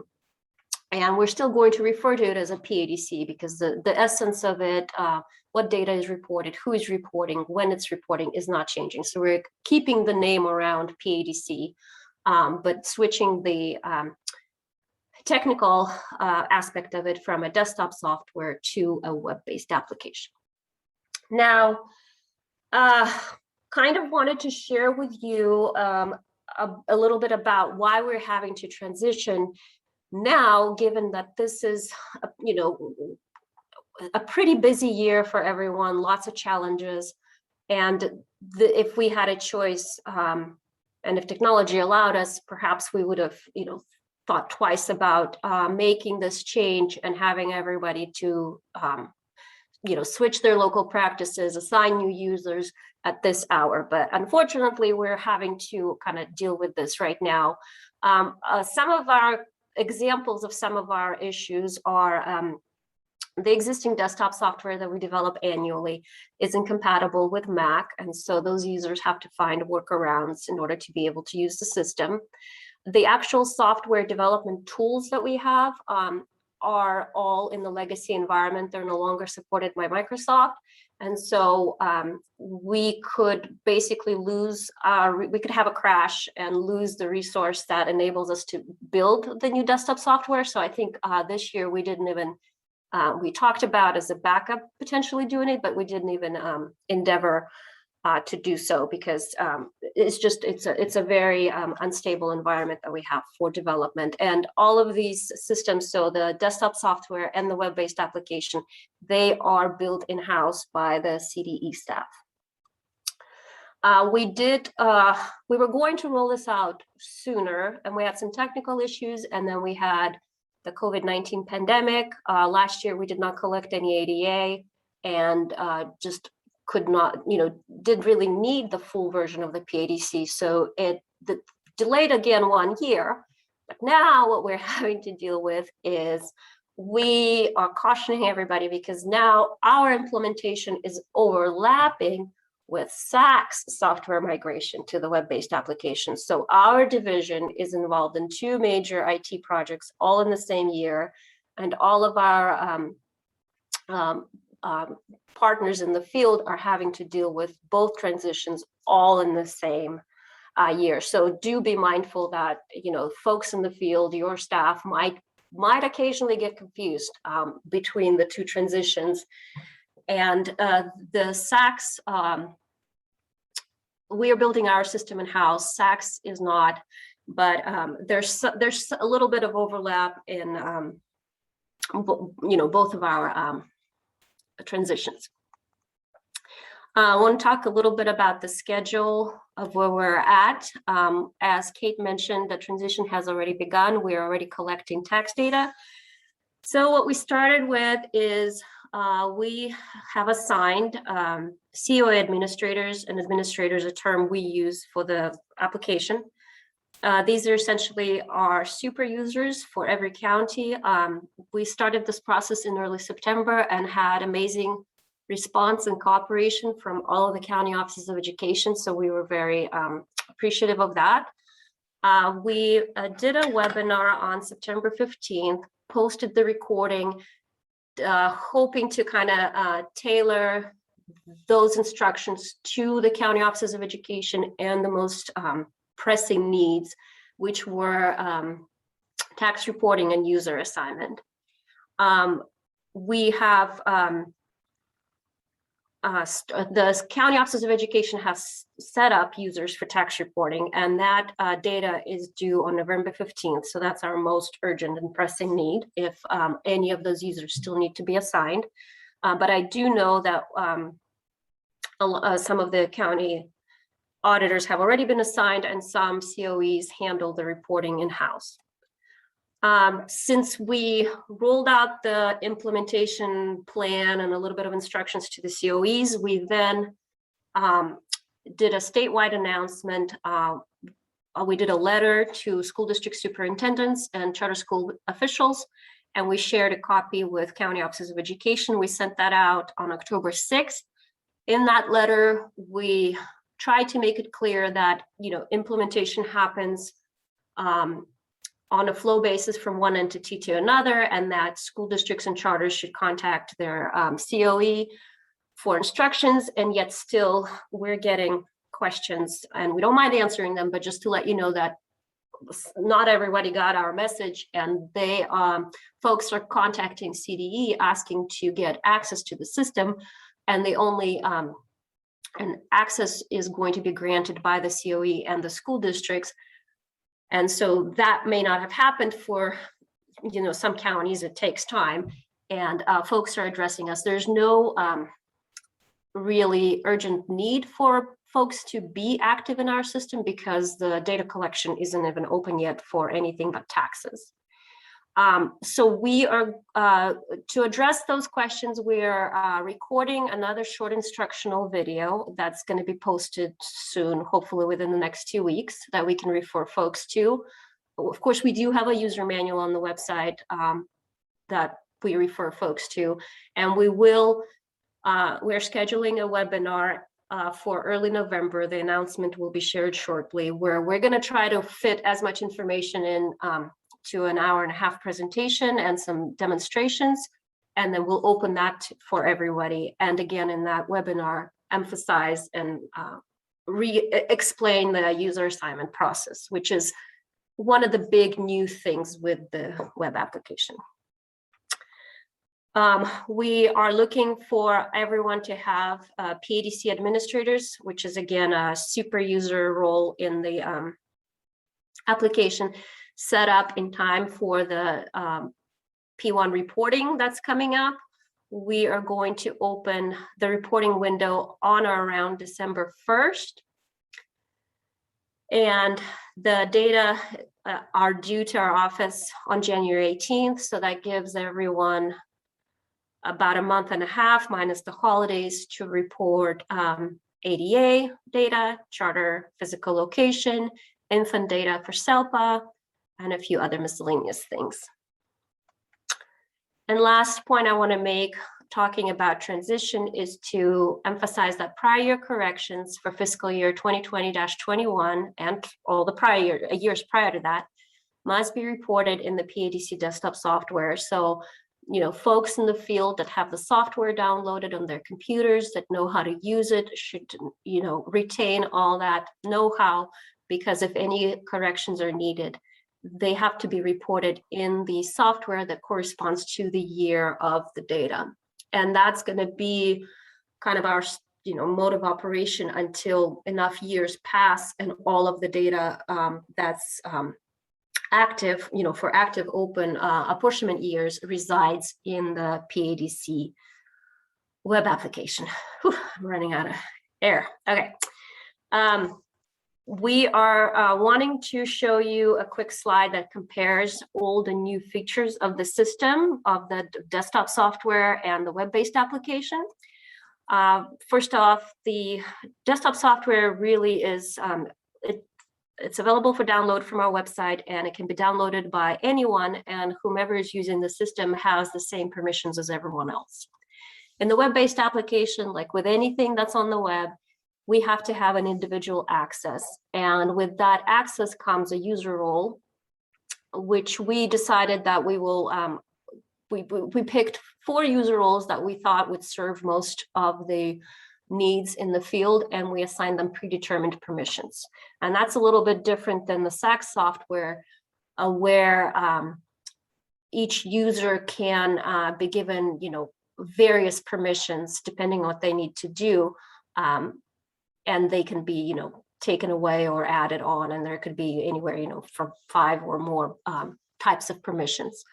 Ours come as a package, pre-designed, accompanying user roles. For users that use desktop software, the data really resides on their computer, and it's possible that there are multiple versions of the same file. And we deal with this often when we try to answer questions, say from a school district that says, hey, what you certified doesn't match what I reported. And it turns out that, maybe another user made revisions to the data and didn't update the original user. And so by virtue of that process, out there in the world, there are multiple copies of, say, attendance school district for, 1819 P2. And so this type of scenario is not going to be possible in the web-based application, because we will have real-time access to up-to-date records, and they'll be available to any authorized user. So there'll only be, say, for 2122 P1, one version of attendance school district for a given school district, because any changes will be overwritten and any user logging into the system will see just the latest and greatest version of that record. Another thing in the desktop software that we're all used to from years of having to work with it is we had to manually route data, export and import files from one entity to another, from a reporting entity to an oversight entity. And then we had a file upload process that the counties worked with us on, by which, a process by which they uploaded files to CDE. That is all going away because we're moving to an electronic workflow, essentially, that is going to use the existing entity relationships, for example, school district and county office of education, and move or open and close data for editing depending on those what those permissions are. And Xandra and I can demonstrate a little bit of that when we get to the demo. And last but not least, the desktop software had this feature where data was actually, it was electronically certified when it was exported. There was a window that popped up that folks probably most of the time just bypassed without realizing that it's asking them to certify data for compliance with rules and regulations, because there were pen and paper certifications that then were printed out, and they were, signed, and they were retained forever and ever. And they were also sent over from, say, a school district to the county office of education. And those certification forms had a, blanket statement, and they had a certificate number that matched to the data. And so that is going away because the PADC web-based application is going to use electronic certifications. And that is what we deemed sufficient enough for our, for state funding purposes in order for us to certify principal apportionment. We understand, and we've been told, that pen and paper certifications still serve a purpose at the local level. Sometimes some counties have added certifications on top of what our data collection system required, or they were, called out more specifically. And so each county now faces a choice, and it doesn't have to immediately happen this year. It could happen over time, of whether to retain those certifications or completely transition to the electronic ones with that are going to live in the principal apportionment data collection. And I think we will all get more comfortable with it only after we go through the cycle for the very first time, because until you can see what those screenshots from the application look like, it's maybe hard for some to even, imagine that. So again, hopefully the demo this afternoon will help a little bit with that. And we wanted to emphasize the things that are continuing components, that things that are the same about data collection that are not changing because we're transitioning to a web-based application. So we have the same type of data. We have the same deadlines and data reporting cycles that I mentioned earlier. We still have certification of data compliance with applicable rules and regulations by the reporting entity, the original entity, so let's say school district. And then we still have a feature by which the access to data review and certification by entities with oversight remains the same. And what I'm trying to say here is that as, say, a county office of education, when a user logs into either the desktop software or the web-based application, that user has access to data for all the LEAs in the county. Similarly, a school district with 1 or 2 charters under its oversight, when logging into the application, will have access to school district data and charter school data. So that gives the oversight entities a lot of control over the data and access and view and even modifying the data. And so that remains the same. That process remains the same in the web-based application. Now, for what's new, even though in the previous slide I said that we are not collecting different data, we had to change the format for certain data types. And that is something we're going to cover in a little more detail in this webinar coming up in November. And of course, we'll also cover it in our user manual. We have to have an individual logon because you have to have controlled access in a web application. We came up with these 4 roles. These are just our names made up, and they're administrator, manager, data entry, view only. And the September 15th webinar that we did for the County Offices of Education talks more about that and breaks it down and talks about all the user groups and entities and options for making the assignments. The key feature is that the PADC administrator, which is the person at every entity, charter, district, SELPA, county, who can certify data, that assignment has to be made by the oversight entity. And that's why we try to roll out this implementation in steps, whereby we first reached out to the County Offices of Education and then try to get them a little bit more prepared, because they're the ones that have to assign users for the school districts and SELPAs and charters under their oversight. We have, as a new feature, electronic data certification, and what makes it possible is the fact that we have a PDC access assignment form. We have some templates provided. And that form contains important certifications and responsibilities of the PADC administrator.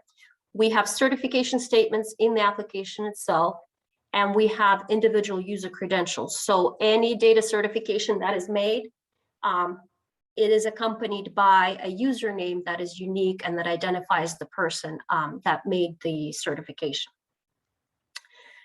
We will have data collection windows, similar to, I think, how CalPADS does it, but we'll have predetermined windows. And that's something new for data reporting, because we can no longer have just a wide open, send us a file anytime and we'll hold it until it's time for us to put it into our system for processing.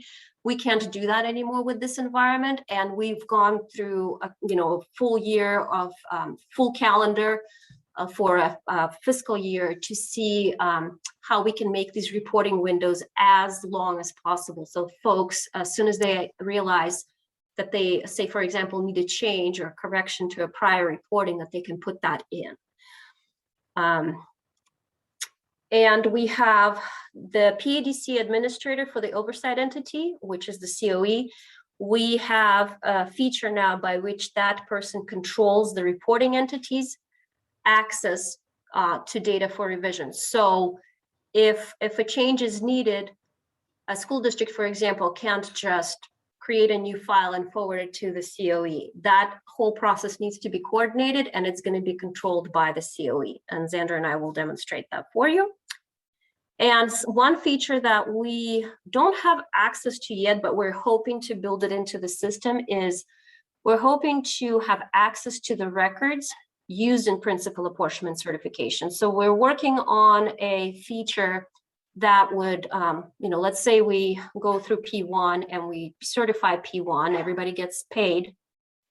We're hoping to retain the records that were submitted by LEAs and stamp them or label them in a way that makes it clear that this particular data set was used for apportionment. And we're hoping that might help with the annual audits because there's also an option for the LEA to give the auditor view-only access, and the auditor can simply just view the records that were used for certification, and there's no longer a question of, which version of the record was used, what certificate number it was, et cetera, et cetera. So that's something that's going to be a later enhancement because we have to, first go through at least one certification to cycle to make this happen.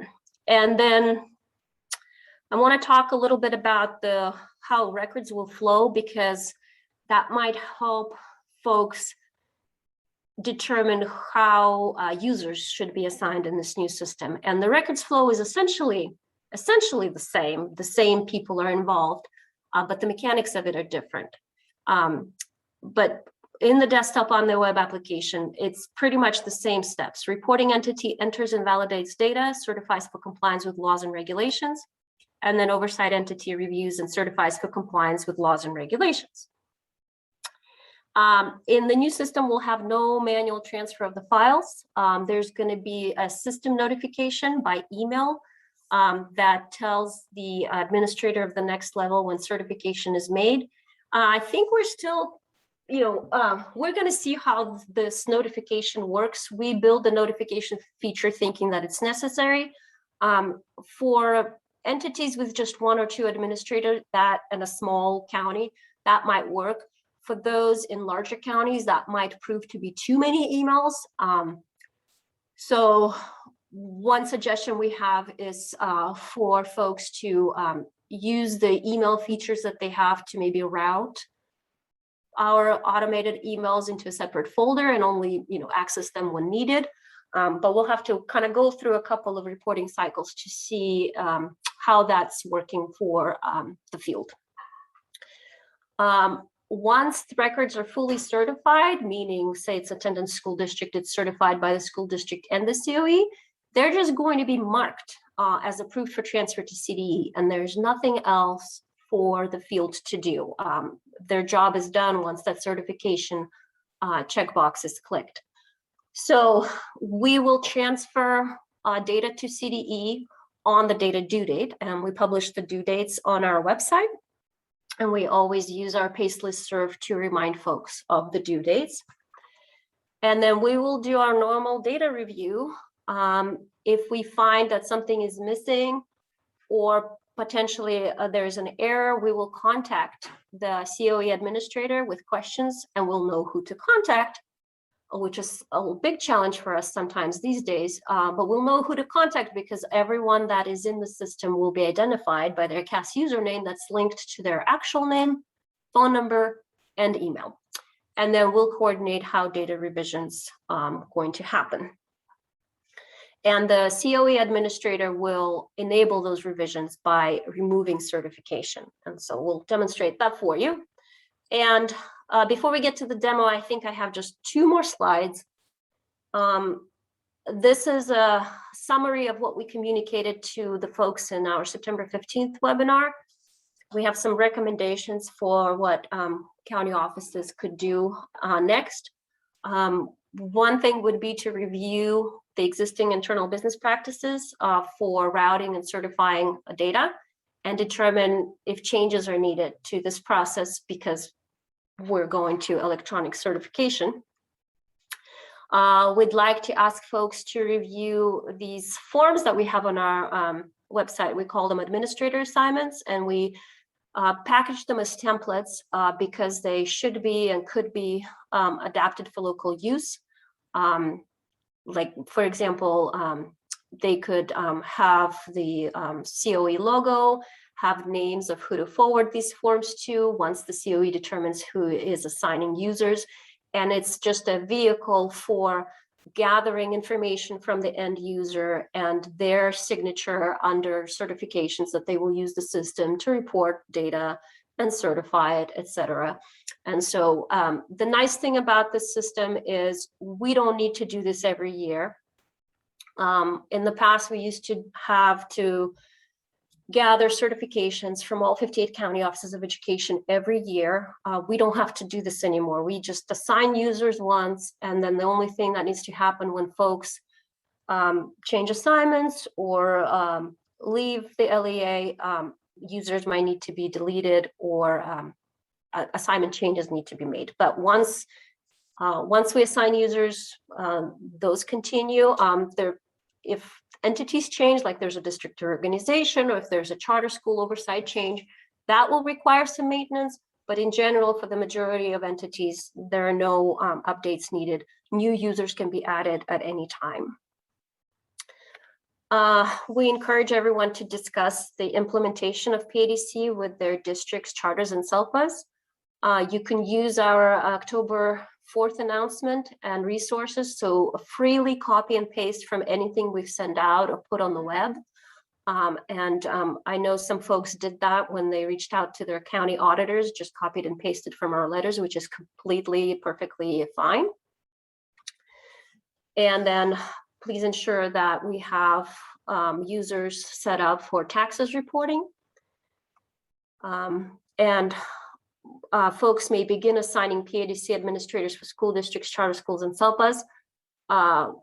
We already know that a lot of assignments are being made, and that is great to see. I think later on in, towards the middle of next month, we might do a query to see if any counties are totally missing all of the required assignments, and we might reach out and offer assistance, help clarify, provide ideas of how the assignments could be made, maybe, make up some, guide folks to resources that can be copied and pasted and emailed out to their constituents. So we'll probably be doing a little bit of outreach if we see that users are not being assigned. We know that there are some, recent fires might be a challenge for some counties where staff are unavailable.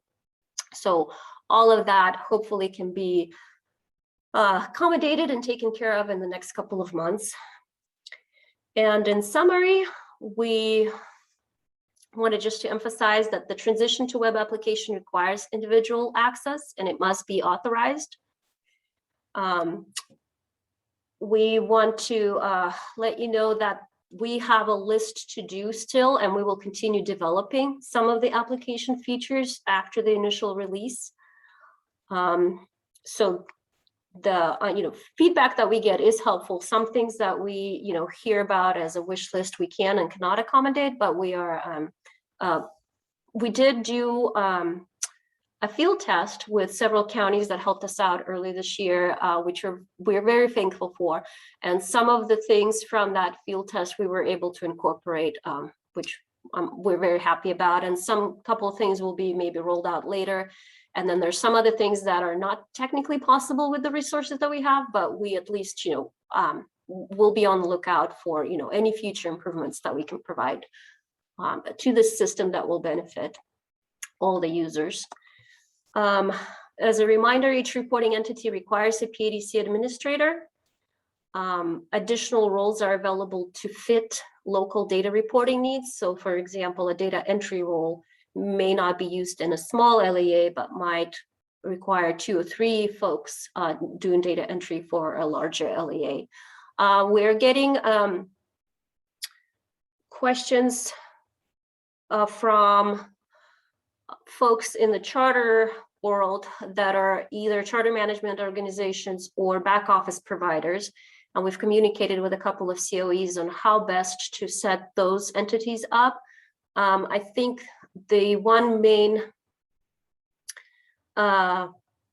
point to make here is that there are no restrictions of who can be a user in the PADC web application, but the oversight entity is best set up to know who to assign. And so when we are approached by, say, a charter management organization asking us to provide them access to several charters in all different counties, we do refer them back to the charter school itself and their authorizer, because they're the ones that are essentially delegating reporting and perhaps certification in the system to someone outside their organization. So it's their decision to make of how and what role they assign to those users. And we,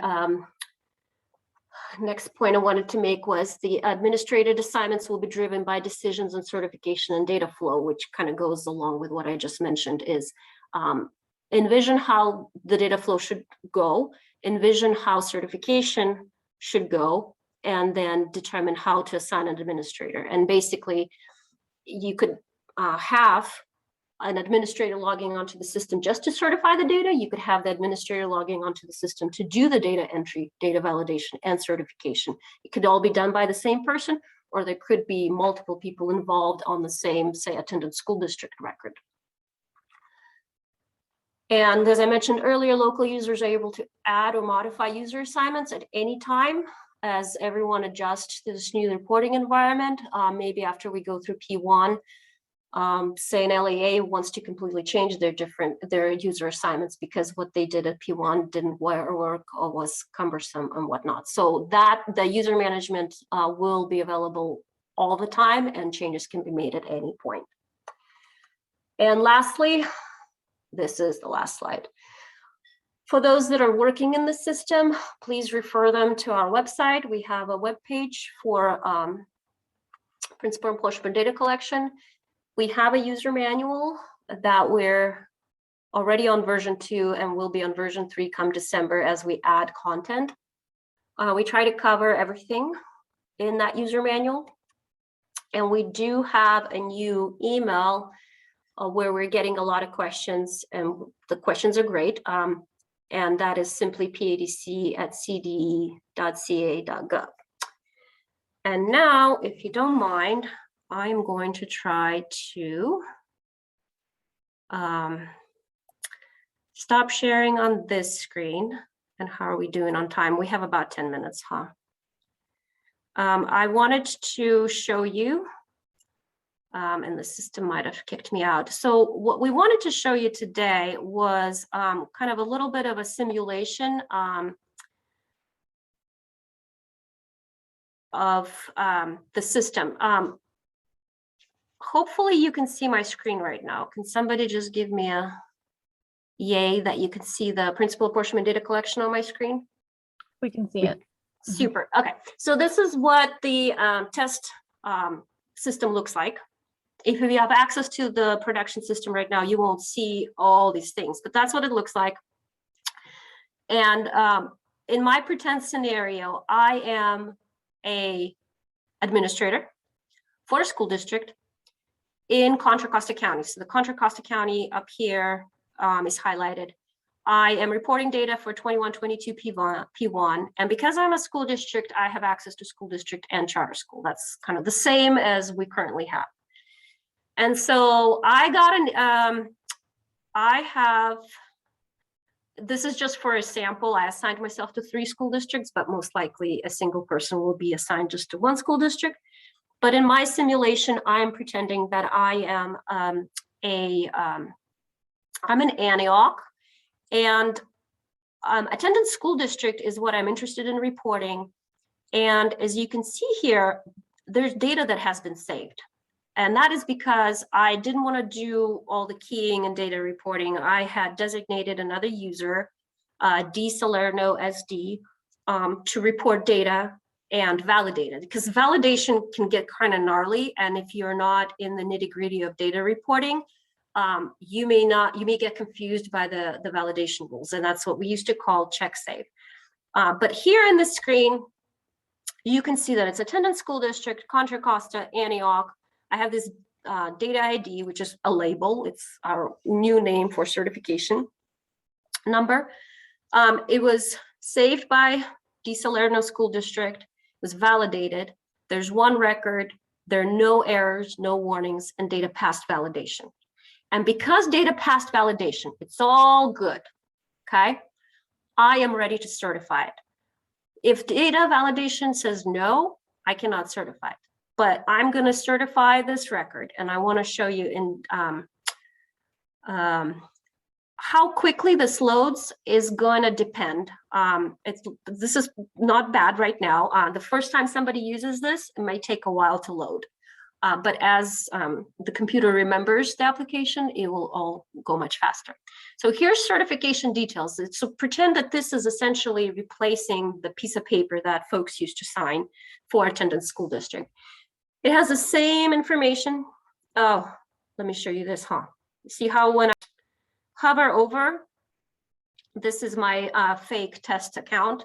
It has all my information. We know everything about me, my name and number and how to contact me. And this is mainly used for contacting with about questions and whatnot. So the certification detail says that there are two entities that must certify this data, school district and county office of education. Over here, I have a certification statement. I'm going to zoom in for just 1 second so you can see better. This says, by checking the box and clicking certify below, I hereby attest as the PADC administrator for the school district that to the best of my knowledge, all data is true and complete and has been reported in accordance with all applicable laws, regulations, and instructions. This is a hyperlink that currently goes to a web page that has pertinent or most salient citations for statutory citations for taxes, because that's the only thing we're actively collecting right now. We hope to be able to expand that to include ADA and other things. But I'm going to click the box. There's a message here that says, once the data entry screen is certified, the data may not be edited unless the certification is removed by the County Office of Education. And that is necessary for us to have one record at a time. And that once something is certified, it's almost like a lid is put on a jar. No one else can open it. Well, I can't open it, but Xandra can. So I'm going to certify. What this is going to do is it's going to put my credentials in the school district line.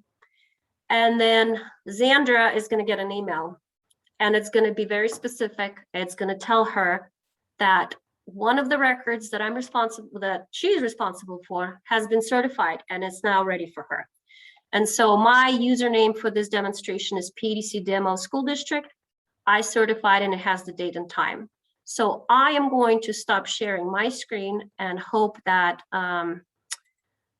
stop sharing, okay. That Xandra can switch over and share her screen so she can show you what would happen if she were assigned to the County Office of Education role and she was my County Office of Education Contra Costa County. Go ahead. Okay. So can everyone see my screen? I can see it. Okay. So I'm signed on as the PADC Demo COE, and you can see that I'm the administrator. So what I'm going to do is go to data entry, COE. School district. You're right. But that's okay. It shows that you have access to everything, which emphasizes my point earlier that you're a super user for Contra Costa. Okay. So I'm on the COE and you have a list of the school districts. Masha certified Antioch. So I'm going to click on Antioch.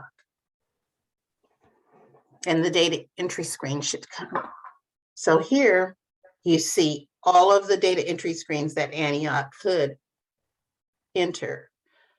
Right here it shows that there was a save date by De Solano and it was certified by PADC Demo School District.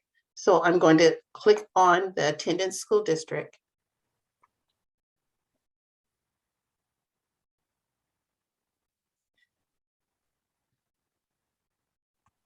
And we can see that it's been certified, but I'm going to review the data.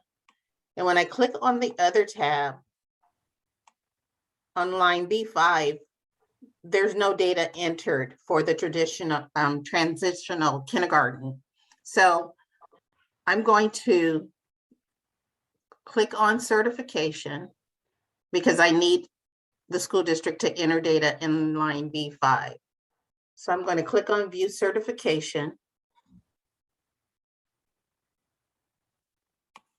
and scroll down to the bottom. And right here, you see that I can enable and remove the certification that Masha did for the school district. So I'm going to click here on enable and remove certification. And go back up where it says remove certification. This is now here. And I will click on this box saying that, yes, I want to remove the certification and reopen the screen for the school district. Click on remove certification. And now Masha should get an email that I removed the certification and she needs to go in and make the changes.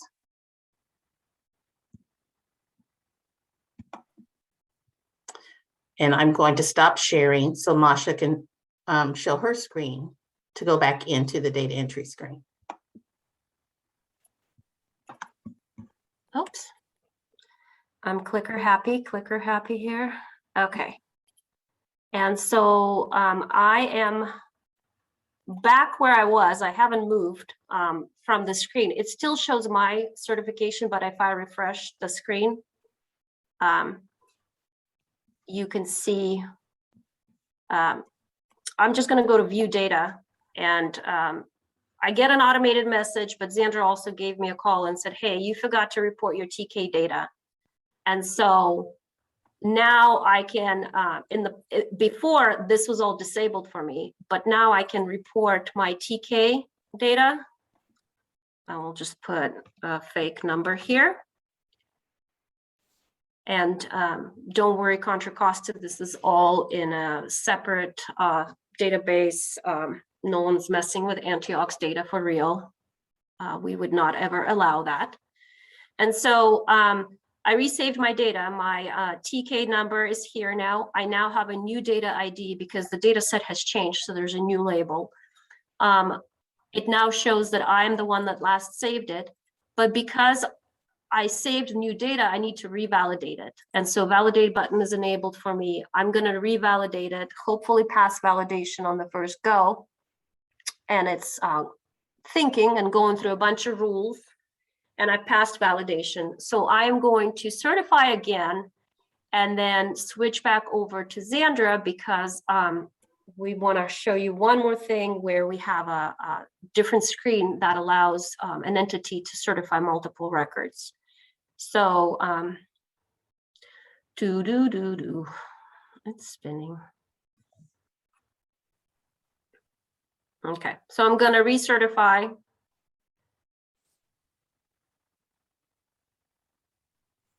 And Xandra will know that I've recertified and it's now ready for her. And Masha, while we're waiting for that, we do have a question about if I'm answering most of them in the chat, but we can't customize these messages, correct? That we want to know if we can say why we were removing the certification or we need to let the child know in a different way. so we actually had early on in the development that type of request. So we would have to revisit it in future phases to see if that would be possible. But right now it's all standardized messages. But yeah, we did, that would be a nice to have that we're aware of, but not definitely this first year of implementation. Okay, let's stop sharing.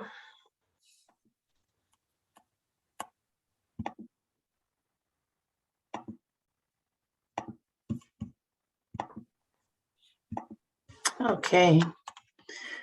Now that Masha has recertified her data, I'm going to go to status.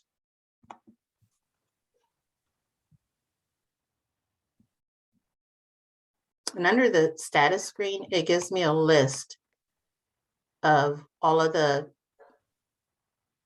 entities that have certified their data. Right here, if you see where I'm pointing, it gives you the data entry screen name. So if there was a necessary small schools, it would also list that and provide the data entry screen name. So here, I'm going to click on certification.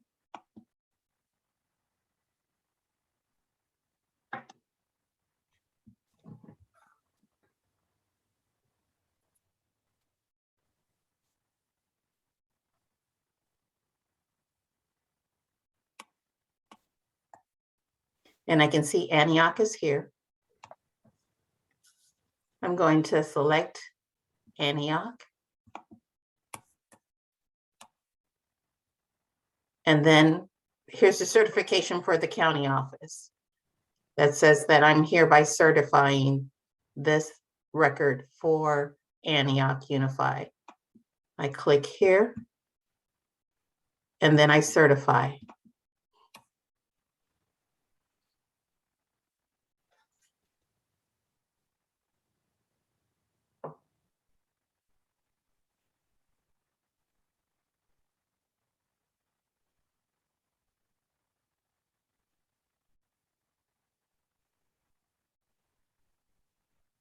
I'm seeing there's a It's question sleeping. in the chat, Zandra, while that's finishing up. So it says that for 2-level approvals at the County Office of Education, would we have the director add notes to the certification page after a district certifies, as staff would do with the hard copies before signature from COE designee prior to certification via PADC? So the question is about the notes. Yeah, so the question is about getting a 2-level approval process at the County Office of Ed, so that you could have, for example, your director of fiscal may review that data and then confirm that, yeah, it's good to go. But there's actually another individual that's going to actually have the authority to certify. That last individual with authority to certify would be who would we consider as PADC administrator. Mm-hmm. Not the one prior to. So so there are 2 spaces for notes. Within each data entry screen, there is a notes field. It was always there, folks weren't using it, but it is there. You could potentially use that for that person to put the initials in and say, you know, reviewed by such and such position on such and such date. You can put that in the notes. Those notes are for the field to communicate amongst themselves and for them to communicate to us. But the notes that you saw, the box, we didn't cover that here, but we'll cover that in the upcoming training. The notes on the certification page is a little different. It is reserved really for rare circumstances when there is a problem or an unknown non-compliance. That's where that should be reported, because it says, I certify that this data complies with everything known to me except for as noted in the certification notes. And so that's what that should be used for, nothing else. It's when there is an issue that when, you know, say, so there's data reporting, but there's a, you know, a violation of requirement of some sort or something known that maybe later becomes part of an audit, that should be put in the certification note because it's an exception to compliance. Got it. Okay, thank you for that question. I need to make sure I cover that in the training in November. And then so we can see on the screen that the status is certified. Mm-hmm.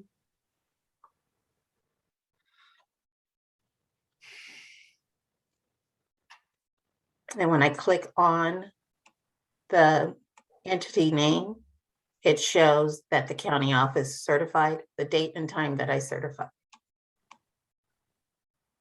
And this is a screen that you can also print to show proof that you have certified. If you want to keep track of the entities that you've certified, you can print this screen.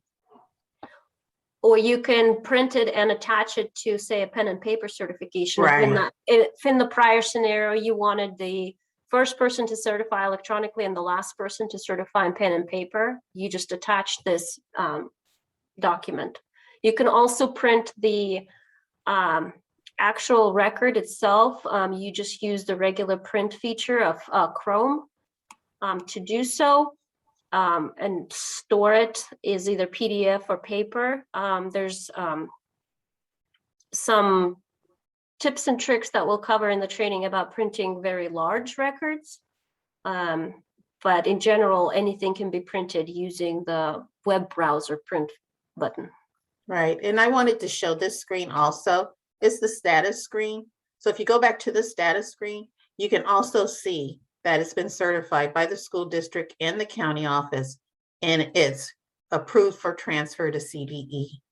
Once the data is transferred to CDE, then this no will change to yes. That's good. So I'm going to stop sharing. And I think we might be going over time and into your break, scheduled break. So we can.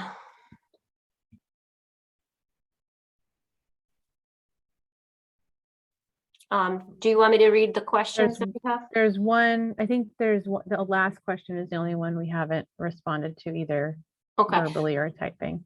So COE programs and CU-sponsored charters, our internal business services certifies the data and transmits it to CD directly. If we have another administrator signed, will that mean the person can also certify school district's data?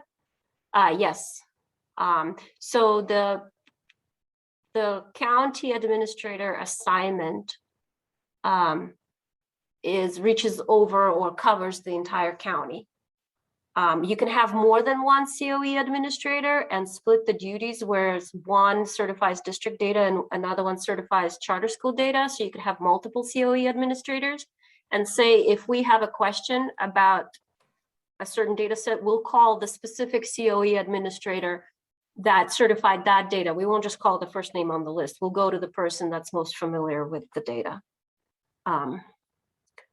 But we did not contemplate multiple PADC administrators. As you saw for the County Office of Education certification line, there's only one entry.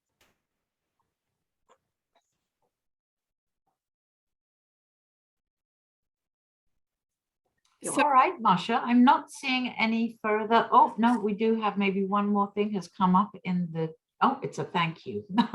Oh, yeah. So obviously you guys are going to be doing more training, right? So I can feel a little angst in the room about, oh my God, this is coming and I don't know how to use it. Oh no. But rest assured, everybody, CDE are rolling out training.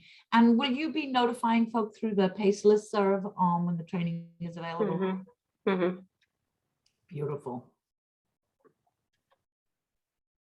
Thank you for giving us the time. Oh, thank you. Thank you so very much. All three of you, Zandra, Kiyomi, Masha, thank you so much for joining us this afternoon. This was clearly very timely and we're all anxious. I can't tell you how excited I am to get rid of the old PADC software. I think you guys have worked miracles that it still works at all because it is such ancient software. It was not designed for the 21st century, right? So thank you. Greatly appreciate your efforts. It's well, it's the lifeblood, right? That's ADA and taxes. I don't know what else is more important, right?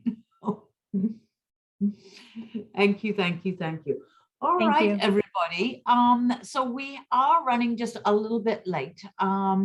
And so Mike Fine is going to carry us through the end of the day, but I have a very strong suspicion that just because we're running late does not mean that you do not need to get up from your chair for 5 minutes. So shall we split the difference and just take a very short break in order to give everybody just a time to stretch for a second. And I will say, if this works with you, Mike, that we will resume back up again. It's 3:02, so I'm going to say at 3:07, if that will work. All righty. See you all back in a second.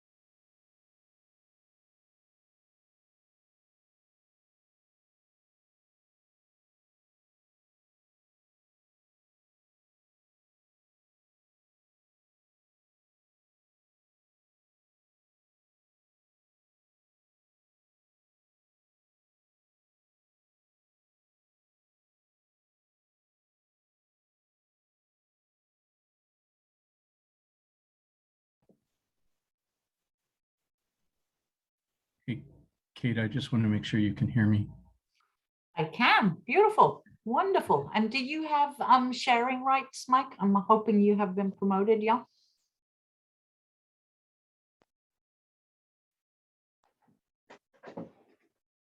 I do, Kate. Excellent. Good, good, good. All right, it's 3:07 by my clock. Did I say 3:08? 3:07, Kate. Bye, sweetie. Okay, so I think that we're good to start back up again then, yeah? So welcome back, everybody. I know that was a short break, but very necessary. So, and thank you all for hanging in here for the day.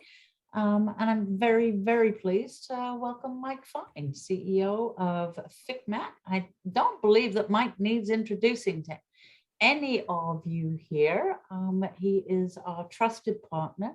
He's the first person you call whenever you think that things are going, just call Mike, see, and he'll fix it for you. Right, Mike? Yeah. I just know that we can't do our work without FICMAT. And so they truly are the trusted partner in this. And as many of you know, Mike became the CEO for FICMAT upon Joel Montero's retirement. So that was back in 2017, if you can believe it or not. But prior to joining FICMAT back in 2015, Mike had served a combined 25 years as interim superintendent, deputy superintendent, and assistant superintendent. So prior to school business, Mike spent 10 years in financial management for a defense contractor and has a long history in governmental relations, working closely with policymakers in Sacramento on behalf of California's K-12 students. So without further ado, Mike, thank you so much. Welcome.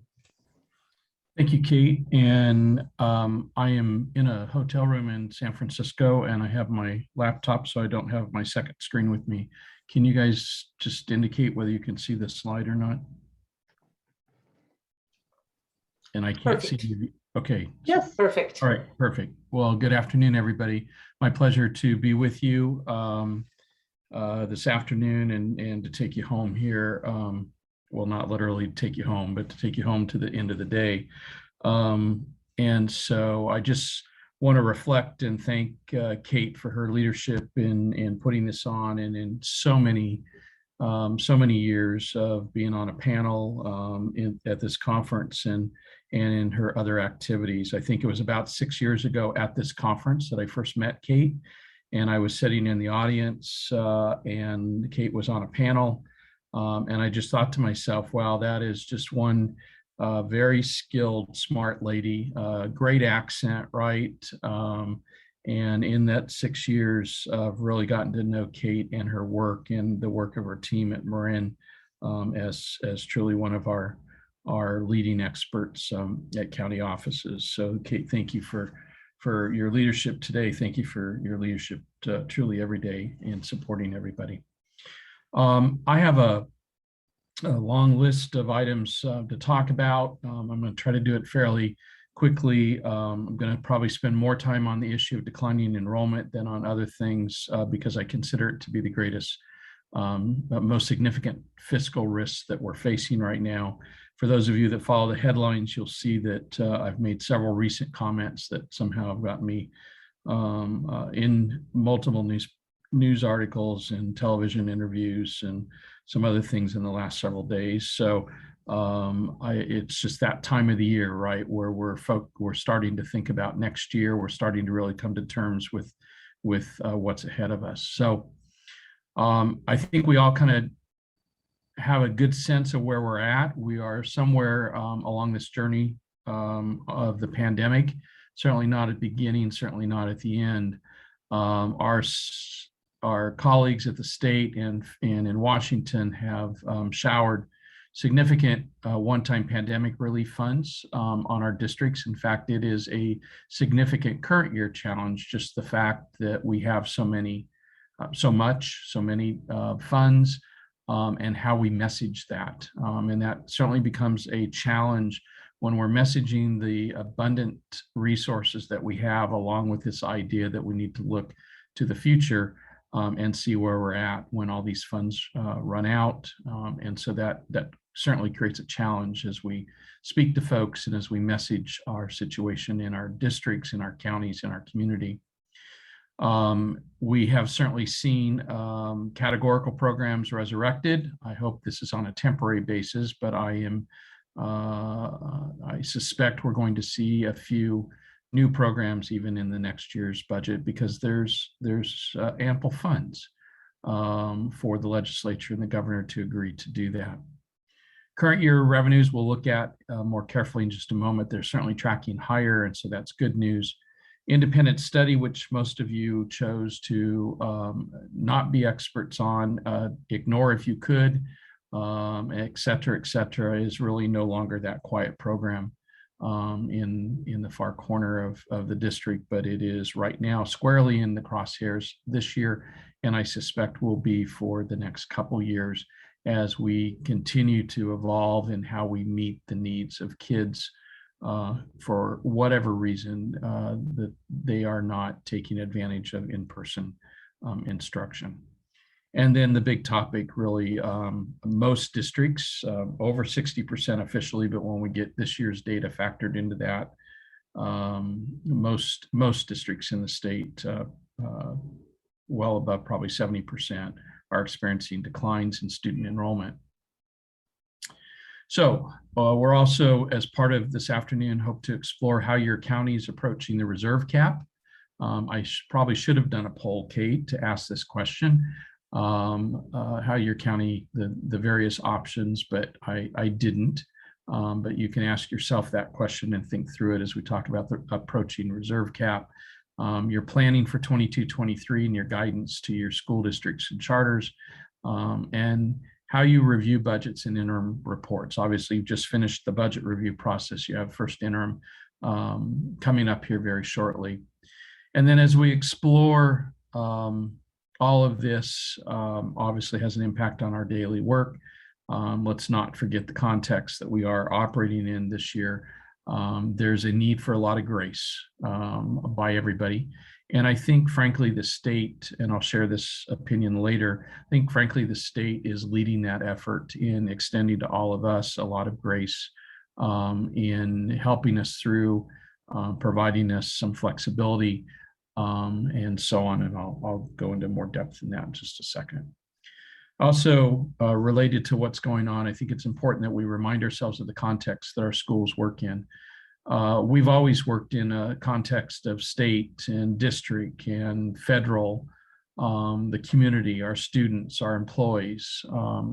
In the last couple decades, we've come to terms with that we're not a monopoly. In fact, we have to pay attention to competition. And competition may, in fact, be playing a role right now in part of our declining enrollment. But as we dig deeper into that, you're going to see that most of that is from changes in population.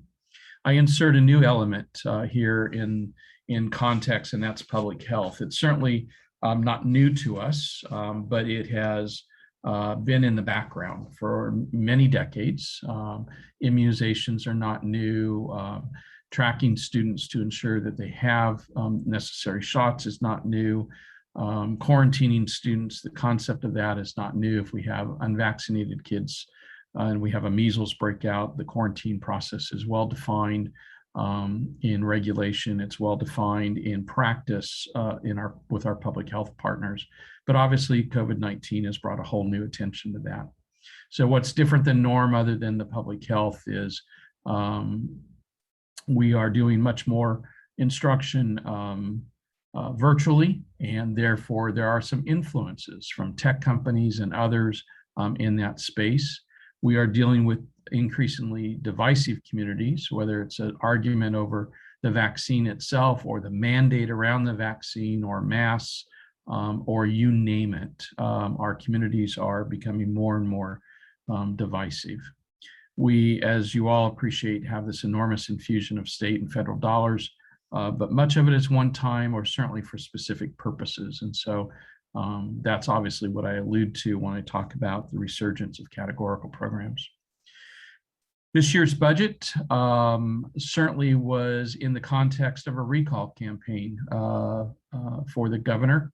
And while many thought as soon as we get through the recall, things will settle down a little, but I have to remind you the day after the recall, the governor started his November 22 election cycle campaigning right away. This may be a little unfair, but I'll say it because I think it speaks to the approach that was taken with this year's budget.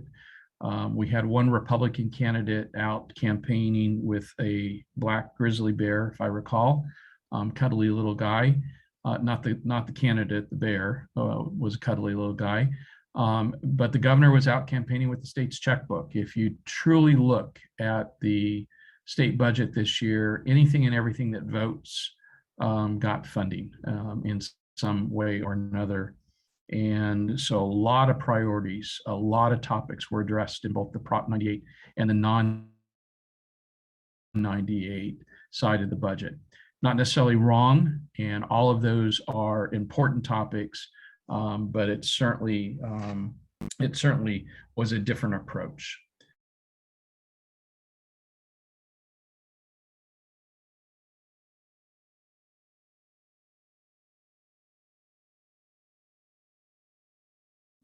Oh, you gotta love internet and modern technology. It looks like Mike has frozen for a minute. His presentation has moved on to the next screen, or at least I'm seeing that dramatic improvement was the budget theme. And I think that Mike is going to be signing back in again because he realized he was frozen. So if we can just bear with, I think we'll be just fine.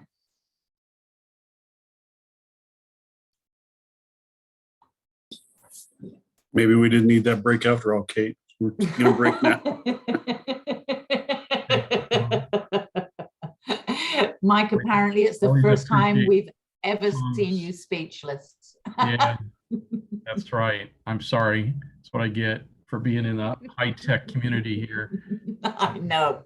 It's hopeless. Don't have any connectivity. I don't know where I lost you, but it doesn't matter. You have the slides. So I'll keep going in the interest of time here. But as we look back over last year, obviously we've had dramatic improvement. Just from January to the enacted budget, we saw an improvement in Prop 98 of over $18 billion. We've already alluded to significant funding. Much of the new budget uses one-time investments, and this is done very intentionally. And from a conservative standpoint, it's a hedge against a slower growth out in the future.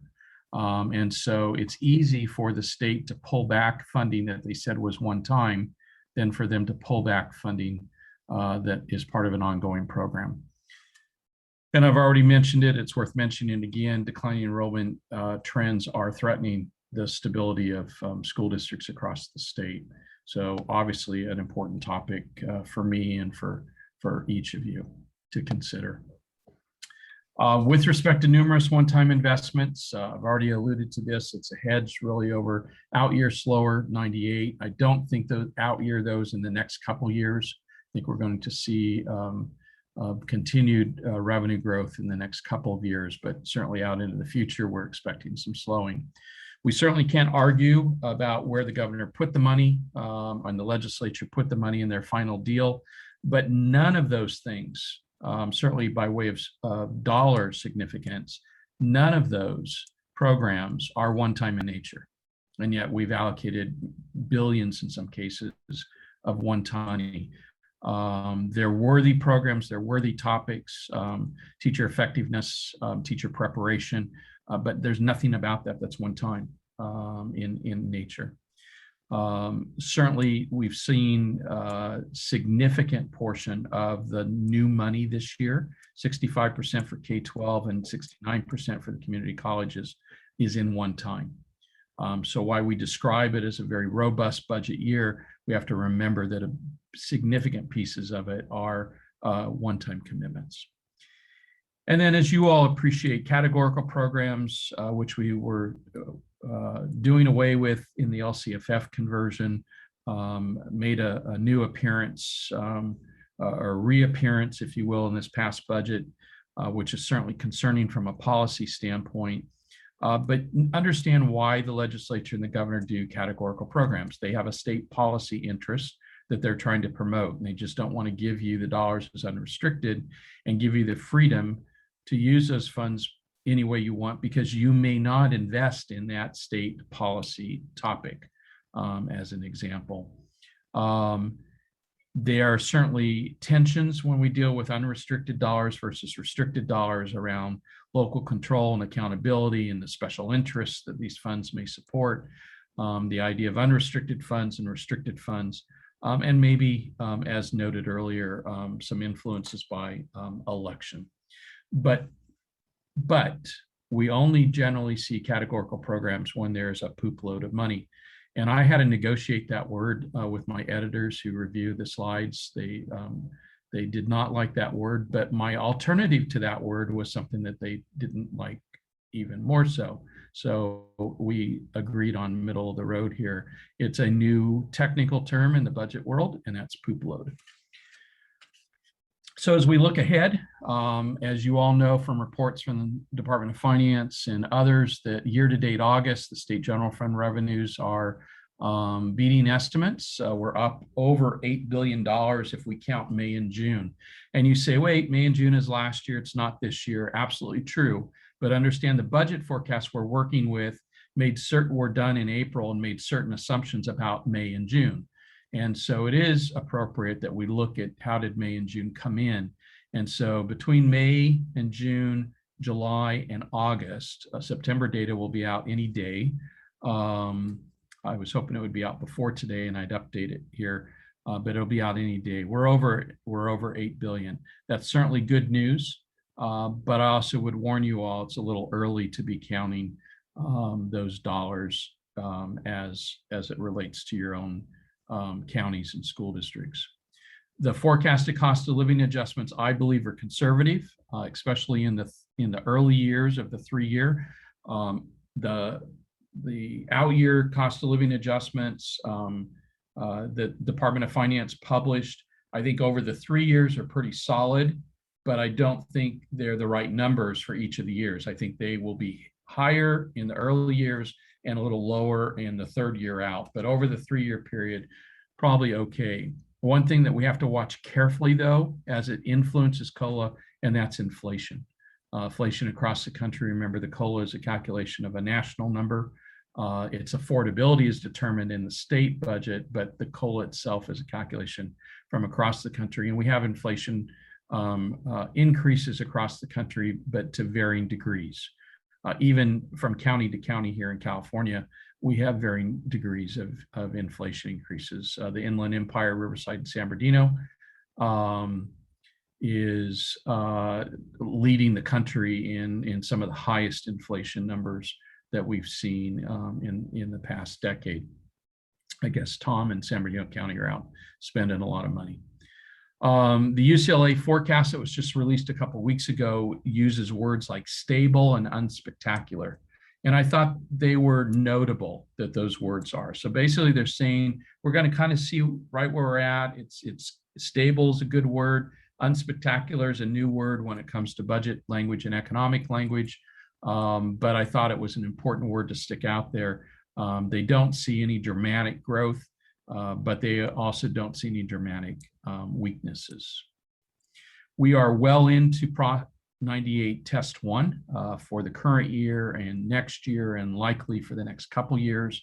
And so this is really important, especially as you line Prop 98 Test 1 up with ADA losses, with enrollment decline. Basically, in a Test 1 environment, it's not influenced by ADA, it's not influenced by caseload. And so the state will be spending the same amount on Prop 98 growing based on revenues while ADA is going down. And what that results in is a higher dollar per ADA from a funding level standpoint. That's good news, right? Except we don't know how the state's going to allocate that higher dollar to us. Are they going to put it into a mega COLA? Are they going to put it into a base grant augmentation? Are we going to see another list of categorical programs that are new? Are we going to see some of the one-time categorical programs we saw this year turned into recurring programs? So from the state standpoint, they will have discretion on what to do with those higher dollars per ADA.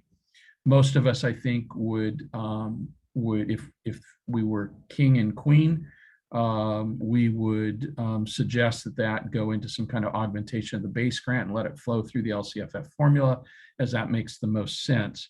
However, that same opportunity existed this year to some extent, and we saw the mega COLA come about this year, but we didn't see all the dollars come, excuse me, through that process. So a little early in the process, so jump to conclusions, let the process work out. And I remind you, it is another election year.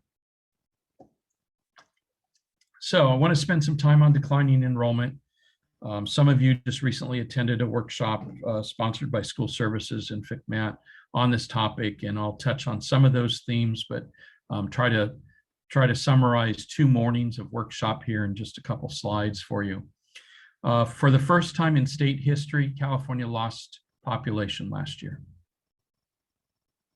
I'll let that sink in for a minute. For the first time in the history of California, we actually lost population last year. So we've had periods of time where our population growth has slowed, and we've had periods of time where we've had tremendous population growth, but we've never slowed to the point that we actually lost population. There's a number of variables that are attributable to this. And one that's very important to all of us, because as you'll see in a moment, population relates to student enrollment. There's the direct correlation there, direct relationship there. Birth rates are down, death rates are up, unfortunately, due to COVID, and net migration is down. The PPIC, Public Policy Institute of California, estimates that total fertility rate, which is one of the metrics that we monitor for 2020, is at 1.52. Which is down from 2.2 in just 2007. The TFR of 2.1 is generally the accepted break-even mark. So to replace the population that we're losing, we would generally want to see a fertility rate of 2.1, and what we see instead is 1.52. And just so we understand what fertility rate means, it's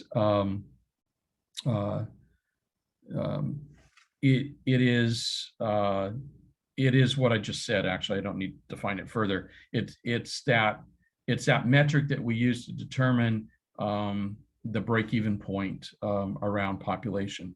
If we just compare the first 2 months of 2020 with the first 2 months of 2021, the State Department of Health indicated that in 2020, the first 2 months, we had 70,000 births.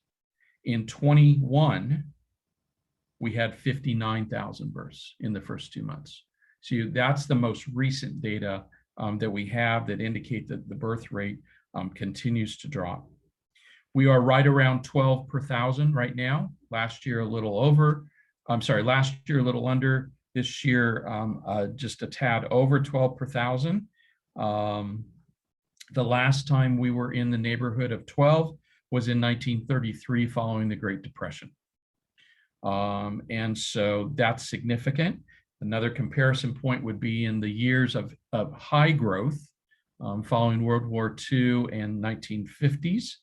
Tom will remember this period of time. I think he was in school in those elementary school in the 40s and high school in the 50s.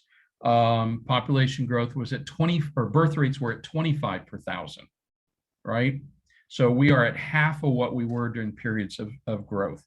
This is super important for us to keep in mind, because again, this translates directly to transitional kindergartners and first graders and sixth graders and eighth graders and 12th graders. Excuse me.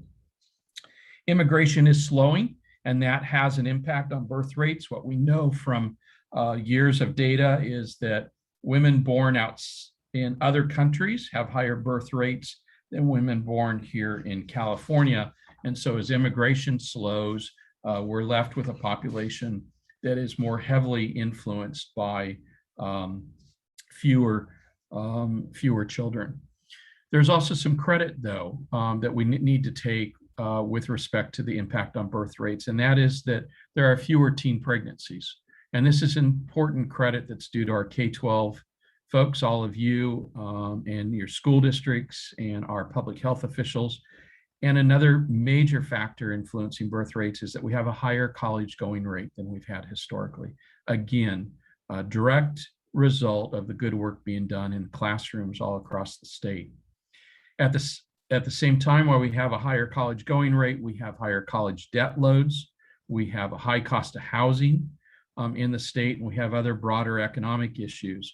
And so young adults certainly struggle to establish financial independence in their own households, and all of that contributes to the decline in birth rates. Delays in starting a family are a direct result of that. For the first time ever, the average age at first marriage for women in California has surpassed 30 years. And the share of women in their 20s living with their parents rose from 36% in 2007 to 46% in 2019. Over half of men, 51% of men in their 20s live with their parents. And so you can get a sense that they're staying home and trying to get their feet on the ground financially before entering into marriage and certainly starting families. I have a 32-year-old and I have a 28-year-old, and although neither of them live at home, the 32-year-old owns their own home. The 28-year-old is still renting with his college roommate. I guess they can't seem to part ways. But neither are married, neither have kids, and so they fit into those demographics that I've just mentioned. They are certainly representative of those demographics. There's lots of talk about migration out of the state. Based on the early analysis of the 2020 census data, the PPIC reports that international immigration certainly has slowed. I think we've all seen that. But generating interest is the large migration out of California to other states.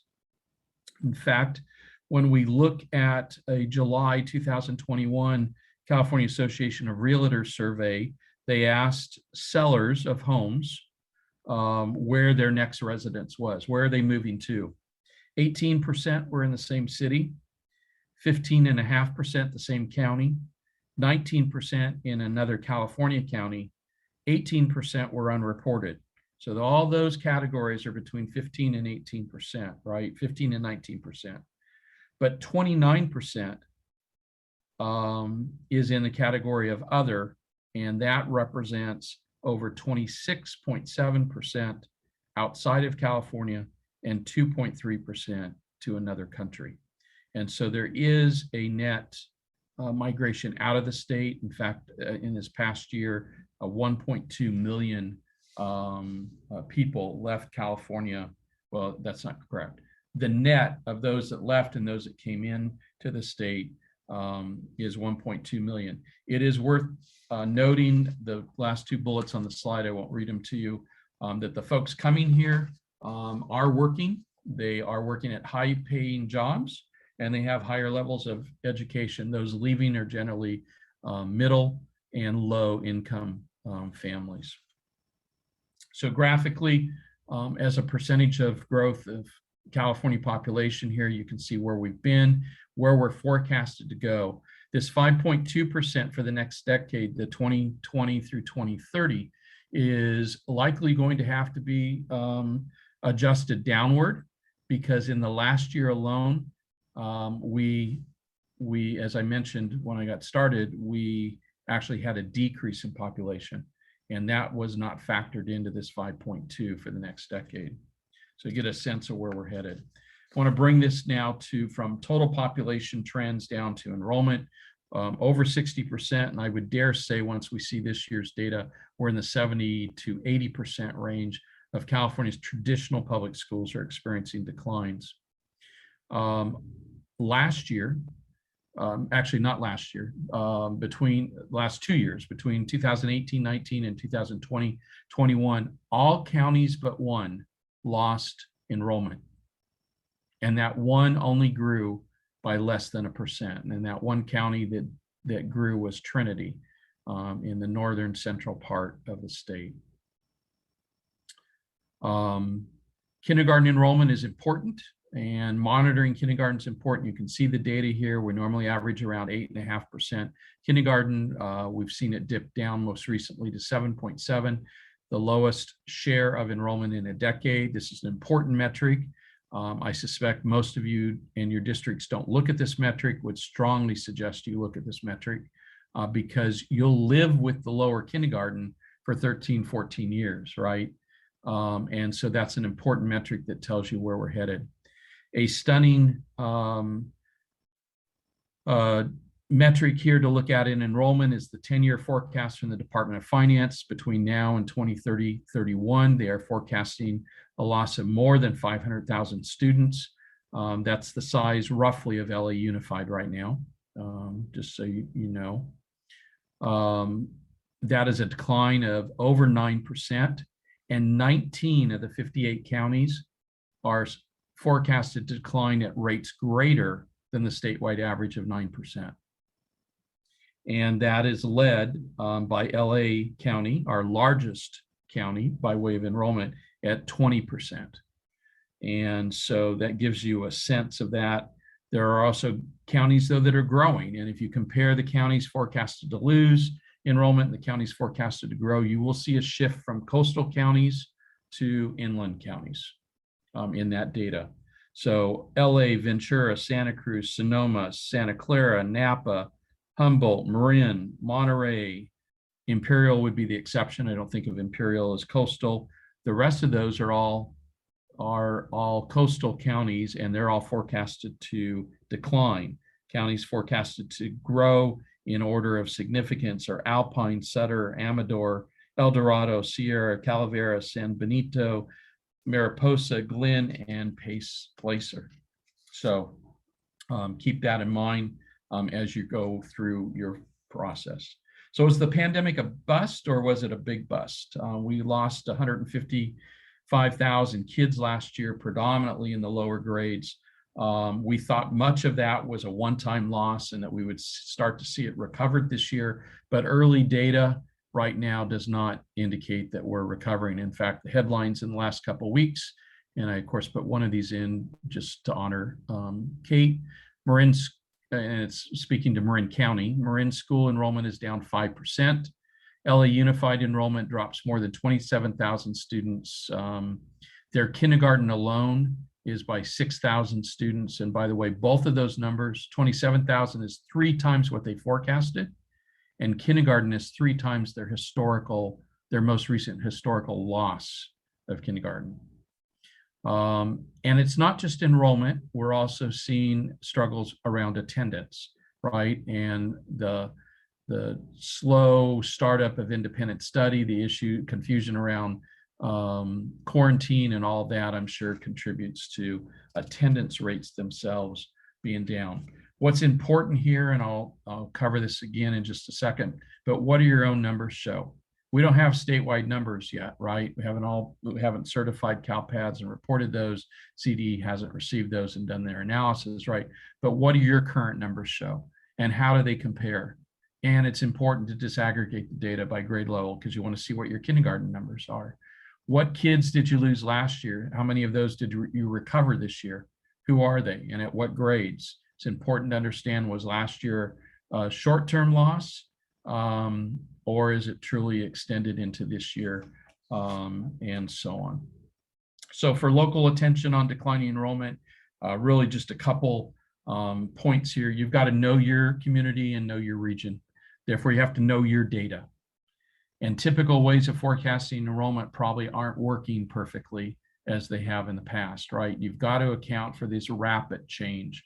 There's no question the pandemic is having an influence by accelerating the decline in enrollment.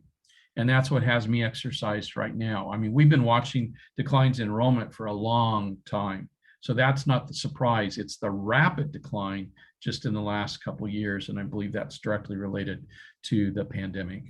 You also have to understand why you have declining enrollment. I'm going to be frank with you, even Kate, for you, you probably can't influence birth rate, so don't go out and try. But you can influence other reasons why you're losing kids. And one of the tricks is to know why you're losing kids. Do exit interviews of kids. When the family checks out of school, ask them why, where they're going. We often get a glimpse into this because we get a records request from the new school, right? Do we record that? Do we monitor that? Do we analyze that data? That's all important for us to consider, because there are things that we can do to lower the rate in which we're losing kids, not due to birth rate, but due to other reasons. They don't like our program. The principal's mean to them. Their kid didn't make the football team, whatever the case may be, right? Those are things that we can mitigate. Understand the revenue and the cost relationship. In declining enrollment, you lose $1 of revenue. Can you recover that $1 of revenue in just a simple budget reduction? Generally, no. 35 to 40 cents of that dollar is being spent on direct services. The rest of that dollar is on indirect services. And so that's your district office or your county office. That's other things that we don't often think about reducing as a result of declines in enrollment. And whatever you do, acknowledge your trend and your data early in the process and act early. The more you do to respond to it early, the less painful it will be. Are there solutions out there for declining enrollment? I've just given you a couple. State budget policies are still a few months away, although October is when generally the state nails down the January governor's proposals. We've got another week of those discussions kind of left before they're all kind of fine-tuned and solidified. I would say this, while there's lots of conversations about declining enrollment going on in Sacramento, I think the fairest thing to say about for our Sacramento colleagues is that they certainly have a heightened awareness of these trends, and that's important for all of us. I would ask all of you, I would ask your county soups, I would ask your school districts, is declining enrollment the #1 policy and fiscal consideration for the next year? And if it is, that's good news. It's when we go to Sacramento and ask for 30 different things that we don't get traction on any of them. So my suggestion is, if declining enrollment is your #1 issue, it is my #1 issue right now, then we have to speak with one voice. I don't happen to be an advocate. I know Tasha mentioned this earlier about the January proposal she and others are working on for hold harmless. I don't happen to be an advocate for another year of hold harmless. Maybe I can be convinced otherwise, but I think all that does is kick the problem down the road, and we don't take any action to actually address it. It just moves the cliff from one year to another with no solution. I am an advocate for rethinking, at least for 4 or 5 years, what ADA we use to determine our funding.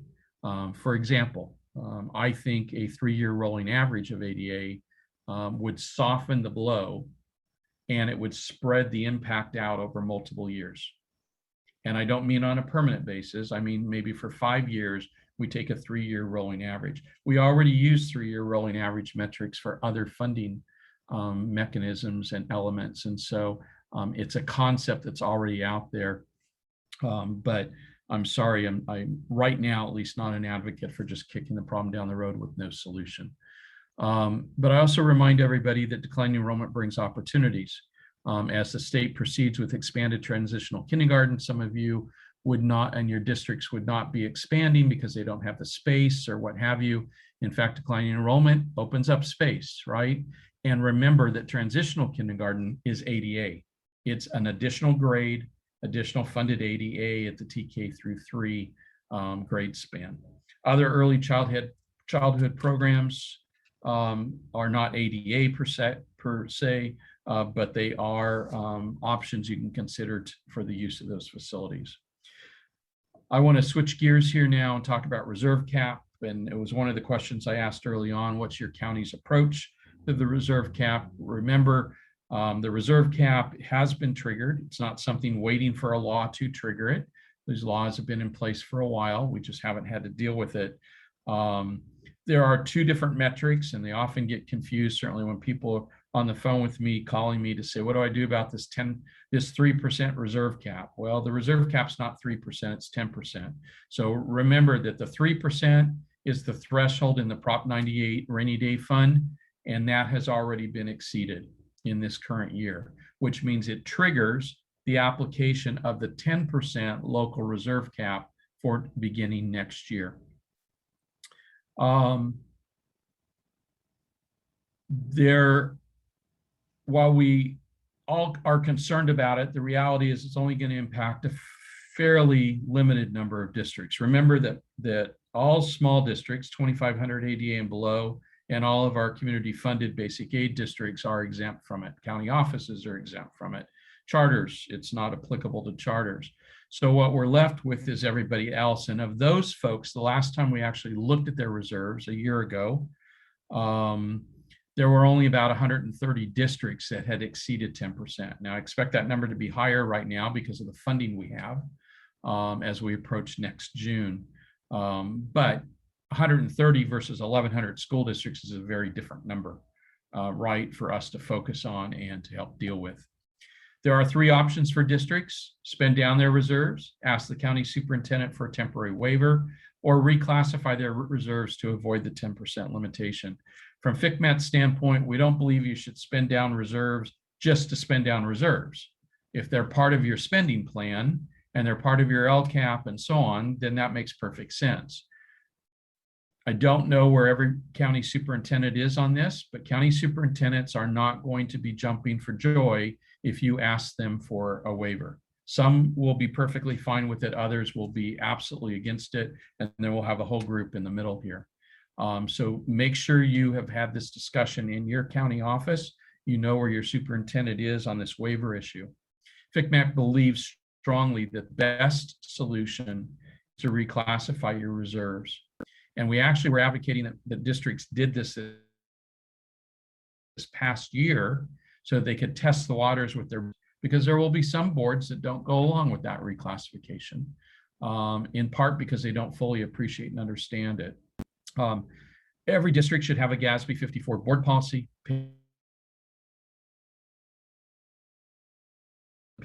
and in the standards with respect to when this needs to be addressed and so on. There are oodles of examples of things you can commit the funds for. The list truly is endless. I gave you some examples. Hopefully I'm not about to lose my connection again. There we go. I've given you a list here of some examples. You don't have to be elaborate. You don't have to be super creative. These are really basic things that are on this list, and you can commit funds for any one of these things. Remember that once committed, the commitment can change. It's not a lifetime commitment, right?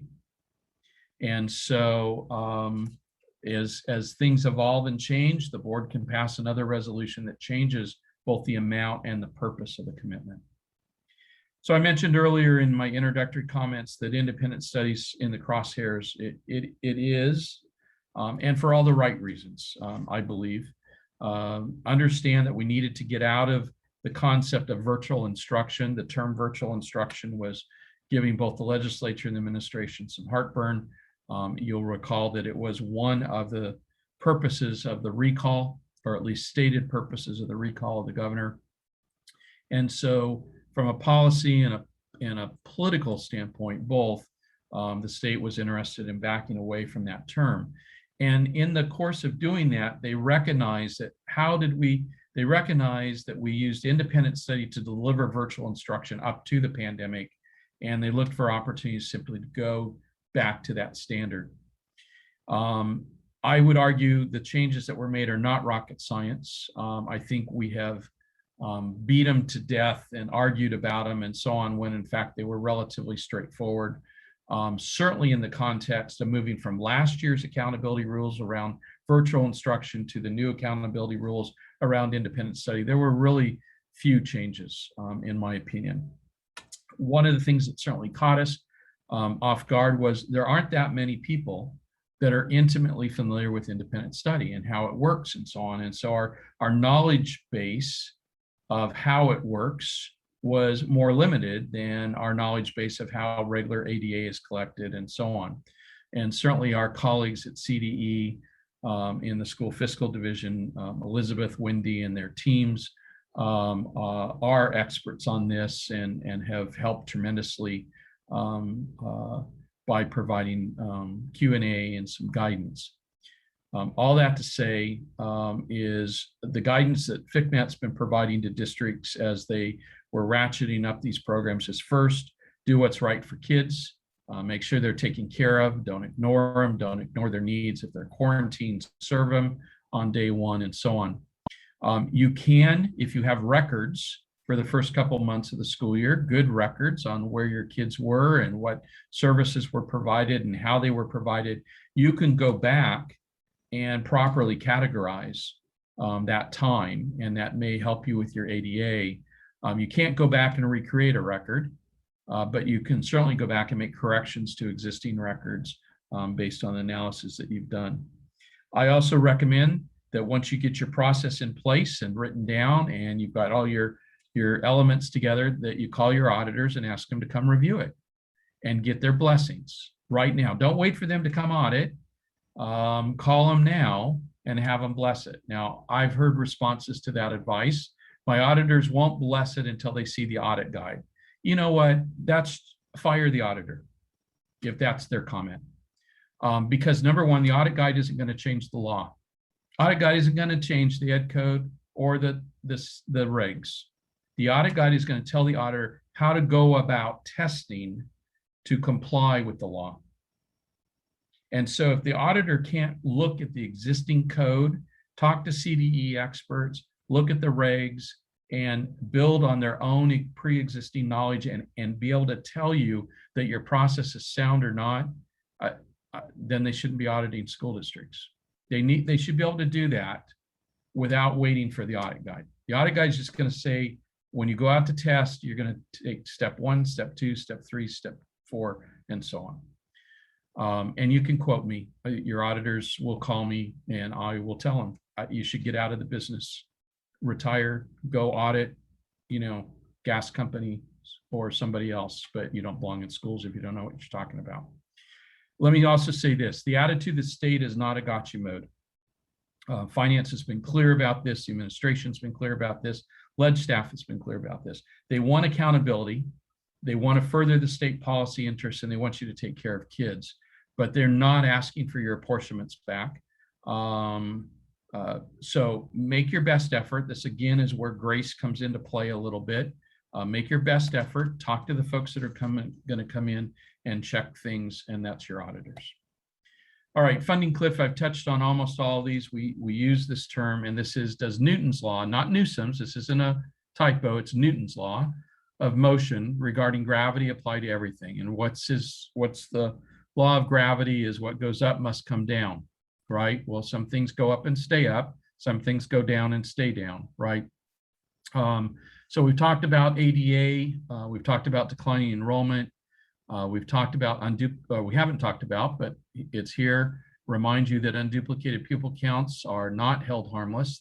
They are a 3-year rolling average, and that universal meal programs and enrollment declines will influence that. Their districts that focused on this issue last fall actually improved their unduplicated pupil counts. Districts that chose to ignore the extra effort that it takes to reach out to parents on this issue saw their unduplicated pupil counts go down. We have employer pension contributions to pension programs slated to go up to pre-pandemic rules. The current year independent study provisions, I think, have to be extended in the near term for several years. Right now, the law is written for 1 year. With respect to the one-time money, the pace of the one-time spending needs to be looked at carefully as compared to need and the staffing commitments that are made. My best advice around the one-time money is, well, I'm going to get to this in a second. I won't use my time up to repeat it. Considerations for maintenance of effort, both the formal, such as special ed maintenance of effort, transportation, and the informal. And when I say informal, what new programs are you putting in place to help learning loss mitigation and social and emotional support for kids, right? Those may be, you may want to maintain those efforts, even though you're not required to, for the foreseeable future. And so sustainability is an element of this that we have to consider. So very directly to all of you who conduct AB1200 reviews, and then I'll conclude here. a series of questions that I want you to think about. What's the status of one-time funds as you review that of your districts? What's the program delivery plan? Does the district have a clear plan outlined? They adopted their ESSER plan, ESSER 3 plan, and so on. Where's the district according to its plan? So where are they? Are they on schedule with that plan? Was it a delay start up to get the plan in place? All those kinds of things. Normally, one-time funds would be used on one-time needs. What is actually happening? Normally, I would say we don't use one-time funds on things that eat, meaning personnel, right? Because that's an ongoing commitment. I am not saying that right now about these one-time funds. These one-time funds are to serve kids. They're to support kids' learning, specifically under this category of learning loss mitigation. They're to support kids with their mental health and their emotional health and their social health, and building support and scaffolding around them, given the impacts of the pandemic. The way we do that is we use people. That's our business. We use teachers in classroom, we use counselors, we use aides, we use other adults to do that. We use bus drivers and custodians and other folks, other adults on campuses to support kids. And so given that one-time funds are being used on people, what is the exit plan? And that's a conversation you should have with your districts. They should be very familiar with the concept of exit plans. We recommend highly that when you SST a student and put them into special ed, that you lay out the goals that they're to achieve and you have an exit plan. When you assign a one-on-one aid to a special ed student, we always recommend that in that assignment, you clearly identify what the exit plan is. When the student reaches this goal and that goal and so on, the hours of the one-time aid that will be diminished and ultimately eliminating the one-on-one aid. The same concept applies here to these one-time monies. What's the exit plan for when the funds run out?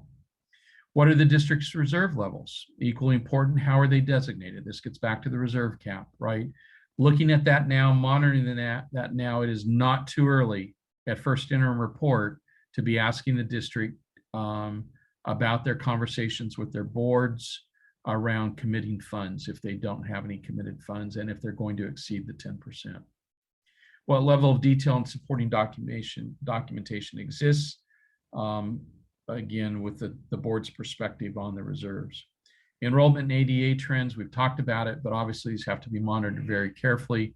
What grades are being affected? Is the district declining enrollment? Is it heavy decline in the TKK early grade levels, or is it high school or other grades? Understanding all that.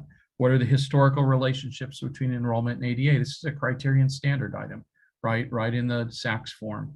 Are those being maintained, or are we seeing growth in the gap between enrollment and ADA? And then drilling down and asking the district why. Why is your ADA under? Your ADA rate, your attendance rate's under. Have them think through that and explain that to you. I think these are all helpful things as you do your review. Unduplicated pupil percentage. What are they doing about meal eligibility? Know that the majority of kids that are eligible for free and reduced meals that eligibility is determined by direct certification. Over 60% of kids that are eligible is actually determined by direct certification. That's where we in the CalPADS world match that student and their family up with various social support programs, Medi-Cal, CalFresh, et cetera, to determine their eligibility. But there's another 40% of the kids that are eligible through the paperwork process. And are we doing that? Are we focused on doing that? A 1% decrease in UPP can ruin your whole day, especially if you're a larger district. That's millions of dollars. And finally, is the district following basic budgeting principles, considering all funds and all sources in developing their financial plan? Is it aligned to their instructional plan or their LCAP? You've already worked through that for your districts, but continuing to monitor that's important. Are they using their most restricted resources first? It's a conversation you can have with them. You can monitor that. You can look at that. Keep in mind that restrictions come in a variety of flavors. They're not just on eligible uses. Well, that says eligible users. It was meant to be eligible uses.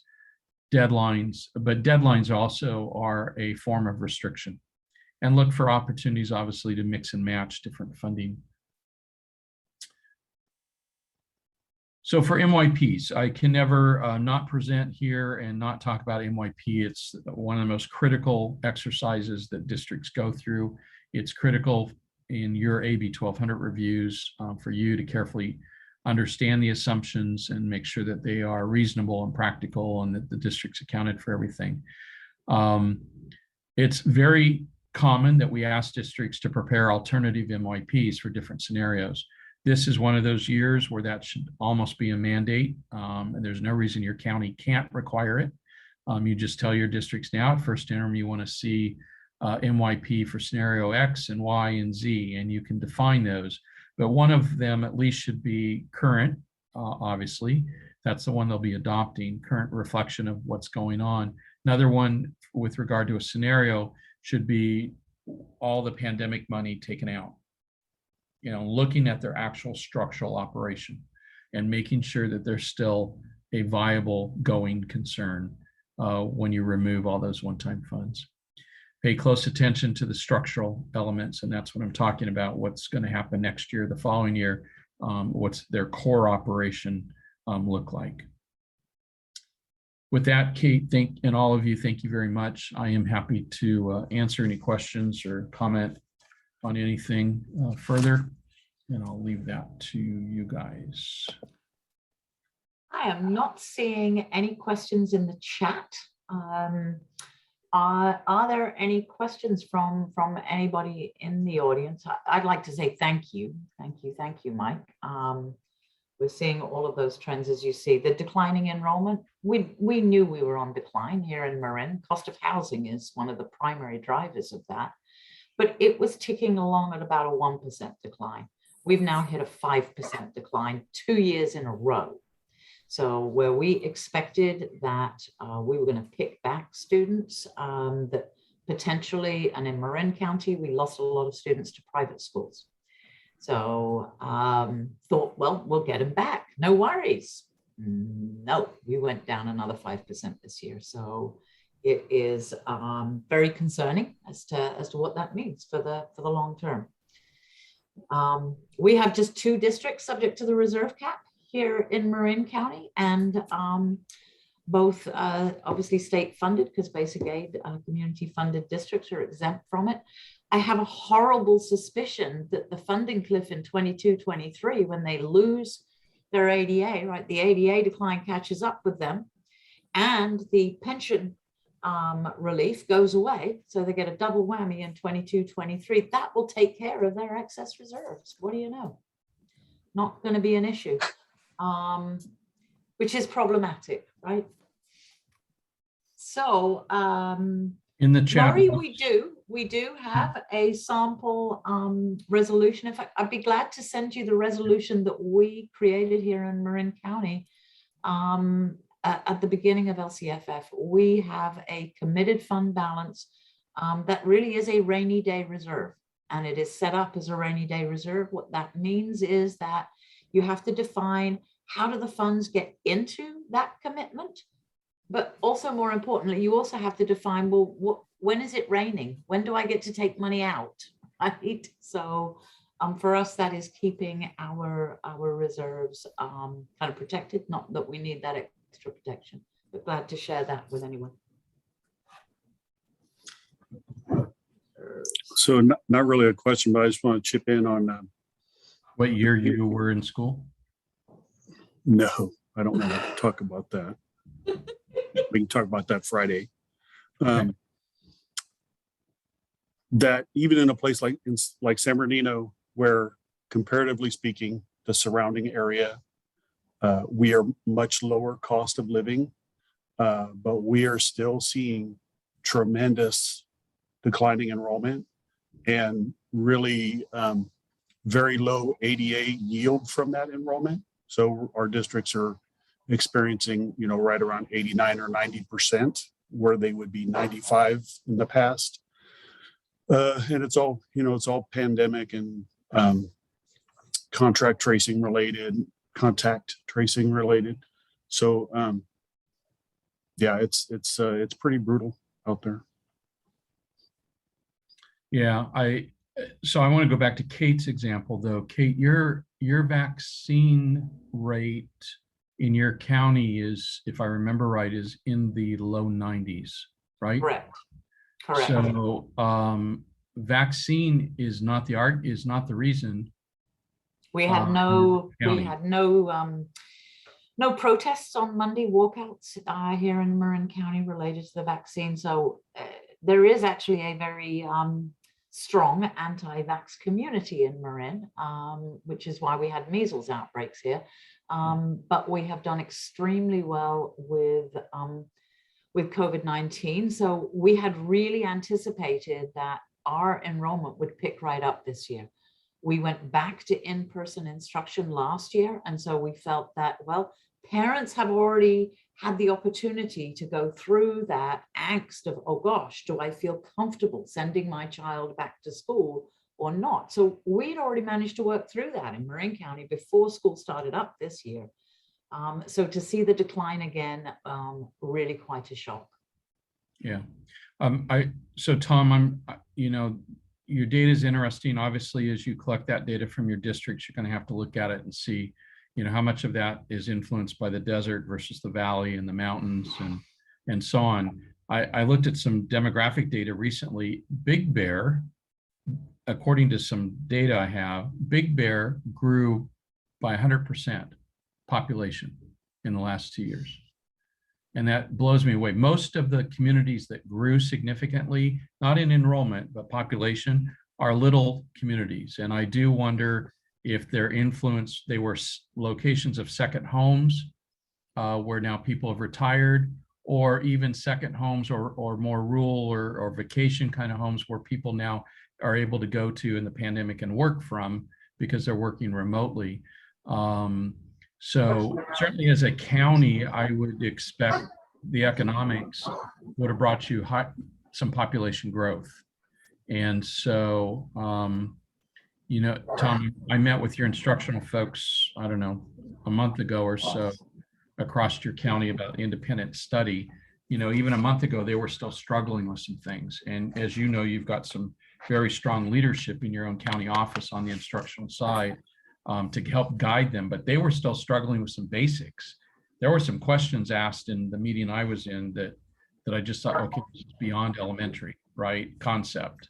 Why aren't you getting that?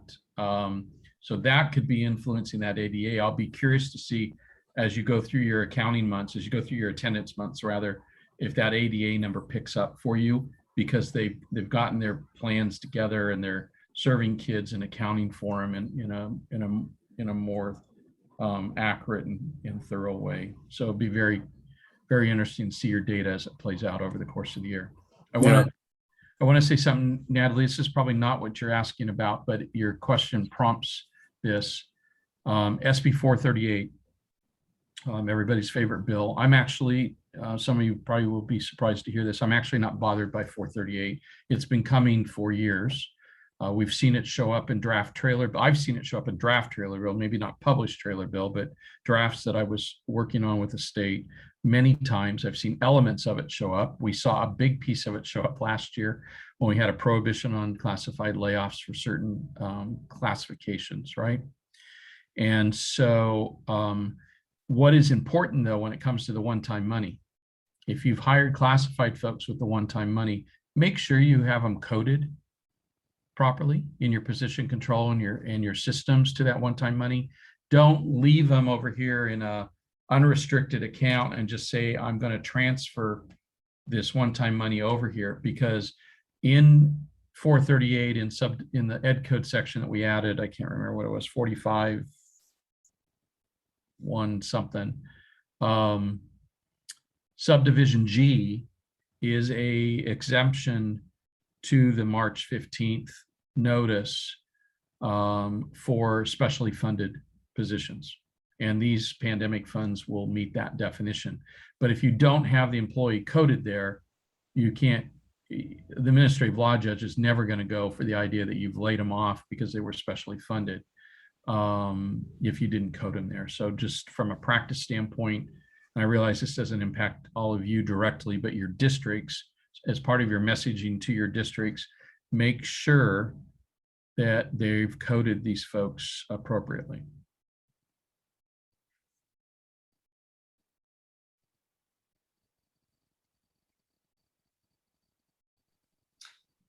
All righty, guys. Well, it is 4:12 in the afternoon, and I would like to thank everybody for joining us today. I think this has been a great conference today. Can't thank all of our presenters, starting with our ESCO group. Just here's a round of applause for our ESCO group. I think it was just a fabulous job this morning. Thank you, thank you, thank you. It's above and beyond. You already have full-time jobs, so to step out and do this work and to do the thing that business people hate the most of all, which is, oh my God, speak in public? Are you crazy, Kate? No. So thank you, thank you, thank you, thank you. I thought it was extremely well done and great materials that should live on. And of course, to all our other presenters, Laurie, my God, you've given us some good food for thought. And I hope that everybody digs into that PowerPoint because we need you to not get burned out. There's too few of us, right? So we got to be able to keep going there. So that means don't burn out. And clearly very well received from CDE, such timely information on the principal apportionment data collection. And I skipped Tasha, didn't I? So that was inadvertent. I thought that was a very thought-provoking presentation, and we'll take some time with that. Mike, as always, I've of course had to grab a bunch of your questions off of your slides and say, oh yeah, I've got to have those in my first interim review, and just thought process as to how are we approaching the reviews going forward through the course of this year. So I think a particular import is to get some data on enrollment by grade level and see, okay, how long-standing is this unbubble, right? It's a lack of a bubble. How long will this decline then stick with us? Because obviously up to 12th grade, right? So with that, we will be sending out an email to all registrants to make sure that you've got all of the handouts and materials. There are a couple of other things that were referred to today that we'll make sure we gather up those materials. So resolutions on commitments for fund balance and get those out to folk. And then you will be hearing from CASBO to get your 4 units of professional, continuing professional education units. So thank you, thank you, thank you, everybody. And I hope you have a wonderful rest of your evening. Bye, Kate. Bye, everybody. Goodbye, thank you. Thank you, Thank Kate. you. Great job. Oh, thank you, Janet. Thank you, Kate. Thank you. Thank you, ESCO. Yes, seriously. Thank you, thank you, thank you, Roslyn. You are a rock star. She sure is. She did a great job. Yes. Fantastic leadership there. Thank you, goodbye. Thank you.